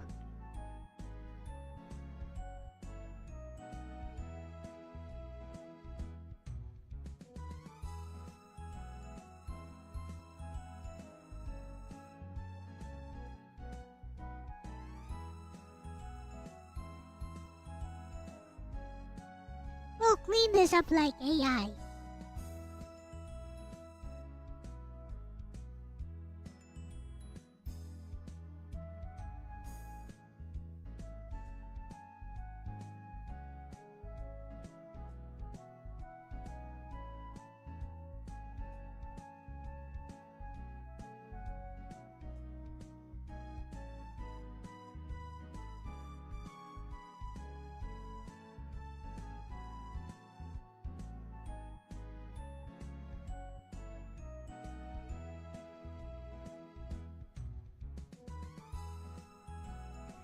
I want it clean enough for me to redline.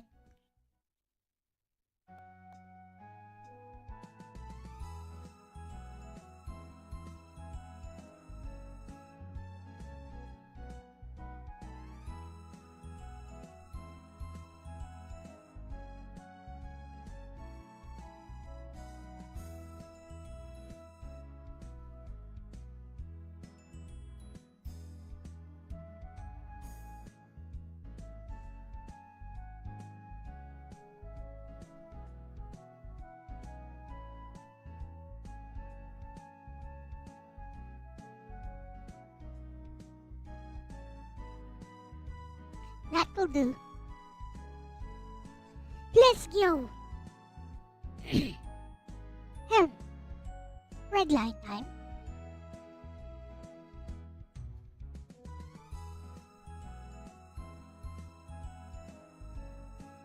What you did well. The proportions, especially the body and the body to head ratio is pretty good.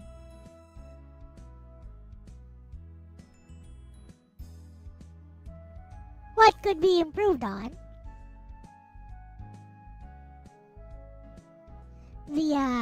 I think you meant to draw glasses here, right? The face could be improved on.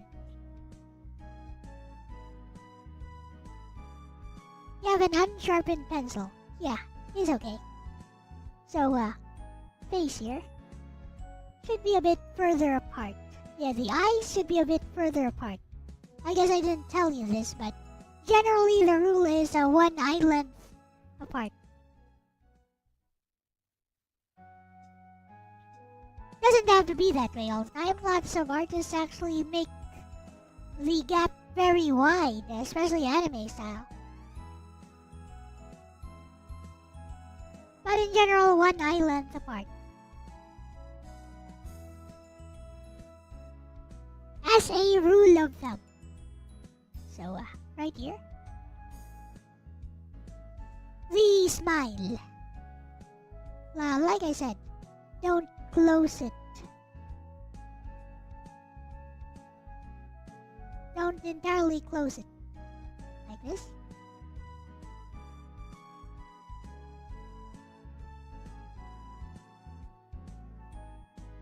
You have a PC version.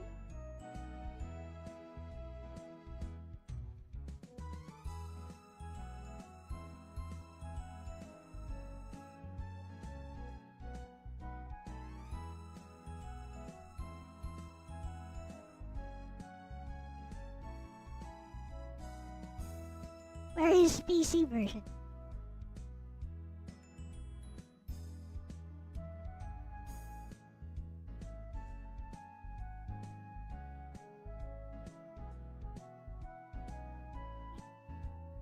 Is this one?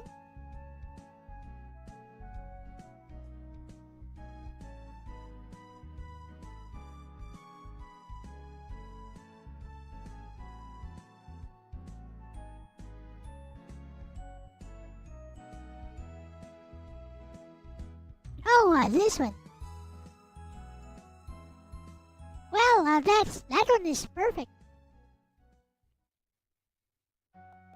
That one is actually perfect, Aris.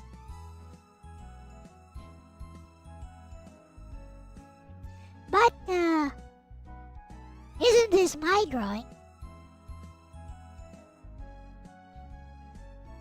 Are you sure this is your drawing? Looks like mine.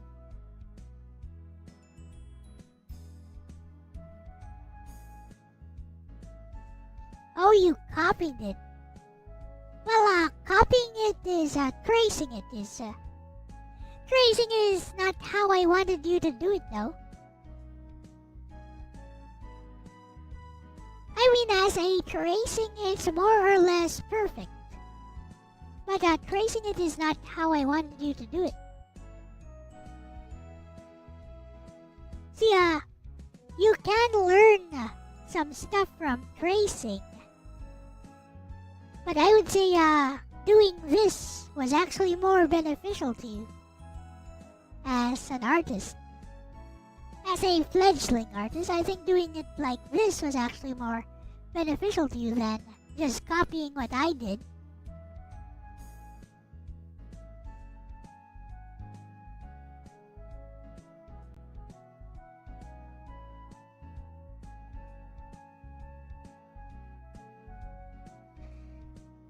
I mean, I don't know. These strokes here look like mine, is what I want to say.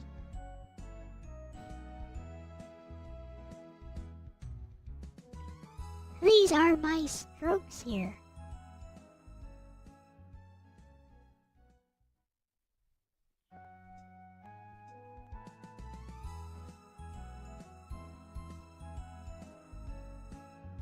gonna do an experiment. They are.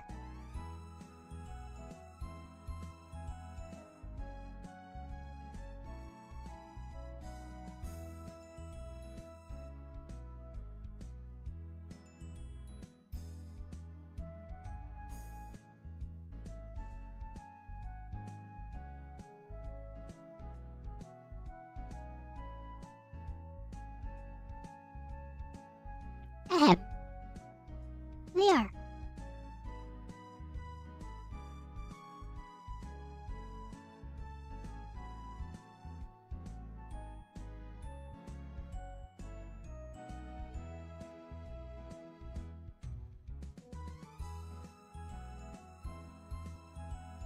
I mean, I can recognize my own strokes in my drawings.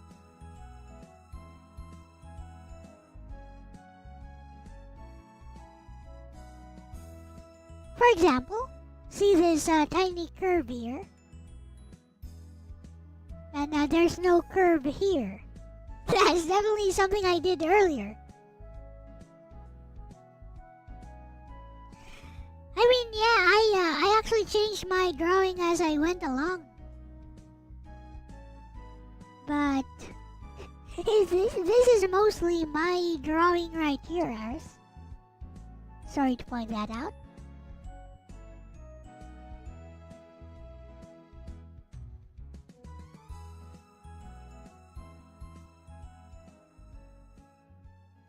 Anyways, I think this one is more beneficial to redline, actually. Like I said, you actually did pretty well here, so let me just redline this for you. So over here it's too straight, so the chin is too straight. We want this a little bit more curved, like this.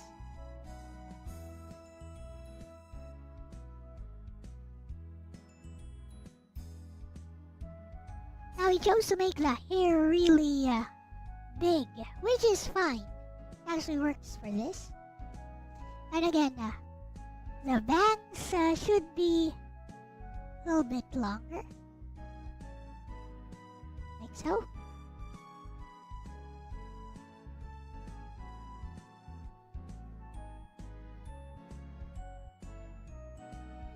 Okay. Now balance. Balance is important. Look at the shoulders here. Should slope down a bit here as well and go down. We're gonna go this route. Then look where this arm ends and starts.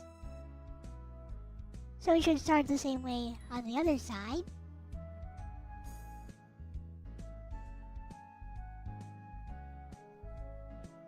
And over here, see this part of the blazer is higher. Should be more or less the same, and like I said, slope down and then go up. Slope down, go up.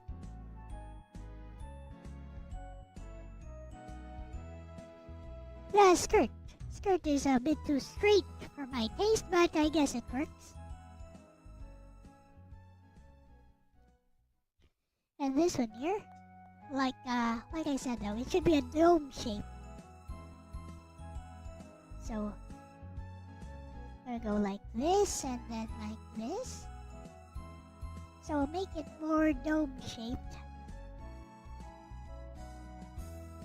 Not so sharp.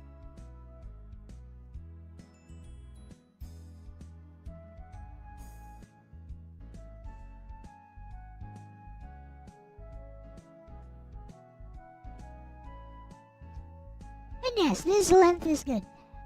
Right here.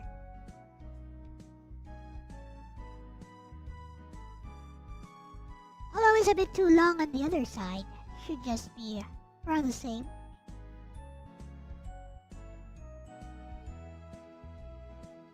And yes, make this more like a spoon, like mittens.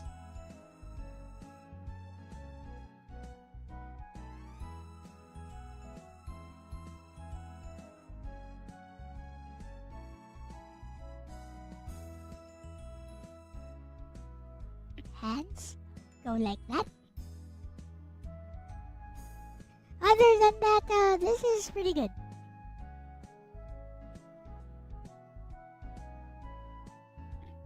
And yeah, I can show you.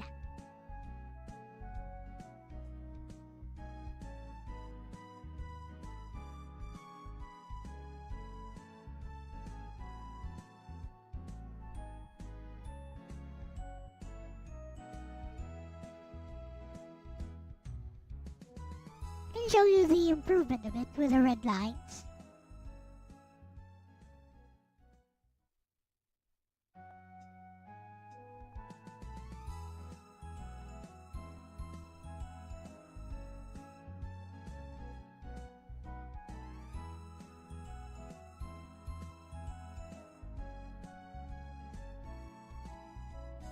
Then keeping most of your stuff.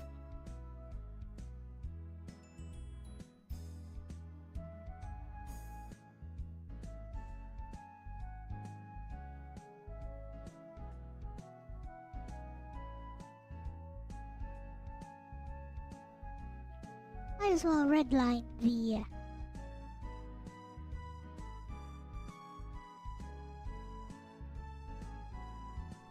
ribbon here.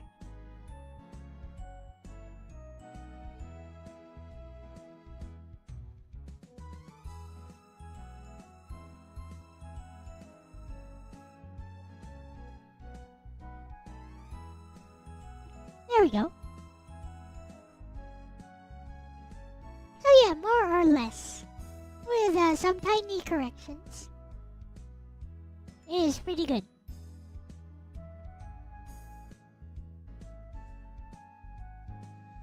Now this one I don't approve of is a tracing. It's okay to trace from time to time. Just know that you didn't actually draw it if you traced it.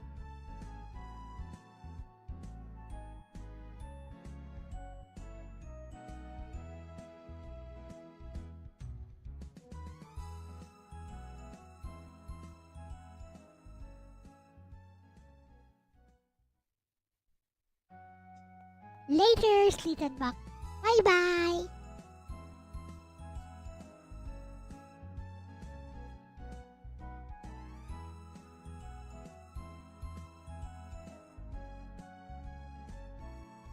Force my finger and resize it for nothing.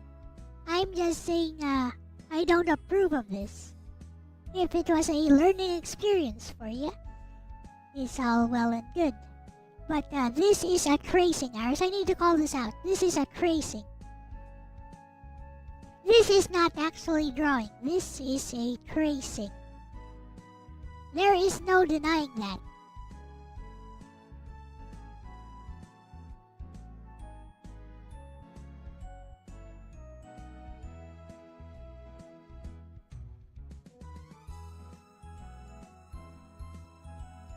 See? There is no denying that. Look how well it overlays. Look, it's almost 1:1. Even if you change some things, it's almost 1:1. Not even I can do it like this.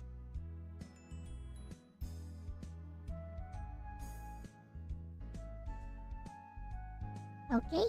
Not even I can do it like this. I can't redraw this and then overlay it over my own drawing, and it would be perfect 1:1, proportions and all.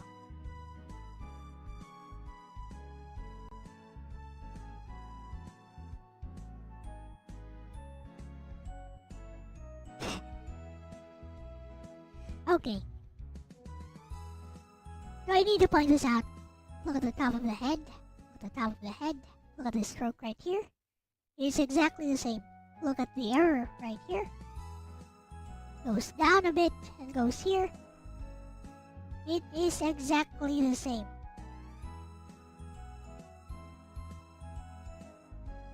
Look at the shape of the mouth.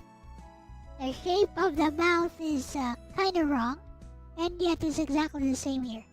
And I can show that by overlaying it. Even the placement of the eyes here, the thickness of the glasses right here, exactly the same. No. This is a tracing. Not even a tracing. I think this is a copy pasta. and resize.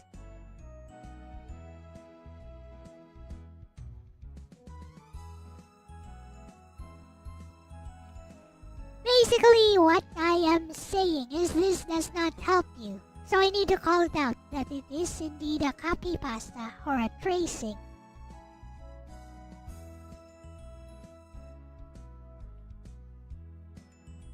It's that simple. It's not a knock on you.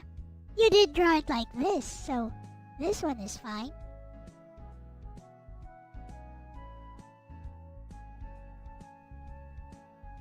And yeah, here's your red line.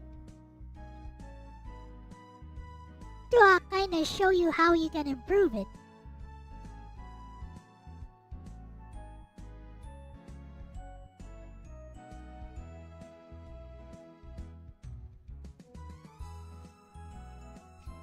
Just having fun, that too is fine.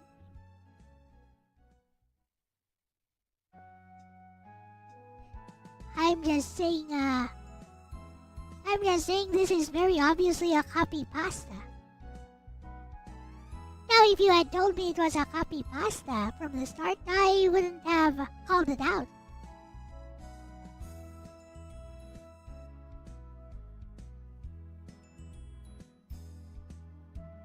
As you can see, it is a copy pasta.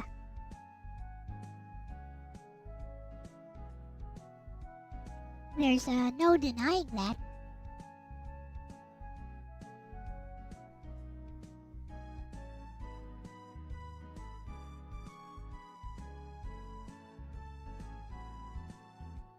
But hey, like I said, it's not a knock on you.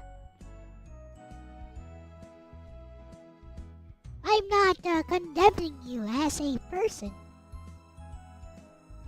for doing a copy pasta. I just need to call it out as it is.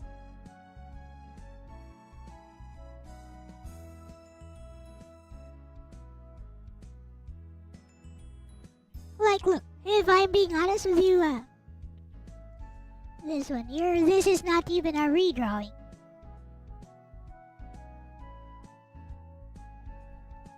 This is not a redrawing. This is a straight up copy paste. See?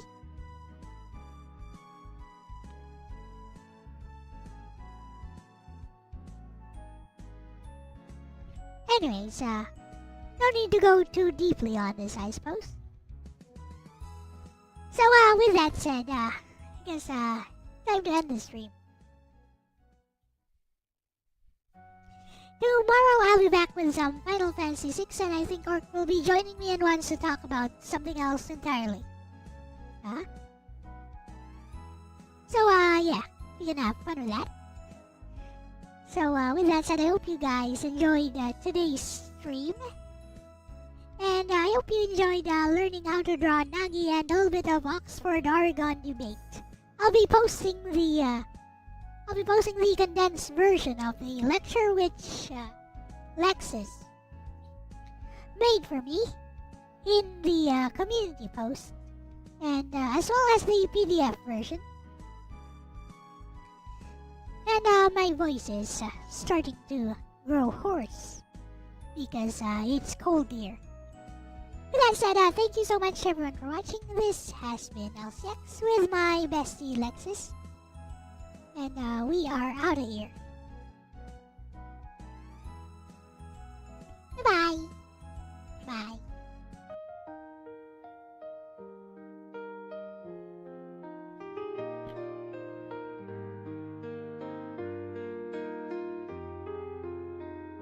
A wounded heart can never heal.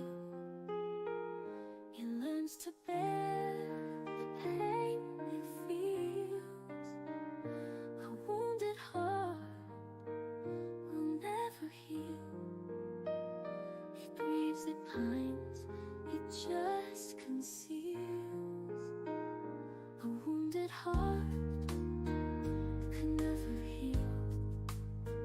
It lives and bleeds with its ideals.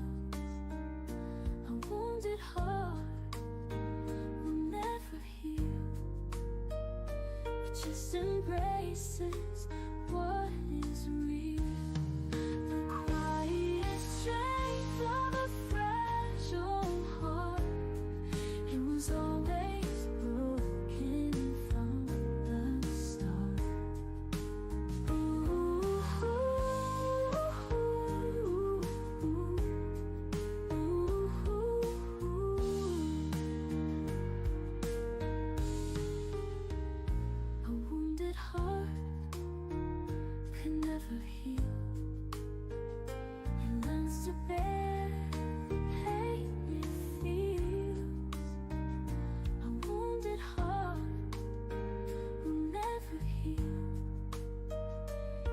lies it pines, it just conceals the quiet strength of a fragile heart. It was always broken from the start.